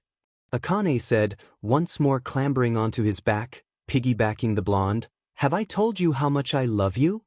Many times. Naruto replied dryly, just don't throw up. Akane just laid her head onto his shoulder, closing her eyes contentedly. Naruto, Hikari, and Akane stood at the main gate, patiently waiting for their sensei. Akane had all but dozed off on Naruto's back, while Hikari was practicing with her bells, working on recreating her techniques. All right, guys, Aoi said, suddenly appearing before the 3 genin, let's get going. Naruto shook Akane off of his back, uncaringly letting her land on her backside. She jerked in surprise, hitting the ground with a thud. Oi, what was that for? Akane complained, rubbing her behind. Naruto just rolled his eyes, but Hikari interceded before things could escalate between her 2 teammates as they usually did. Okay, let's do inventory, the pale-eyed girl spoke up. I already have my new bells and sake cup. Naruto, do you have the scroll? Naruto nodded, pulling a scroll out of his kunai pouch. Rather than carrying enormous packs of clothes and other necessities, Naruto just had them sealed into scrolls for each person, and then those scrolls into a single scroll that he kept with him to save space. All packed and ready to go, he replied, twirling it before putting it back where it was. Okay, so that's inventory done. Hikari said, guess we're ready to go. Hey, what about me? Akane spoke up, I just realized, you guys got all these cool weapons and gadgets and stuff. How come I don't have that kind of stuff? Naruto and Hikari shared a brief look that went unnoticed by their oblivious Uchiha teammate. It was pretty simple, Akane was their best friend, but she couldn't be trusted with anything flammable. Though she did have amazing control over her fire techniques, there were still incidents, such as one regarding accidental flames and the burning of clothes. At least you still have your clothes? Naruto suggested. Shut it. Akane immediately fired back, reddening at the memory. But then, two of Aoi's braids suddenly lashed out and violently smashed Naruto's and Akane's heads together. Hikari couldn't help but wince at the loud cracking noise emitted at the sound of the collision of their skulls. Seriously, you two. Shut up and let's go. Alias-sama, let me take you three on this mission, trusting that we do it right. Let's not mess it up. Aoi told them, unusually stern. But rather than seeing a pair of apologetic genin, Aoi saw Naruto and Akane on the ground clutching their heads in pain. Aoi looked at them curiously. What's wrong? Waterfall? Why the F, we gotta go to Waterfall for? Waterfall wasn't even a major hidden village. They had never produced a single shinobi of worth and had been very easily tamed by the much larger and better Konoha.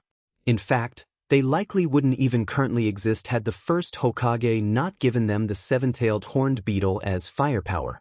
Language. And to answer your question, we have to deliver a scroll with information that they have requested. And it's not just us, there will be several other countries represented there as well. I don't see the point. Why give them the information? To ensure diplomatic relations between our two villages. You know this. I still don't see the point. We're way better than those losers. I can agree with that. You said it, bro. Don't be idiots. They may not have ninja that stand out, but they're still strong ninja. Don't underestimate them. If that sheet. And if you too. Mind your language. I'm going back to sleep. Though. You have to wonder. What did they do with that seven-tailed beast? To Naruto's great disappointment, the trip to Waterfall had been devoid of any skirmishes. He had wanted to see Hikari's new weapons in action and had been hoping to try out some of their joint techniques as well, but there seemed to be a lack of enemies. Of course, the lack of enemies was supposed to be expected because they were still in Fire Country, but Naruto knew better than to expect everyone in the country to be loyal to the country. He had had a rather jaded childhood, though it admittedly got much better after Yugogo had assumed such a huge role in his life. But his original experiences of the world were unpleasant ones, and he still suffered from a little bit of that unpleasantness even now. And though he didn't like to think about his time under Mitarashi Anko's care, he did learn a lot from her. One of the many things she taught him was to distrust everyone, even his friends and even his loved ones. That way, as long he held that little inkling of distrust, he would be prepared for any backstabbing that might occur.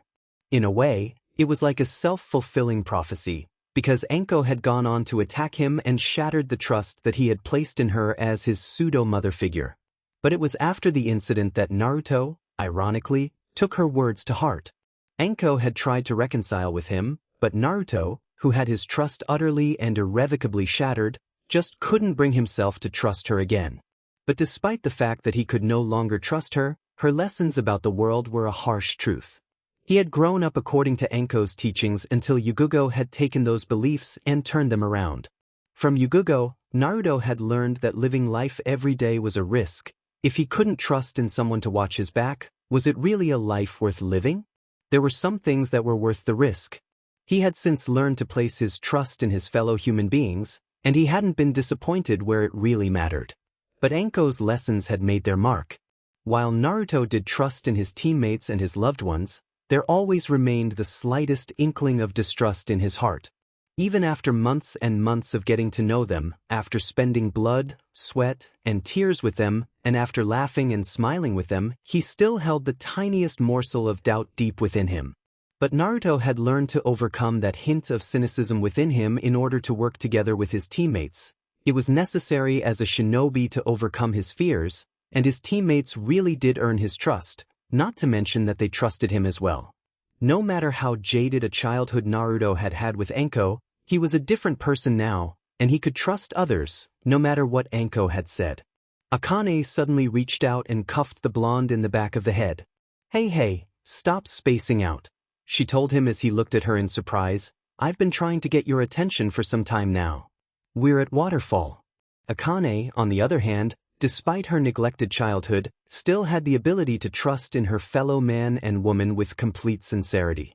Naruto didn't know how she could trust a complete stranger, and it was one of the qualities of Akane that he really valued. Hey, seriously, stop doing that. Naruto smiled slightly. The Uchiha girl also had a pretty rough childhood.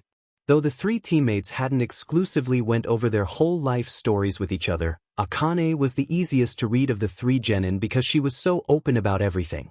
Oi, come on Naruto. From what Naruto had gleaned, Akane was considered to be a failure in the Uchiha clan because she had very poor ninja skills, and showed no signs of activating their legendary Jujutsu, the Sharingan. In the academy, she initially had no friends, though that later changed when she befriended Hikari. But making friends with the Hyuga girl only further estranged her from her clan. In fact, the only people in her clan that actually liked her were her brother, Uchiha Shinji, and her aunt, Uchiha Mikoto. You're doing this on purpose, aren't you? Contrarily to Akane, Hikari was very hard to read. She appeared to be a gentle, kind girl at first glance, but Naruto knew better now that he knew her so well. He had seen her angry many times, and had been on the receiving end of that anger on plenty of occasions. Come on, Naruto. Stop that. But that was the extent to which Hikari showed what she was like. Naruto knew that Hikari absolutely adored Akane, non-romantically, and also knew that before the two girls became best friends, Hikari used to be somewhat of a bully to the Uchiha girl. It was something Hikari seemed to regret to this day, and Naruto often thought that it was rather unhealthy of the girl to hold on to such regrets from so long ago, but it was between the two of them so he didn't interfere. Please, Naruto-kun. Akane began pleading, pulling out the affectionate terms. Naruto had to hide his smirk. Did you say something, Akane? He said, adapting one of Kakashi's favorite lines. Akane glowered at the blonde while Hikari shook her head in amusement. You fall for it every time, Akane, the pale-eyed girl said. You're so gullible. Shut up, Hikari. It's not like you haven't fallen for his trickery. Remember the movie? Akane retorted angrily. Hikari flushed as Naruto grinned like a loon. Akane suddenly grinned again, before hugging herself and making kissing noises. Oh Naruto-kun, hold me. Shut up. Hikari retorted quickly, embarrassed at the memory. It was a cruel prank. The prank in question had been performed by Naruto. The team had gone to the cinema one night to watch the latest horror flick, and Naruto had placed a trigger-activated genjutsu on Hikari's food without her realizing. So during a particularly horrifying scene, Naruto's genjutsu jumped out of her food at her. Hikari, who normally went out of her way to be the most composed person on the team, in public at least, shrieked loudly at the abrupt surprise and grabbed the nearest person she could think of, which happened to be Naruto. This, of course, grabbed the attention of the rest of the audience, and much to Hikari's embarrassment, also resulted in various catcalls and hubba-hubbas. It was so cute. Aoi kicked in, grinning, my two genin, falling in love. However, before they could further tease the already embarrassed Hyuga girl, a distraction presented itself in the form of a waterfall shinobi. A waterfall kunoichi to be exact. The kunoichi in question had fairly dark skin, a rarity in Konoha, and oddly enough, long, pale green hair. She seemed about the same age and height as the three Konoha genin, and she wore clothes matching her hair. The girl was dressed quite modestly, wearing a full-sleeve shirt and pants that had been tied tightly around her ankles. Tied around her head was her Takigakure Hitayate. and she was making a beeline towards Naruto. "Is it you?" she said to the blonde, skidding to a stop in front of him and narrowing her eyes. Naruto noticed that her eyes looked almost orange, and they seemed to shine with a certain childish quality, though the girl looked quite serious at the moment. Out of the corner of his eye, Naruto noticed that Aoi had slightly relaxed. She had been ready to intervene had the girl attacked any of them. "Is what me?" Naruto replied slowly. The girl sneered at him. "Don't try to lie to me, see? I can see a lie a mile away, see?" The waterfall Kunoichi replied, speaking in a strange voice. "You look nervous, bub. Did you do it? You did it, didn't you?" All three Konoha genin gazed at the strange girl with bewildered looks on their faces. Aoi stroked her chin, looking at the girl interestedly. When Naruto exchanged glances with an equally perplexed Hikari, the green-haired girl suddenly reached out and pointed straight at Naruto. "You are it. You've been caught, criminal," she exclaimed, much to Naruto's shock. But before Naruto could be arrested for a crime he didn't even know existed, another waterfall shinobi, this time a male adult, appeared before them. "Demenit fu. What did I tell you about doing this?" he said, grabbing the girl Fu by her ear. "Ow. Ow ow, sensei. I caught the pie dash," Fu tried to complain, as the man started dragging the girl away. The man was apparently her sensei, so Naruto thought that it was safe to assume that he was a jounin.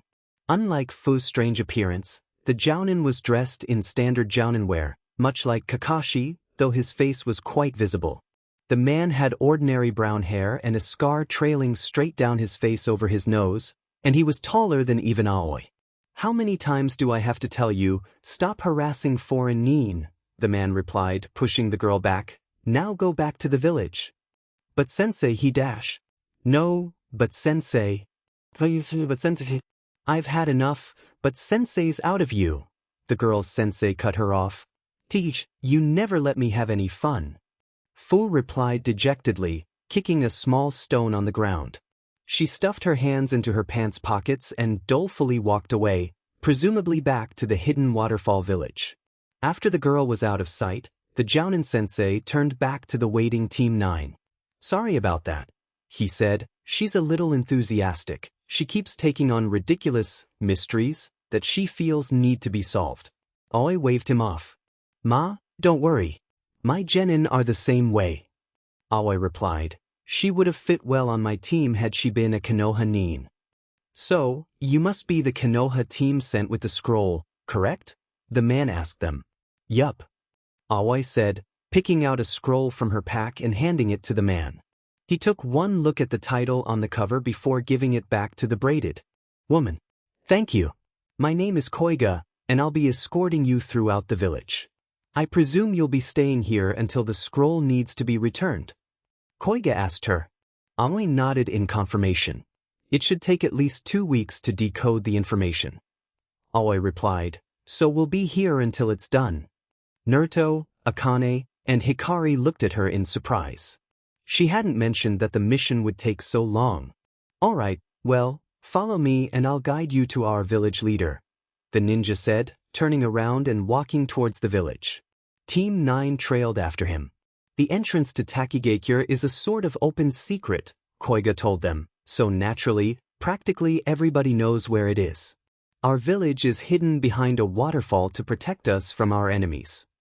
Koiga led the group to the waterfall that they had seen in the distance. To the amazement of the 3 genin, Koiga stepped onto the water and kept strolling along as if he were walking on the ground. How is he doing that?" Akane asked, amazed by the feat. Koiga looked back at them a bit confused when they didn't follow. "Do your genin not know how to walk on water?" Koiga asked, confused. Aoi rubbed the back of her sheepishly. "I'll get around to teaching it to them when they're ready. These 2 still have trouble with tree climbing," she replied, putting her hands on Naruto and Akane's heads, much to their disgruntlement. "I see." Koiga spoke hesitantly. "I don't wish to sound rude, but isn't it a bit late for them to not have mastered water walking at this point?" "Oh no. They've only just been genin for a little over 3 months now," Aoi explained. Koiga had thought that Naruto, Akane, and Hikari had been genin for at least over a year because of the level of the mission. "Ah, I understand. My apologies." Koiga apologized. The Hokage must really think highly of your team to give you a B-rank mission. The three genin couldn't help but blush slightly at the praise. Well, I guess we'll have to take the long way to Taki, Koiga said, walking to the shore. The genin watched him all the way. Naruto had never seen anyone walk on water before, not even Kakashi or Yugugo, and neither had anyone brought it up. It has to be a step up from tree climbing. Naruto thought, thinking about the conversation that Aoi had with the waterfall Jounin. The concept must be similar. By sending chakra to your feet, you stay afloat, but it can't be the same. You can't stick to water like you can stick to a tree. Naruto barely paid attention as he walked with his team to the key. It was another important lesson that he had learned from Anko, one that he had no intention of changing: question everything. He didn't just like to know facts. As a seal specialist, Naruto thrived on knowing how and why things worked the way they did. He wouldn't be satisfied with anything less. Having been taught to think like this at an early age, the adage had stuck with him. We'd have to accommodate for the shifting of the water, meaning that maintaining just a single layer of chakra below the soles of our feet wouldn't be enough. Naruto thought, it's all a matter of using chakra in a way to maintain balance. While Naruto pondered the secret behind water walking, and everybody else on Team 9 knew that it wouldn't be long before he figured it out, Hikari and Akane took in their surroundings. They had already passed the waterfall hiding the entrance to the village, and were currently walking through a damp cave that presumably led to the village itself. Aoi, how come we're going to stay in Taki for so long? Hikari suddenly spoke up, remembering the earlier conversation with the waterfall Jounin. Well, the information in the scroll needs to be decoded, and once Taki has that information, we need to take the scroll back. It's standard procedure for information request between villages. Aoi explained. Akane frowned at her explanation. But why don't you just tell them the information? She asked. Beside her, Naruto stroked his chin deep in thought. That's because I don't know the information myself. Aoi said, surprising the genin. What? Why not? Akane explained.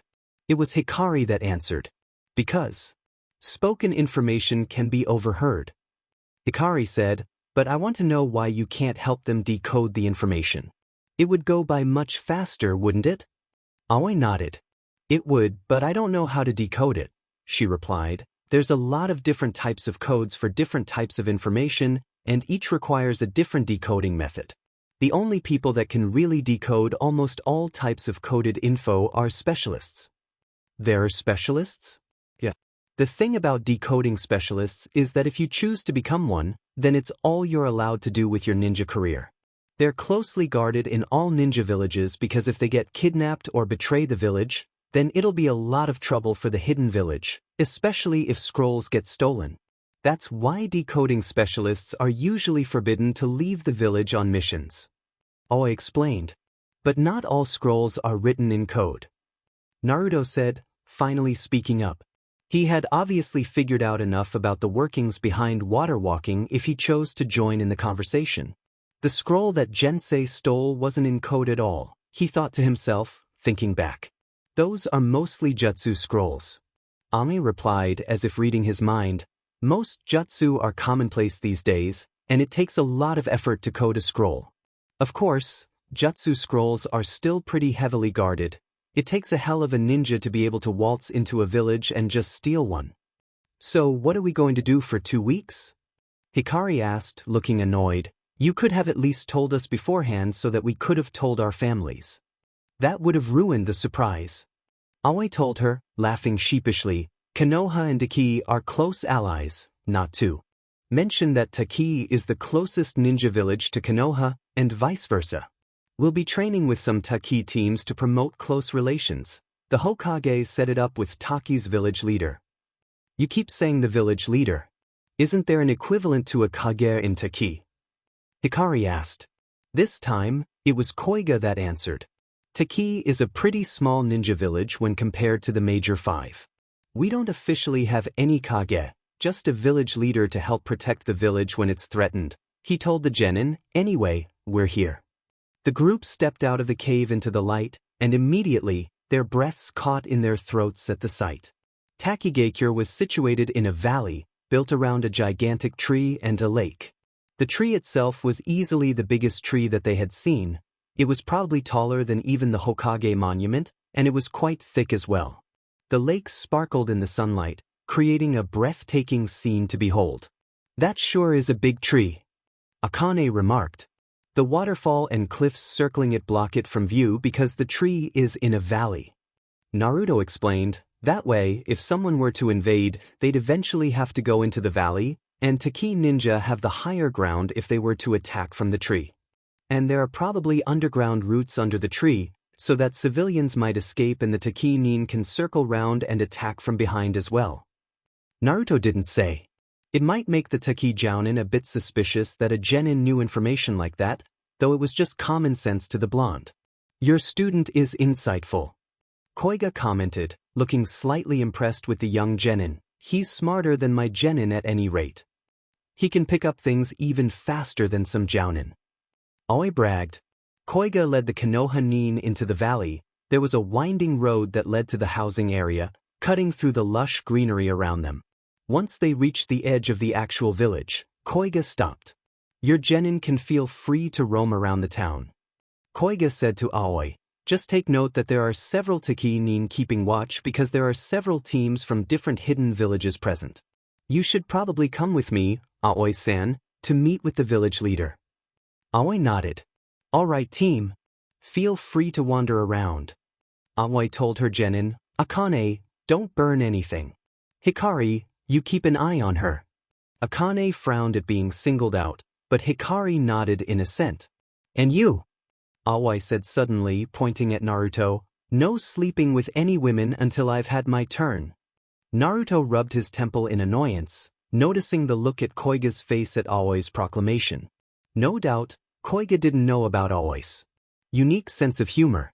"All right, dismissed. I'll meet you guys near the lake inn." Aoi looked back at Koiga. 2 hours.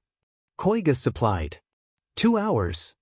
Aoi exclaimed unhappily, "Ah man.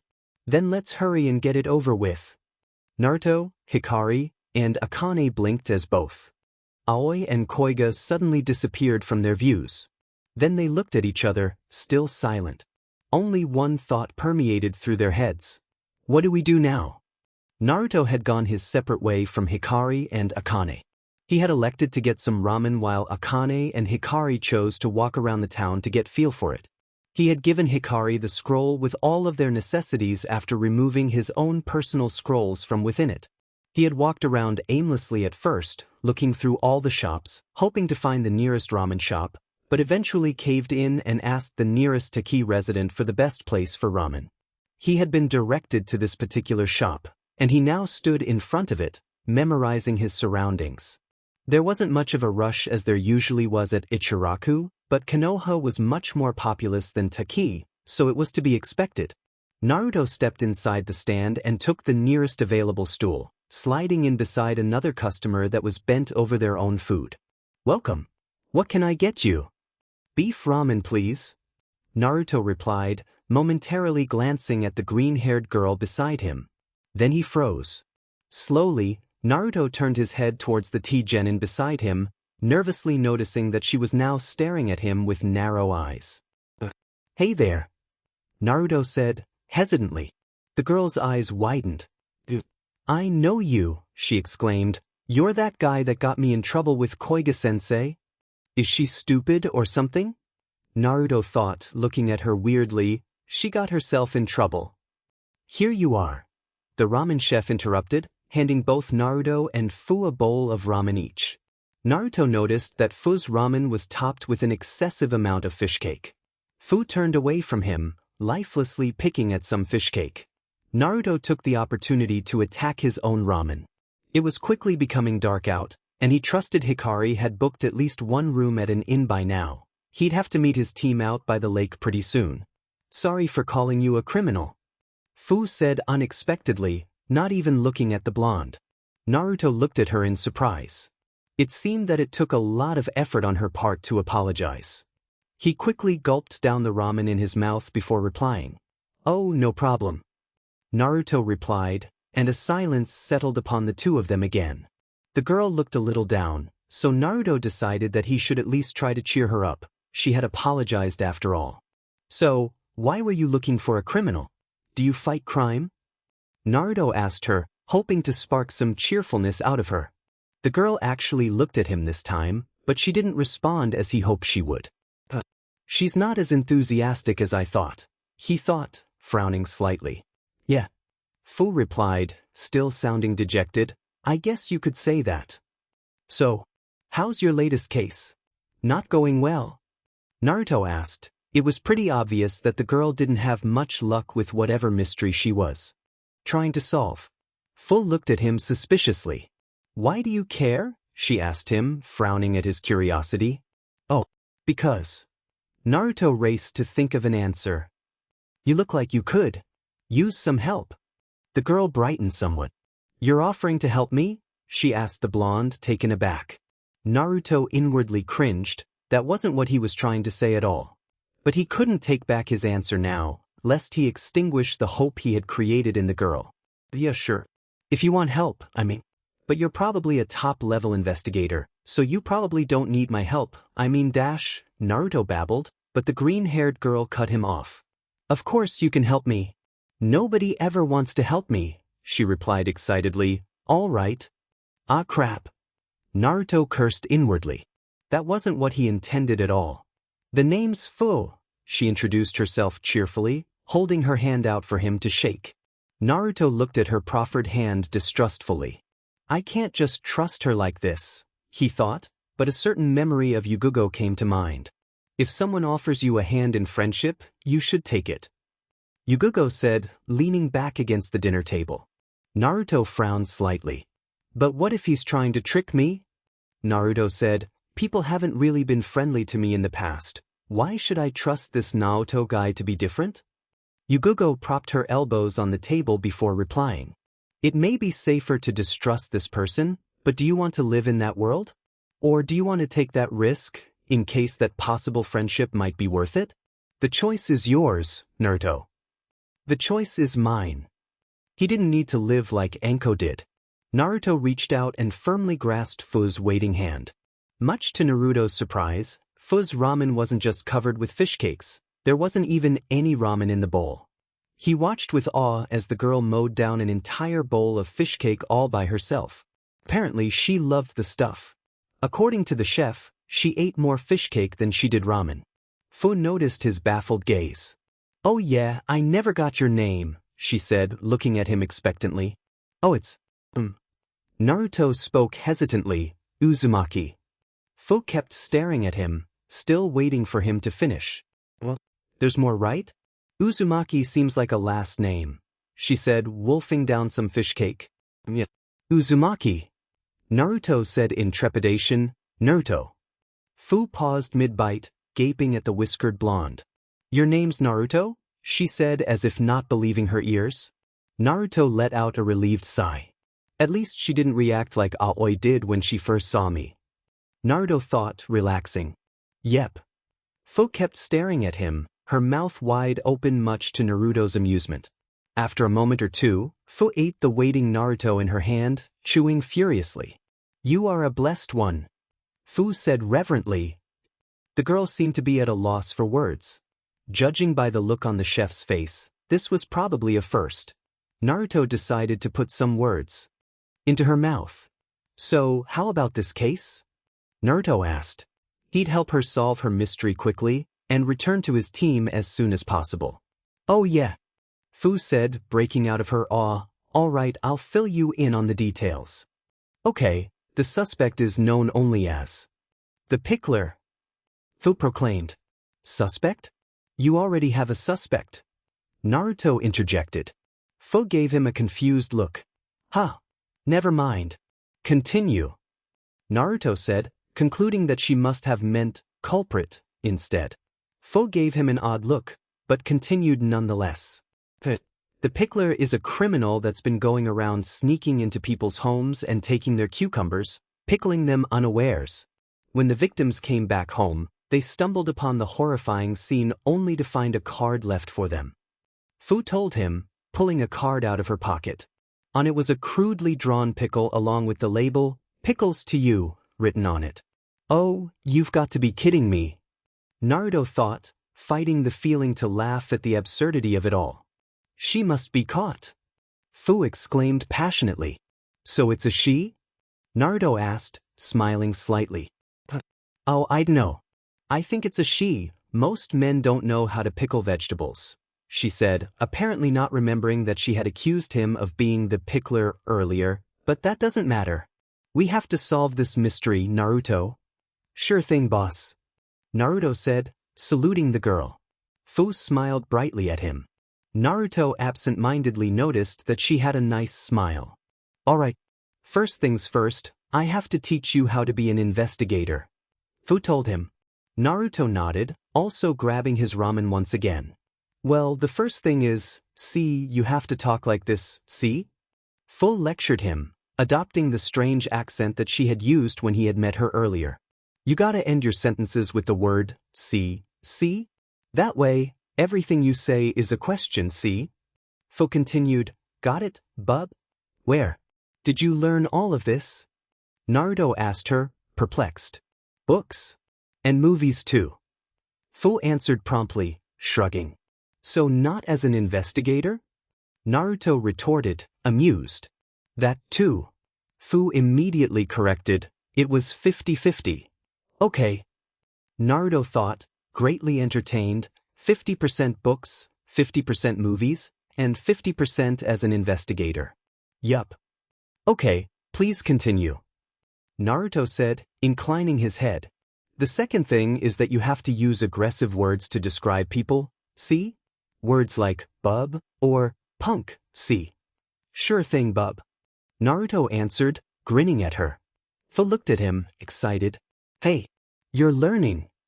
Fu said, looking at him delightedly. I'm a fast learner, see? Naruto cheekily replied. Fu erupted in laughter, and Naruto couldn't help but join in. Her laughter was infectious. You're good? Fu said, still chuckling, all right, bub, let's ditch this dirt house and sniff out some clues, see? The chef of the ramen stand gave Fu a sour look at her special name for his. See if I ever give you any fish cake again, the chef grumbled, ungrateful brat. Fu's eyes widened. No, I didn't mean it. Naruto followed Fu around, since she looked like she knew where she was going. He noticed that people on the streets were quick to avoid the green-haired girl, much like it used to be for him back in Konoha. Fu either didn't notice it as she gabbed away with the blonde, or she chose to ignore it. Odd. Naruto thought, she must have noticed it. It was already dark out now, and Naruto would soon have to meet up with his team, though he had been so engrossed in conversation with the cheerful Taki Kunoichi that he had forgotten to bring up the fact. Alright, Naruto, it's actually kind of late to look for clues. Fu said, gesturing at the starry sky, I should be getting home soon. Yeah, I should probably meet up with my team a dash, Naruto started, but Fu suddenly cut him off. Oh, I have an idea. Where are you staying? You can stay at my place. Fu proclaimed. Naruto immediately felt a bit uncomfortable, but Fu didn't seem observant enough to notice it. He barely knew the girl, and though she was probably as friendly as she seemed, he definitely didn't trust her enough to sleep in the same vicinity as her without his teammates there. Yugugo told him to trust people, but he was sure this wasn't what she had in mind. Oh, I have dash, he tried to tell Fu, but she interrupted him again.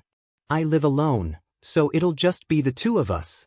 We can stay up and discuss investigation plans. And I have some sleeping bags at home as well, so we can camp out on my living room floor. It'll be awesome. Fu exclaimed, looking at him pleadingly, it'll be the first time someone stayed over at my place. Come on, please. Naruto could see the hope in Fu's eyes and didn't see how he could refuse without crushing it.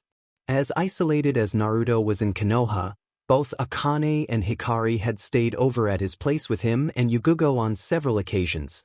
He couldn't help but feel a little sorry for the girl. So he swallowed his distrust and nodded. All right. Naruto replied, despite the major misgivings he felt. All right. Fu shouted, happily. Demented. Why do these things always happen to me? Naruto thought furiously. I have to tell my team. Naruto said, but Fu shook her head. There's no time, Naruto. It's too late. Just tell him tomorrow morning. Come on, let's go. Fu exclaimed, rushing off towards her home, causing the whiskered boy to curse at the girl's carelessness. Naruto was a bit wary of creating a Kagebunshin in the middle of the village to go inform his teammates. He was sure that he was currently being watched by Takinin, and using a jutsu, especially a high-level one like Kagebunshin, might be a cause for concern for them.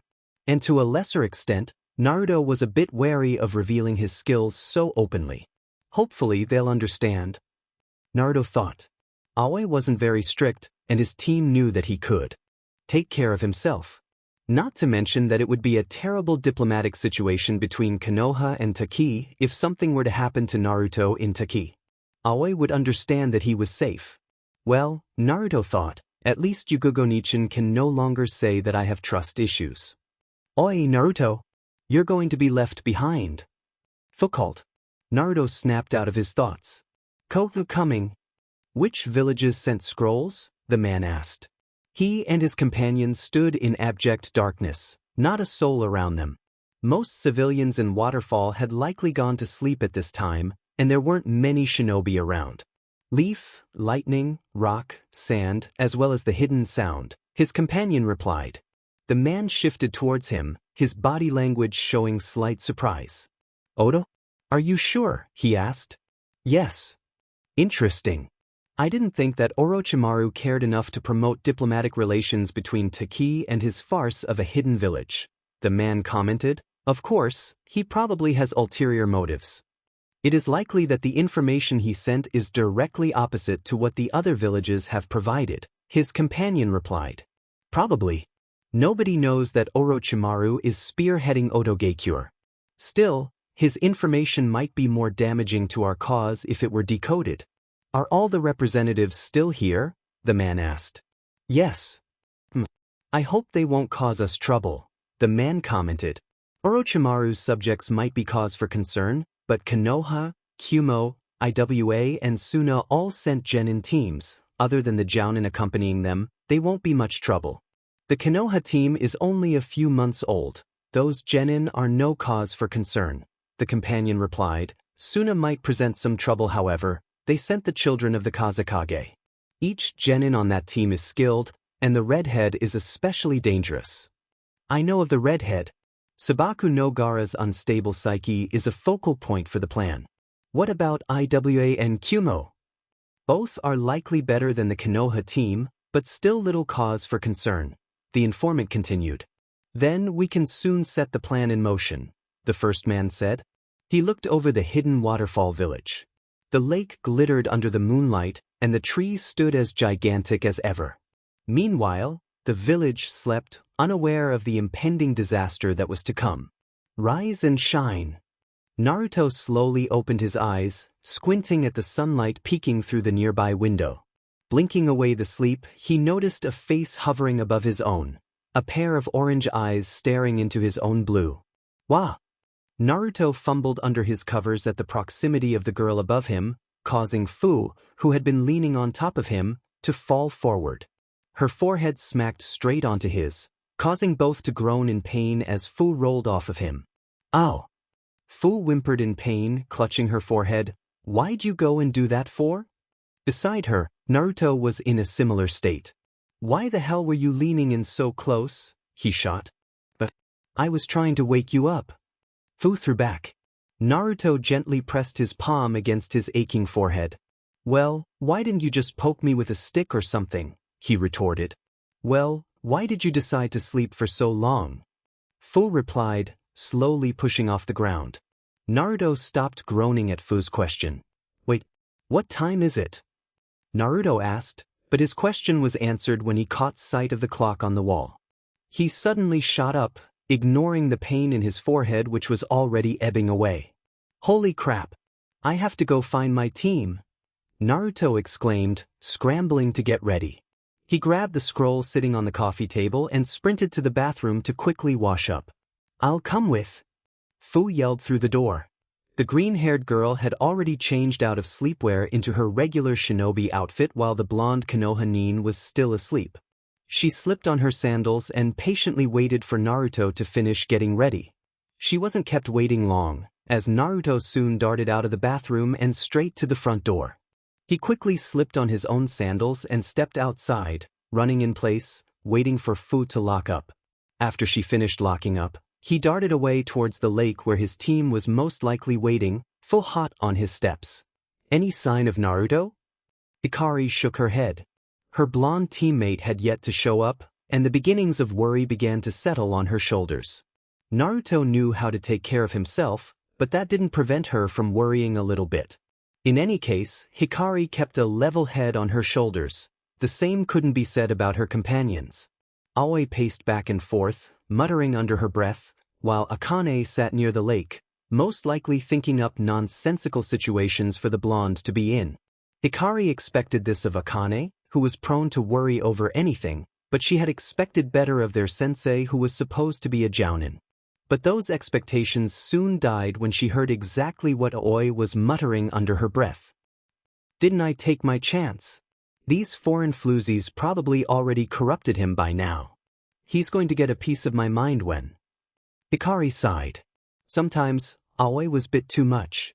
Hey! Hikari, Akane, and Aoi looked over at the source of the noise only to see Naruto running towards them with a Taki Kunoichi, the same one they had seen earlier, hot on his trail. He skidded to a stop in front of them, huffing from his run. The Taki genin slowed to a stop as well, oddly unaffected by her run. Oi, Naruto, where were you? Akane asked, stepping forward angrily. I thought that you'd been dragged under the lake by some weird fish people or something. Let him catch his breath, Akane. Hikari said. Fish people in the lake? Fu spoke up, looking intrigued, but Naruto cut into the conversation before Akane could do any more damage. No. Akane-chan's just joking. Naruto quickly told Fu, before turning to his teammates to explain his absence. Sorry about that. Fu here let me stay in her place overnight. She wouldn't take no for an answer. Aoi glared at him. So, you reject me every time, but the first foreign kunoichi that asks, and you say yes, she said. Naruto, I'm wounded. Are you Aoi-sensei? Fu suddenly spoke up, looking at the Aoi in something akin to admiration. Aoi looked at the girl, all anger immediately forgotten. Yep. Who's asking? Wow. Naruto's told me about you. Fu said, bowing reverently. Aoi looked pleased at the respect the waterfall genin was showing her. Oh really? Aoi asked, smiling slightly. Yeah. You're way cooler than what he told me. Fu said, as if disbelieving that she was actually talking to Aoi. Hikari shot Naruto a disbelieving look, at which Naruto pulled a face and shook his head. He hadn't been complimenting Aoi to Fu, he had been complaining about her. Yes. I am pretty cool, aren't I? Aoi said, grinning. Super cool. Fu replied, grinning back. Akane joined Naruto and Hikari at the side and the three watched the spectacle in front of them. You know, Hikari said, I'd never thought I'd see the day where someone thought Aoi was cool. Naruto just shook his head. That's because Fu is a total dork, he replied, watching Fu and Aoi rattle on. At his comment, both Hikari and Akane looked at Naruto expectantly. I met her inside a ramen stand, sitting alone. Yes. She just reminded me of me when I was younger. Naruto told them. Akane and Hikari eyed the blonde for a moment, before nodding silently. It was only for a brief moment, but even in that minuscule amount of time an understanding had passed through the three teammates. Aoi and Fu joined the three genin soon after.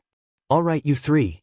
Fu-chan explained what happened yesterday, so I decided that she's going to join us today. Aoi told them. The three genin nodded in assent, having no problem with it. Akane, the most trusting of the lot, was the first to go over and engage the equally trusting Fu in conversation.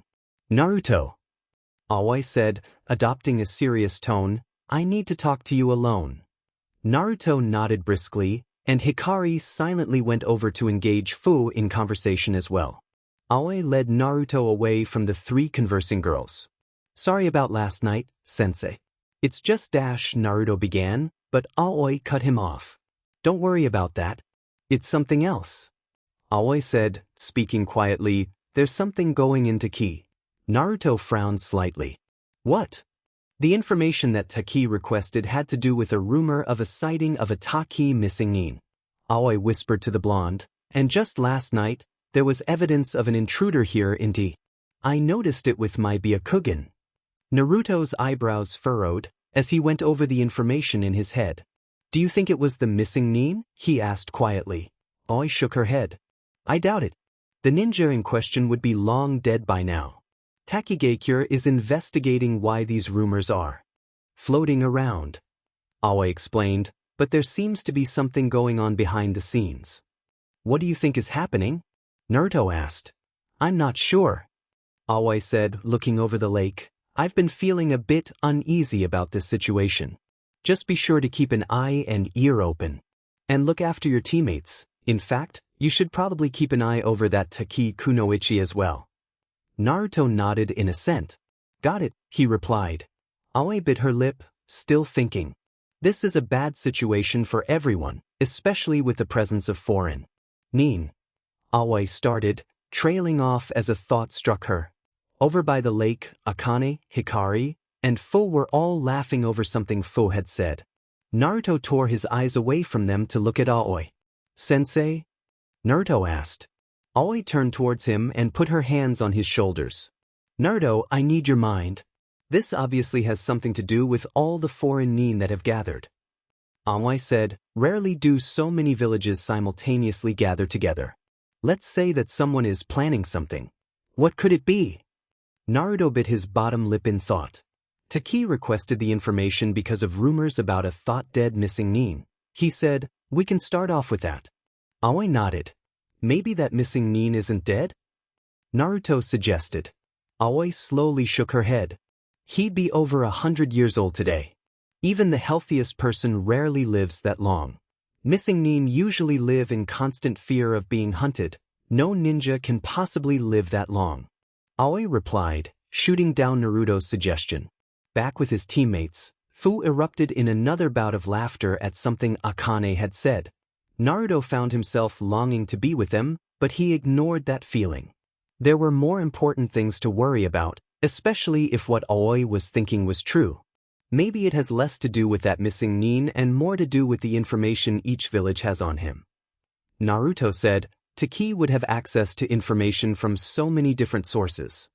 Aoi narrowed her eyes, going over what Naruto had just said. If all that information pointed towards a certain direction, she said slowly. Naruto nodded. It seemed plausible. It means that someone doesn't want that information to be discovered. Naruto said, and because Taki has received the information from all the sources, it means that most of the scrolls containing that information are in one place. So someone can attack and wipe out all of that information at once. Aoi concluded. Naruto nodded in acquiesce. It must be something important, something that might pose a threat to Taki, if not all the involved villages. Naruto said, if the information was discovered, then all our villages might have reason to pursue whatever we discovered from that information. So, if there really is someone planning to attack, then they'll do it soon. They'd have to attack before the information can be decoded. So as soon the last scroll has been delivered, they'll attack. Naruto said, nervously swallowing. If this turned out to be true, then Taki might soon become a battlefield. Aoi narrowed her eyes. We were the last team, I believe. Naruto shook his head in disbelief. Taki has never been invaded. He whispered furiously, remembering Hikari's words. Even if something were to happen, it would surely fail. Except they're not trying to take over Taki. Aoi retorted, their only aim is to destroy those scrolls. They'll be able to move quickly. Then, Naruto spoke up, looking around wildly, we have to warn Dash. And just like that, an explosion erupted somewhere inside the village, attracting the attention of Team 9 as well as Fu. All 5 shinobi looked at the rising smoke in shock. Dimen. Could this be? Naruto thought furiously. Aoi was the first to snap out of her shock, immediately taking command. Everybody here. You as well, Fu. Aoi ordered. Nobody dared disobey her, so Akane, Hikari, and Fu all ran over to both Naruto and Aoi. Just then, a second explosion erupted elsewhere in the village. Sheet. Aoi swore, glancing at the smoke rising from there as well. She ignored the screams of fear arising from the village to look at her team plus the waterfall addition. It was obvious that this was an attack. It seemed that she and Naruto's predictions had come true sooner than either of them had thought. It was then that Fu suddenly decided to run towards the second explosion, no one reacting fast enough to stop her. Destined Fu. Naruto swore, taking off after the waterfall kunoichi. Naruto! Aoi shouted after him, Sheet! But as she was about to run after him, another explosion erupted once more, this time visibly close to them. Aoi stared in the direction in which the two genin had run. Should she really just let him go? There was no doubt that the blonde would face a great amount of danger, but of her three genin, he was the most resourceful. He knew how to take care of himself, but she still wanted to be there to protect him. Aoi didn't understand why she didn't take off after him, why she was still hesitating. The pressure of the situation was bearing on her, and despite all the misgivings she felt, she let him go. You two are with me, Aoi instructed, turning to the two remaining genin, but she couldn't help but think she was making a mistake by not going after the blonde. Stay safe, she prayed. Then she motioned to Akane and Hikari to follow her. The three sprinted into the devastation, unknowing of the dangers awaiting them. This is insane. Koiga swore. He moved about quickly, first priority being to get the non-shinobi citizens to safety. All around him, people ran around in panic. Nobody knew who was attacking. To do this in broad daylight. Just out of the blue. Koiga thought, directing citizens towards the nearest safe house. It was totally unexpected. Around him, his fellow waterfall nin succeeded in clearing out the majority of the villagers away from the danger zone. Despite being a small ninja village, Takigakure was still as efficient as one of the major hidden villages, a feat they were quite proud of. Leaving his job to the nearby Chunin and Genin, Koiga cautiously approached the source of the explosion. Whoever dared to do this was surely confident in their abilities, and in case they decided to stick around, caution was a necessary precaution. Just then, Koiga noticed flashes of orange and green run past him, straight to cause of all the commotion. He was startled to see that it was the Konoha Genin and his own student, Fu. Destined. Fu, you idiot! Don't go running into danger. Koiga swore once again, but another explosion erupted, this time on the lake, sending water flying everywhere. Koiga glanced back over the water, swearing like a sailor. That attack had been closer to Taki's main base of operation, and he knew that his newest priority was to get there immediately. The most likely scenario was that somebody was after the scrolls recently delivered by the various hidden villages. The timing of the attack was too convenient. We have to protect that information. The Jounin cast a glance at the direction that his student had run to, worried for her safety. But he knew what he had to do.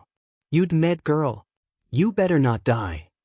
Koiga thought before leaping away towards the lake.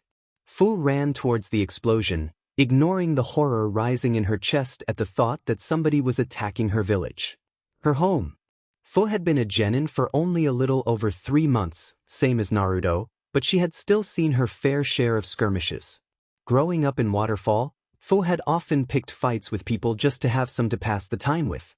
The green-haired girl had always been more agile than her fellow nin, so she had often ended up winning, which had somewhat alienated her from the other citizens. Not that she hadn't already been alienated enough.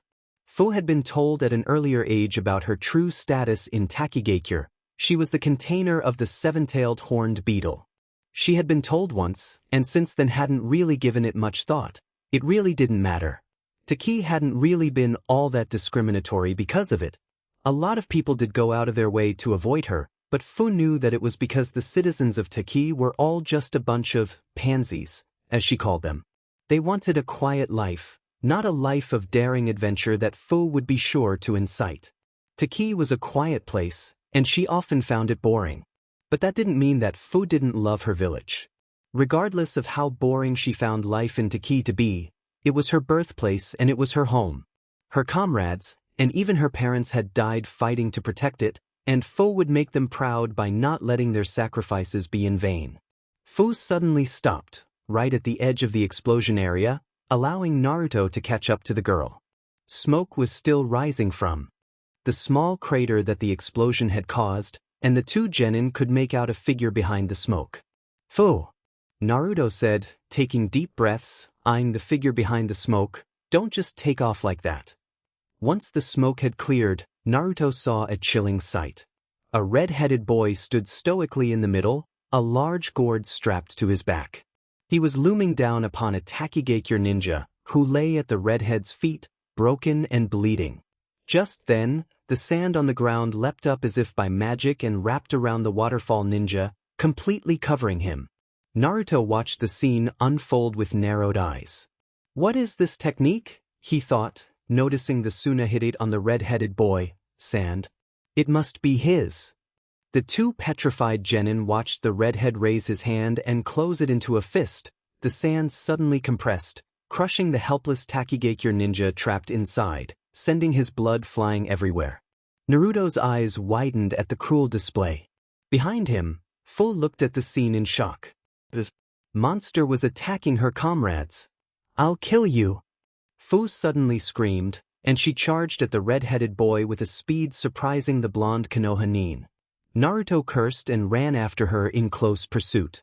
Fu leapt at the redhead with a loud roar, her fist ped back. Behind her, Naruto began quickly performing hand seals, readying a jutsu. The red-headed boy, more commonly known by his title of Saboku no Gaara, or Gaara of the Desert, turned towards her as soon as she ran at him, slightly surprised at her sudden attack. But he didn't flinch, as just as her fist was about to make contact with his face, he leaned back, letting it whip by him. Bringing up his own hands, Gaara took hold of her extended arm and pulled. With a yelp, Fu was lifted off the ground as Gaara spun, swinging her around once and tossing her back in the direction from which she came. Fortunately for the green-haired girl, Naruto was there and he held his ground, grabbing her in a bear hug as she crashed into him. "Thanks," Fu said, stepping beside the blonde as he let her go. Gaara eyed his two opponents coldly, gauging their strengths as best he could. Naruto did the same. "Why are you attacking?" Naruto suddenly asked, stalling the inevitable battle. Gaara's facial expression didn't change at all. DMN, he doesn't reveal any information. Naruto thought, "He's good?" "He attacked me first," Gaara replied, "so I killed him." Naruto's eyes narrowed at the casual response. "Meaning he's likely killed before. He's not only good, but dangerous. Just like you attacked me," Gaara said, his eyes widening slightly, his eyes flickering toward Fu. Naruto followed his eyesight, only to notice a small amount of sand around Fu's feet. "Fu," was all Naruto could get out before Fu was swept off her feet once more by the sanding. "Aya!" Fu screamed, being tossed high into the air by the tendril of sand that Gaara had created. Naruto rushed at the redhead, tossing a kunai ahead. Gaara deftly dodged the kunai, running to the side, aiming to get the blonde to change the direction of his charge. Unfortunately for the Suna shinobi, charging him hadn't been Naruto's agenda. The thrown kunai suddenly burst into a kage bunshin, revealing its true identity, and threw another kunai at the redhead, aiming to keep him on his toes. Seeing his chance, Naruto quickly created a kage bunshin, and holding out his hands, swung it around, much like Gaara had done to Fu, tossing it into the air to assist the airborne waterfall genin. Turning his attention back to Gaara, Naruto tapped a seal attached to his pants leg, creating a few more shadow clones to help him deal with attacking the Suna genin. As the blondes rushed at him, Gaara held out his hand, forming a handful of shuriken in his hands. Swinging, the redhead threw all of them at the coming blondes. "Suna shuriken," Gaara called, alerting Naruto to what was coming his way.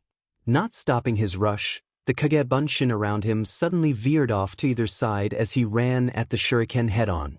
Slapping his hands together to concentrate his chakra properly, Naruto focused them to his legs and took a giant leap, avoiding the shuriken that flew past him.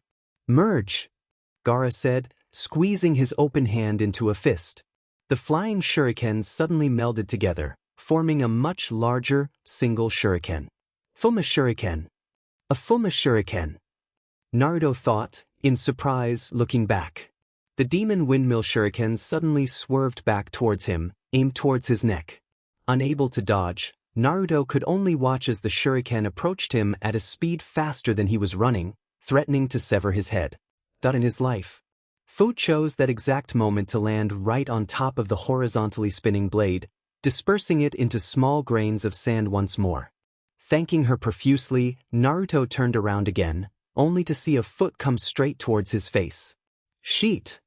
But thankfully, Fu saved Naruto from a broken nose by pulling the blonde back at the last second and grabbed Gaara's extended leg, slamming him to the ground. Rather than dishing damage to the redhead as she'd hoped, the sand nin burst into sand upon impact, dirtying the air surrounding the girl. Dang it, the clone. Fu swore, looking around for the real Gaara. She's fast. Naruto thought, amazed at the speed the girl had displayed. Fu had pulled him back and used that same momentum to push herself forward, grabbing Gaara's leg. The maneuver, while simplistic in theory, was quite hard to perform in real life, especially since Naruto was not a stationary object. Naruto was shocked out of these thoughts when Gaara suddenly appeared before him. Delivering a kick to his chest, Gaara immediately turned his attention to Fu, who turned around, surprised. How did you dash? As Naruto went flying back, Gaara suddenly gestured with his hand, and the grains of sand around Fu suddenly enveloped the girl, taking her by surprise again as she yelped, her exclamation cut off. Sabaku-kyu, Gaara said, calling out the name of his technique. Meanwhile, one Naruto's Kagebunshin saw Gaara's technique, remembering the similar hand gestures from when the redhead had squashed the waterfall nin. In alarm, it dispelled itself, immediately sending the information to the real Naruto and the other remaining Kagebunshin. Demenit. Naruto cursed, tapping the seal attached to his pants leg as he was still flying back from Gaara's kick. Several more Kagebunshin erupted around him, immediately charging after Gaara. He hit the ground and burst into smoke. Fu! All of Naruto's Kagebunshin closed in on Gaara, hoping to interrupt his fatal technique. Gaara eyed the coming enemy calmly. Stop or I'll kill your friend, Gaara said. All of the Narutos immediately stopped at his threat, still wary and ready to charge at him if he went back on his word and attempted to kill her anyway, though one of them did release the technique, bursting away to give all the other Narutos a piece of information. Gaara eyed the resulting smoke for a moment before coming to a conclusion. He's the bigger threat, especially with that clone technique of his. Gaara thought, if I kill his friend, he'll alert everyone. Though Gaara was confident in his ability of surviving any attempts on his life as he had done so numerous times in Sunagakure, he had also had the knowledge of how strong his would-be assassins were, because they had been Sunanin. The whiskered blonde was a foreign shinobi and seemingly quite skilled. If his ability to create that many solid clones was any indication, Gaara didn't want the blonde creating a ruckus, lest it lead to an international incident between Suna and Konoha, who were currently allies. He may have been quite strong for a genin, but he was still only a genin. Gaara knew that Konoha was the stronger hidden village. Suna would likely not stand a chance, especially with legends such as Hatake Kakashi or Jiraiya of the Sannin still around. Release your technique, he said, addressing all of the Narutos again. A few of the clones gritted their teeth, before releasing themselves one by one, until there were only 2 left. Gaara glared at them, narrowing his eyes. All of the clones, the dangerous genin ordered. One of the blondes nodded his head towards the other before dispersing, leaving only the one Naruto behind. I did what you wanted, Naruto said, eyeing the redhead shinobi. Now let her go. Gaara stared at the blonde for a moment, but he did as Naruto asked. Fu fell to the ground, shaking from her close encounter with death. Looking at Gaara with wide eyes, the girl quickly scampered away to where Naruto stood. Thanks for saving me, Fu said, shuddering slightly. I thought I was a goner. No, it's better that I kill the blonde first, then I'll finish off the girl quickly. Gaara thought, inconspicuously surrounding the two with his sand. With the blonde out of the picture, as long as he could quickly end the girl's life, nobody could legitimately accuse him of killing an allied nin. There was nobody else around, thankfully. 2 deaths would easily get lost in the confusion. Naruto. Fu spoke up, eyeing Gaara with scrunched eyebrows. Be really careful. 'Tis different. Yeah, Naruto replied, His sand technique is really dangerous. Fu shook her head. No. He's like me, she said, catching the attention of both Gaara and Naruto. I think he has a demon sealed inside him. What? Naruto said in shock, turning towards her in disbelief. Gaara, ignoring his own shock at the revelation of meeting a fellow demon container, immediately chose this moment to attack the blonde. Gesturing with his hand, Gaara quickly formed the sand behind the blonde into a large conic shape, and moved it towards Naruto's unprotected back. Watch out! Fu suddenly screamed, reaching out to her friend of a single day, but she was too slow to make any difference. Wadash was all Naruto could get out before Gaara's sharpened spear of sand pierced him from the back and burst out of his chest, shocking the blonde at the suddenness of the fatal attack. Naruto! Fu shrieked, her voice echoing across the broken village. Hikari! Stay back! Aoi commanded, eyeing the smoking crater closely. The enemy might be too strong for you too. Hikari grabbed Akane, pulling her back with her in case the girl decided to protest against Aoi's command. This was the first real battle situation that they had encountered, and Hikari was not about to let it go awry. Akane, prepare yourself, Hikari said to the girl, reaching up and snagging her new weapons, the bells that Naruto and gifted her, ready to assist and defend when possible. Akane looked at Hikari wide-eyed, and Hikari realized that there hadn't been any need to hold the Uchiha girl back. Akane! Hikari said, forcefully jostling her, snapping the dark-haired girl out of her shock. Weapons out! Akane stuttered before recovering. Yeah. The girl reached into her kunai pouch and pulled out her weapons of choice, which, incidentally, had been bequeathed upon her by her blonde teammate as well. In each hand, Akane held what she called the fire spin, which were simply put, yo-yos. The string itself was made of a flame-retardant, chakra-absorbent material, preventing Akane from burning it, but allowing her to still send chakra through it to the metal yo-yo at the bottom. The yo-yo had several small holes around its diameter, which, when saturated with fire-based chakra, would release a multitude of flames, encasing the yo-yo with Akane's deadly flames. In effect, the yo-yos would become heavy, metal, spinning cylinders of fire. In her left hand, Akane also held 3 small, unimposing balls between her fingers. These balls were equipped with seals that allowed them to be highly elastic as well as flame-absorbent. Dropped from a meter high, they would bounce back to almost the same height, retaining, as Naruto had said, about 95% of their kinetic energy. They were hard to control, hard to stop, and hard to avoid, especially when they were on fire, but the entire team had undergone special training to fight in sync with them. In essence, what Akane called the fireball were one of the team's most dangerous weapons on the field. A lone man walked out of the crater, looking around with a devious smirk on his face. Aoi's eyes widened as she caught sight of him. Taizu. Taizu looked at Aoi upon mention of his name, raising his eyebrow.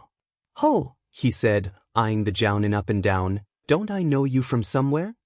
It can't be, Aoi thought, squinting her eyes, out of all the places for him to be. Why is he here? Taizu was someone that Aoi had often seen in her nightmares. A jounin from IW, Taizu had been part of a group of nin that had attacked Aoi and her team when she had still been a genin. He carried with him an enormous amount of skill, an absolute monster to face in battle. This man had been one of those responsible for the deaths of her entire team. Wait a minute. Taizu chuckled. From that time, Ranoi, Kuro-sensei, but Tetsu. As a barrage of unpleasant memories assaulted her, Aoi grit her teeth, glaring at the man. What are the odds of us meeting like this? Taizu said, grinning at the glaring Hyuga jounin, Hikari and Akane looking on in confusion. You've grown up, girl. How are you? Alive. Taizu finished for her. I was very close to dying, in fact. That yellow flash was one dangerous ninja, I'll tell you that.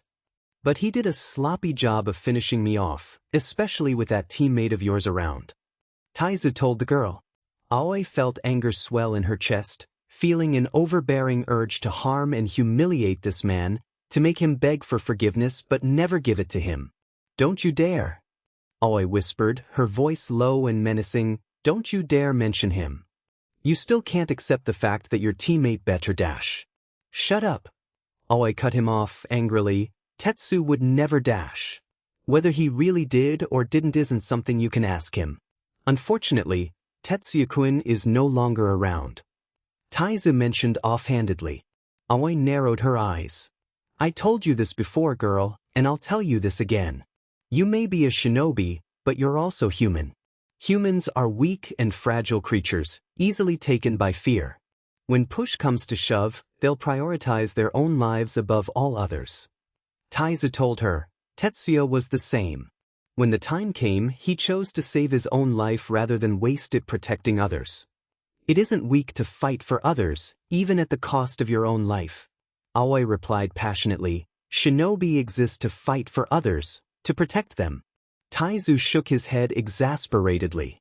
Shinobi were born out of weakness. They exist to protect themselves.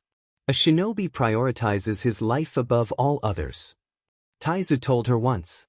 More as if he were stating fact. "It seems that you still haven't learned." Aoi shook her head. "Why are you here, Taizu?" Aoi asked, no longer wanting to hear the man's philosophies. "What's your goal?" Taizu raised an eyebrow. "Why do you assume that I'll just so willingly give away such information so easily?" he asked, shaking his head. "I wouldn't be much of a ninja if I gave away information to anyone who asked." Then he shrugged. "But it's not like I really care if you know or not," he added. "I was sent here to destroy all the scrolls that were gathered from the different villages. By whom or for what reason, I don't know. If you don't even know who you're working for, then why are you here?" "Boyest. Money." Taizu answered simply, shrugging his shoulders. "I've already received 10% of it, and 90% on completion of the mission." "You dash." "Sensei." Hikari intervened, catching Aoi's attention. It was then that Aoi was reminded of her position. This man was likely stronger than even her, and she still had her 2 genin students around. "Oh, sensei?" Taizu questioned, grinning, the scars on his face twisting as he eyed Hikari and Akane.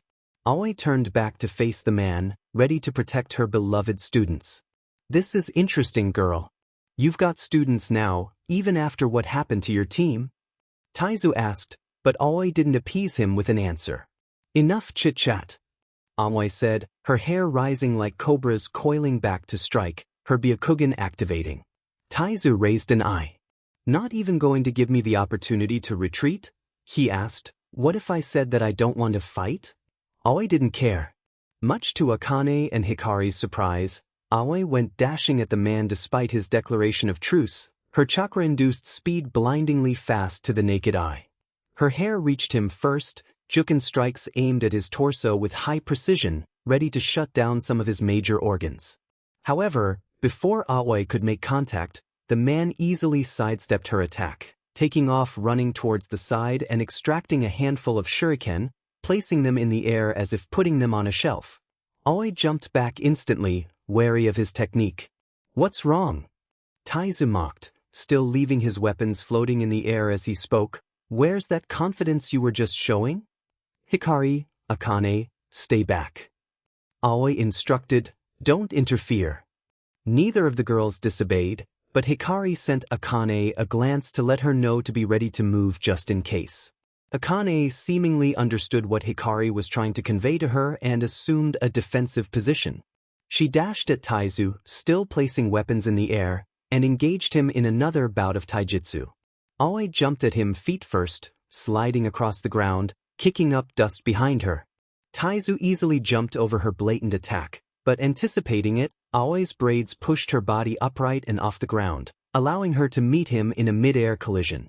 However, before Aoi could strike him with her juken, Taizu used a replacement technique and came up underneath the woman, throwing a kunai straight up. One of Aoi's braids grabbed onto the weapon around its grip and flung it back at Taizu, where he dodged instantly, running to the left and throwing a handful of shuriken. The kunai bounced off the ground and back into the air, stopping mid-air and floating like the rest of his weapons. Aoi nimbly dodged the shuriken, noticing that they too stopped mid-flight, but didn't pay them any mind. Her braids grabbed onto a few floating kunai, arming themselves as Aoi dashed once again at the man. Taizu reached into his back pocket and withdrew 2 small smoke bombs, throwing them at the ground between them. Much to Aoi's surprise, the 2 smoke bombs let out a flash of chakra, temporarily blinding her, and that moment was all Taizu needed, as he went on the offensive immediately. Jumping at her with a kunai in hand, Aoi could only watch as Taizu aimed to stab her, unprepared for the unexpected move. Arg! The man was suddenly struck by 2 small flaming objects, and he rolled away, clutching his burning sides in pain as the 2 balls bounced high off the ground before suddenly going straight after him again. Taizu just barely leapt out of the way, still in pain from the sudden attack. Aoi looked over to where her 2 students stood, attacking the man from a distance. Akane had thrown her fireball, and Hikari, using the bells that Naruto had recently given her, hit the flaming ball with its whip-like capabilities, rocketing them towards Taizu, who was barely dodging. Taking the chance that her genin had granted her, Aoi swiftly pulled out a scroll, yet another gift from Naruto, and unsealed the contents from within, several small magnetized metal balls, each of which weighed a significant amount. Charging some of her chakra into them, Aoi threw them in several directions, letting them sink into the ground where they touched. Hikari, Akane, give me space.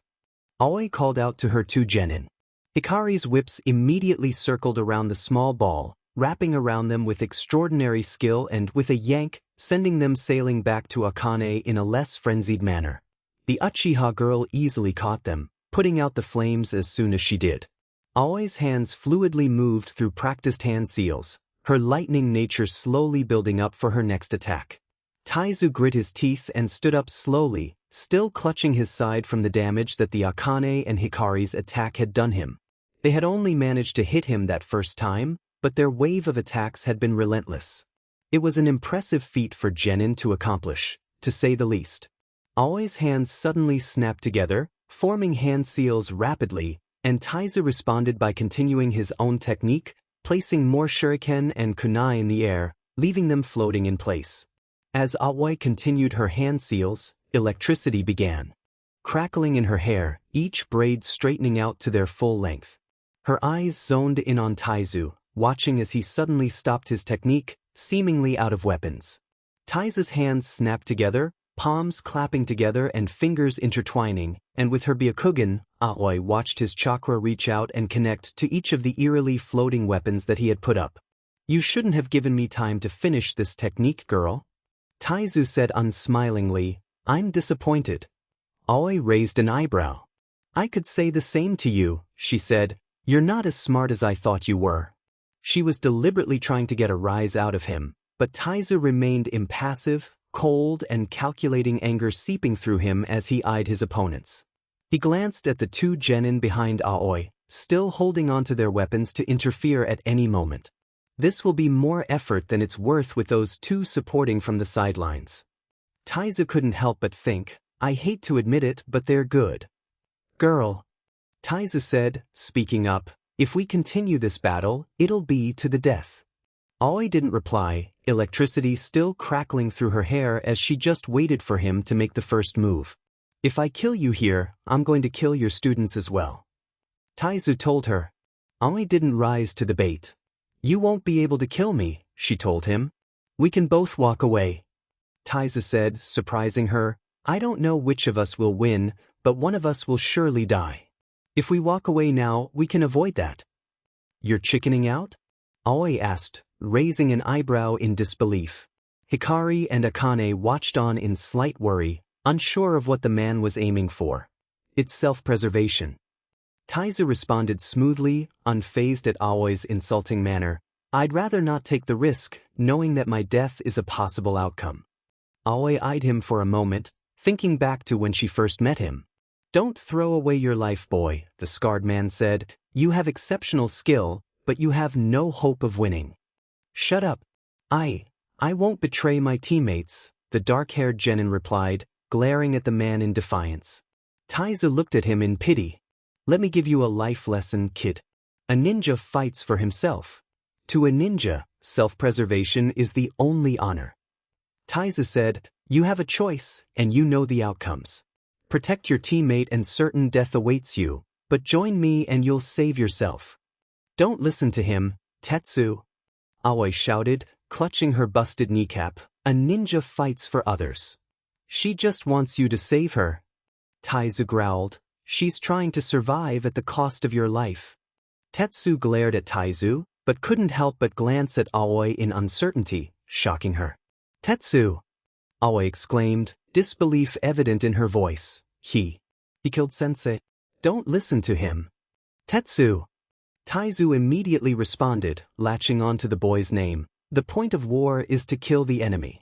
I may have killed your sensei, but he would have killed me if I hadn't. I had to fight to keep my life.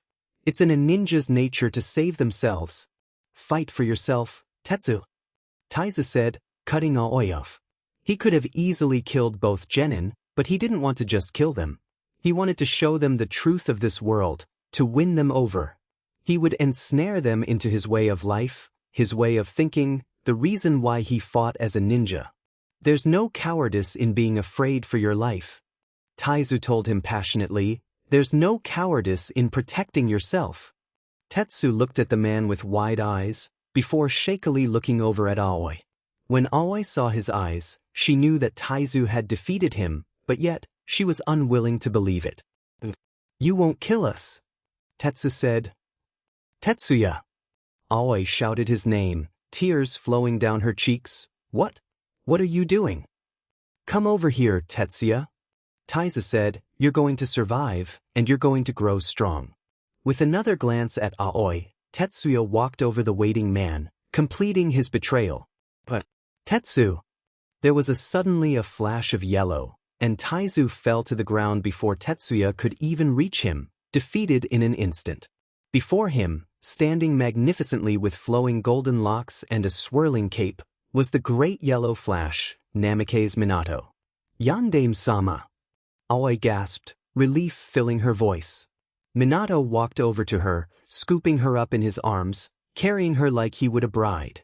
He eyed Tetsu coldly, looking him over and finding him lacking. Tetsuya was still shaking. You'll likely be executed once we return to the village. Minato told the boy, his voice practically made of stone. This sort of thing happens often, especially with genin. It's normally understandable, but turning traitor, especially just after the war is over, is unacceptable. The Hyuga would never allow you to live. Yondaime-sama. Aoi whispered, tears still leaking from her eyes. Please. Minato eyed the girl in his arms for a moment, considering her unspoken request. Run. The Yondaime Hokage told the terrified genin, run, and never come across us again. Live your life with the shame of betraying your village. Live in constant fear for your life. Tetsuya looked at him and Aoi, tears in his own eyes as well. Run. Minato barked. Tetsuya took off, obeying the last command that his Hokage would ever give him. Aoi watched him go, leaving her with the vestiges of a broken team. She cried all the way back to Konoha, and never cried again. Not when the clan sealed her, not when the Yondaime died. Not ever. No. If Taizu was surprised by Aoi's reply, he didn't show it. I'm going to kill you here, Taizu. Aoi told him, regarding the man with an icy expression. It was no longer about philosophies of self-preservation or protecting others. It was revenge, plain and simple. Taizu moved first. He charged right at her, the weapons that he had left floating in the air eerily swerving to point at her. Aoi watched his charge, pointing her fingers straight at him with her hands clamped together in a ram seal, and she began her technique. Reiku! A large burst of lightning erupted from her hands, charging straight at the man, who threw himself to the side to avoid the offending piece of chakra, just barely avoiding an electrifying death. Aoi separated her hands, spreading them out wide. Separate! The burst of lightning suddenly divided, going off in countless directions, interweaving into a web of bright blue light. Crackling as it magically moved through the air, the lightning kept branching off into a counting number of lines, all rapidly zigzagging through the air and making their way towards their target, Taizu. Reiku had been one of Aoi's strongest techniques, very similar to Kakashi's Chidori, but instead of being able to cut, its power was been that of electrocution. It had always been a single shot, a small burst of Aoi's lightning nature chakra meant to strike the enemy through just once. Naruto had changed that. With the magnetized ball that Naruto had made for her, Aoi found that she had much more control over the jutsu than she had originally thought. Using the magnetic field that the ball created, Aoi could change the direction and branch off the threads of lightning in whichever way she wanted, allowing the jutsu to be versatile as long as it was contained within the magnetic field of the ball. And because of the jumpy and piercing nature of electricity, it was very hard to avoid being shocked. Instead of striking with a single hit or miss shot, Aoi created an array of attacks to slowly electrocute her enemies into oblivion. Taizu eyed both Aoi and her shocks of electricity jumping at him, almost as if it were in slow motion. And suddenly his jutsu activated. A hail of kunai spun around the man, causing Aoi to jump out of the way lest she get cut. The electricity was attracted to the metal kunai and shuriken, jumping between several of the weapons, successfully redirected from their target. Sheet!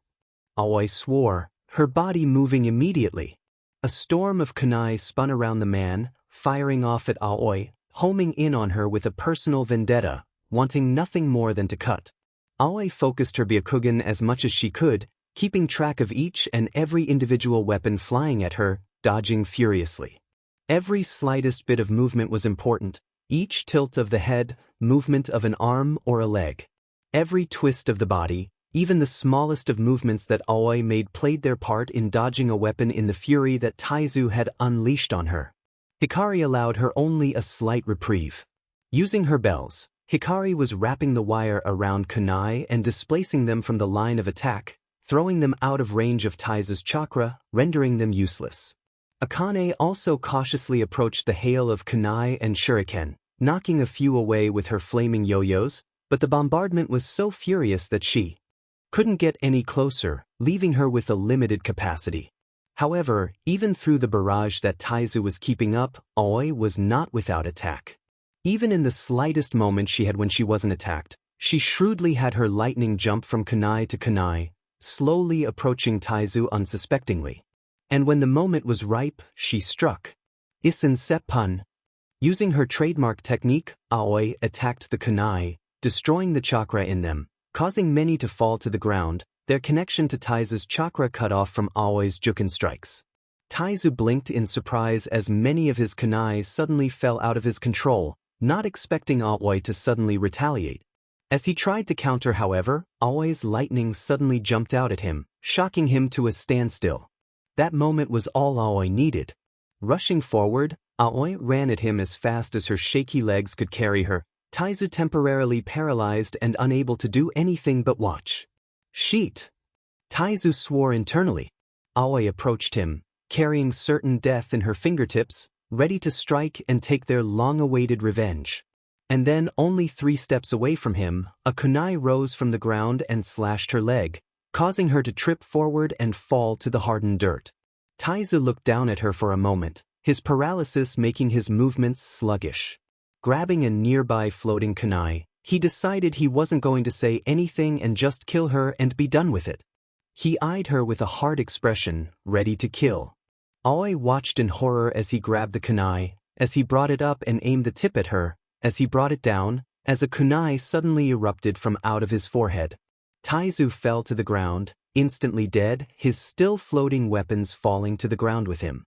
He still had the same hard look in his face, his eyebrows still crinkled and rough lines marring his forehead and his lips still pursed. He probably hadn't even known that he died. Behind him stood a redhead, smirking nastily at the easy kill. She wasn't exactly tall, probably just around Naruto's height, standing with a petite frame of slightly toned muscles. Her hair, a vivid red, was covered with a purple cap, long strands falling out around her ears and onto her pretty face. Her dark eyes glittered with the slightest amount of malice, and she eyed the fallen man's body with an amused look. "Fuuinjin sheet, that was easy," the girl remarked. Aoi could only look at her, surprised at the sudden, almost unbelievable change of events that she had just brought about. Slowly standing up, the girl noticed Aoi's stare, as well as the 2 girls running over, calling out for their sensei. "The F are you looking at?" she asked, her tone not softening at all when speaking to the older woman. You killed him, Aoi said, speaking as if she was stating fact. As a matter of fact, she was. Yeah, and it was effing easy too, the girl replied, cackling. You did all that effing work for nothing. How do you feel that some beach just snuck up and took out the fucktard you've been trying to kill for so long? Sensei. Hikari and Akane ran up, eyeing the redhead warily as they approached their sensei. It's okay, Aoi reassured them, not even waiting for them to speak. He's dead. Yeah, he's dead. He wouldn't be deader if FING crocodile bit off his head.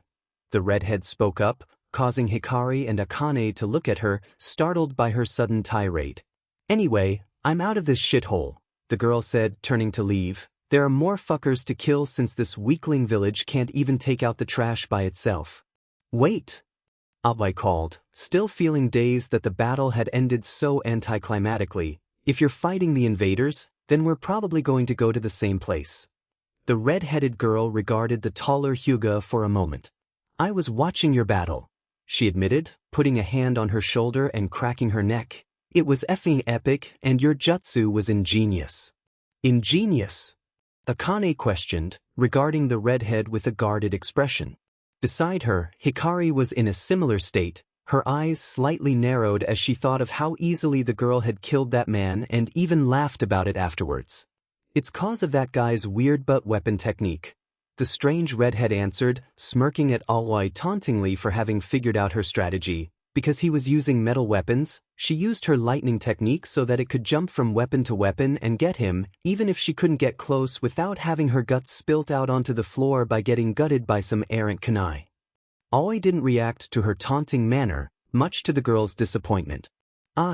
She said, pouting. All right, fine. Since you're pretty FING strong, we can fight against the same people at the same time. Aoi, strangely quiet, couldn't help but feel amused at the girl's reluctance with saying that she would temporarily join forces with them.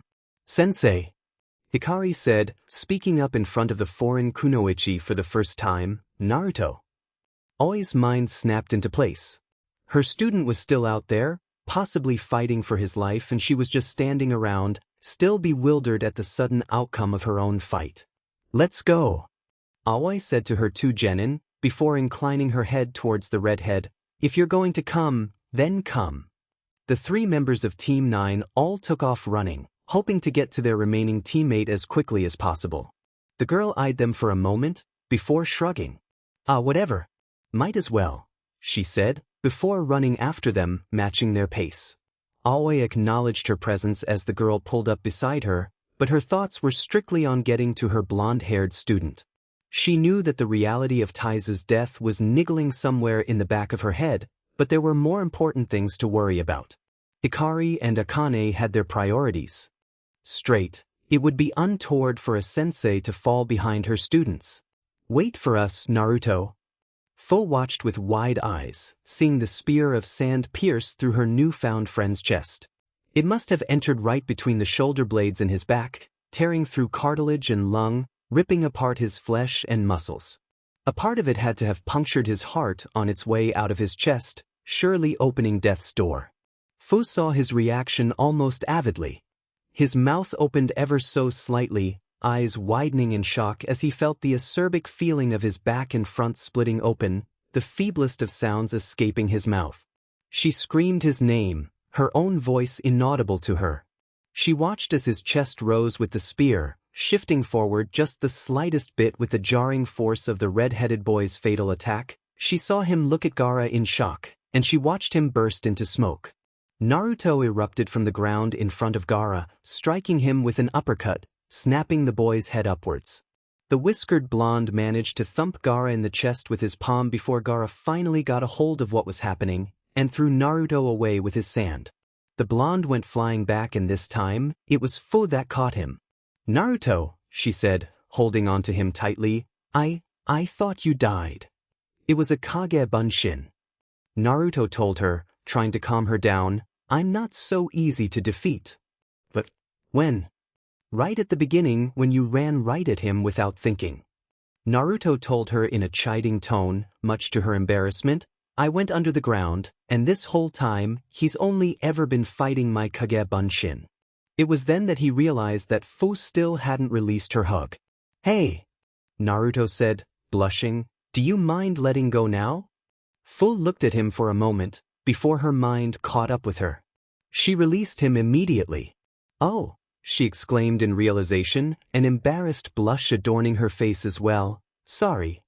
Naruto heard Gaara move behind them. "Hey," he whispered to Fu, "get the kunai into his sand." "What?" Their exchange was abruptly interrupted when tendrils of sand shot straight at them. Naruto and Fu swiftly jumped apart and charged immediately, running in opposite directions, both converging in on the attacking Sunanin. Gaara's gaze shifted from one to the other, before he spread his hands apart, splitting his sand into two, attacking both of his assailants at the same time. As the sand came straight at him, Naruto's hands snapped together, going through hand seals as quick as he was able.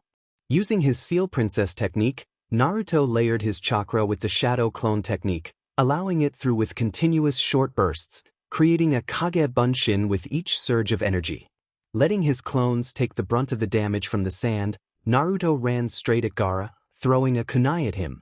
Meanwhile, not having a clone technique to take the damage, Fu opted to run straight at the attacking sand, before she started spinning wildly right before impact. "Tatsumaki Fu," she yelled out, her technique of her own name kicking up dust all around her as her rapid spinning released winds strong enough to knock away Gaara's sand. Gaara looked her in surprise, as the girl continued to spin even after Gaara's sand had dispersed. It was then that Gaara noticed her technique was starting to pull, as he noticed the slight forward momentum on his body. And then Fu charged. Gaara eyed the storm of dust heading straight for him with slight apprehension. His sand would be useless against this technique, getting SCKD up in the rapidly spinning winds. Then, with a start, he noticed Fu jump out of her technique straight at him, catching him unawares. But her leap had missed him, having jumped slightly off target. She missed. Gaara backed away from the girl, feeling relief settle on his shoulders when her attack missed. Even with his ultimate defense, her momentum might have actually allowed her to hit him. But unknown to Gaara, hitting him wasn't her aim. As Gaara moved aside, Naruto's kunai shot straight toward the girl who grabbed it and, still using the momentum from her rapid spin, tossed it at the redhead with great velocity. "What?" Surprised, Gaara could only watch as the kunai struck his sand, almost making it through. It was then that the kunai started glowing, a strange pattern visible on it. Gaara eyed the seal as it suddenly dissolved into his sand without any other effects. Gaara was too late to stop it, but he tossed the kunai away as quickly as he could. "It's over," Naruto told the Sannin, his hands in a tiger seal, ready to release his technique. Gaara eyed the blonde silently. "It's over?" he questioned. "Do you mean to say that you've won?" "We have," Naruto answered, and activated his technique. Gaara immediately felt weird, as if he had just been doused in cold water. His insides tingled, sending shivers down his spine. Looking at his sand, Gaara could see that it was now wet. "My sand? What did you do?" Gaara asked, watching as it fell to the ground in clumps. Naruto eyed him momentarily before replying. "When I hit you in the chest, I carved a seal into your chakra system. A multiple water conversion seal." Naruto told him, "Any chakra you produce will have properties like those of someone with a water affinity. So when I control my sand," Gaara continued. Naruto nodded. "It would behave as if it were wet." Naruto told him. Gaara eyed the blonde for a moment, looking slightly impressed. "And the kunai?" "The same seal to make the sand physically wet." Naruto said, "With wet sand, your effectiveness is cut in less than half, and I have many more tricks up my sleeve." "Why are you attacking my village?" Fu asked, jumping straight to the point. "What's your goal?" "I am not the attacker."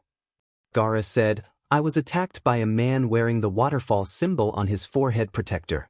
He was an imposter, one of the invaders, so I killed him." Both of the genin eyed Gaara in surprise. They had been fighting someone with whom they should have been fighting alongside. Because he had killed someone wearing the Takigakure symbol, they had attacked him, thinking he was the enemy. In turn, because they had attacked him, Gaara thought that they were the enemies. Their entire fight had been based on a misunderstanding. We aren't enemies. Naruto said, we have no reason to be fighting. Gaara regarded the pair for a moment, but eventually recalled his drenched sand, allowing it back into his gourd. Naruto let out a sigh in relief. Gaara eyed the two of them in confusion. What is your name? He suddenly spoke up, looking at Fu. She eyed him for a moment before hesitantly responding. Fu, you mentioned that you were a demon container. Gaara said, practically ignoring the blonde. Which demon do you hold? The seven-tail horned beetle. Fu responded, speaking in clipped tones. Naruto felt odd as he watched the two converse, not knowing where this conversation was headed.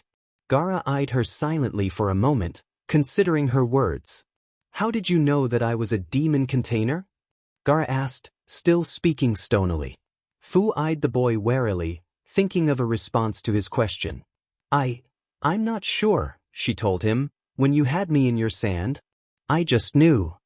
Gaara fell silent at her response, thinking things through. Meanwhile, Naruto's mind was racing. How can demons be sealed? He couldn't help but think. To make a seal for containing a living being as complex as a human, let alone a demon, would take decades.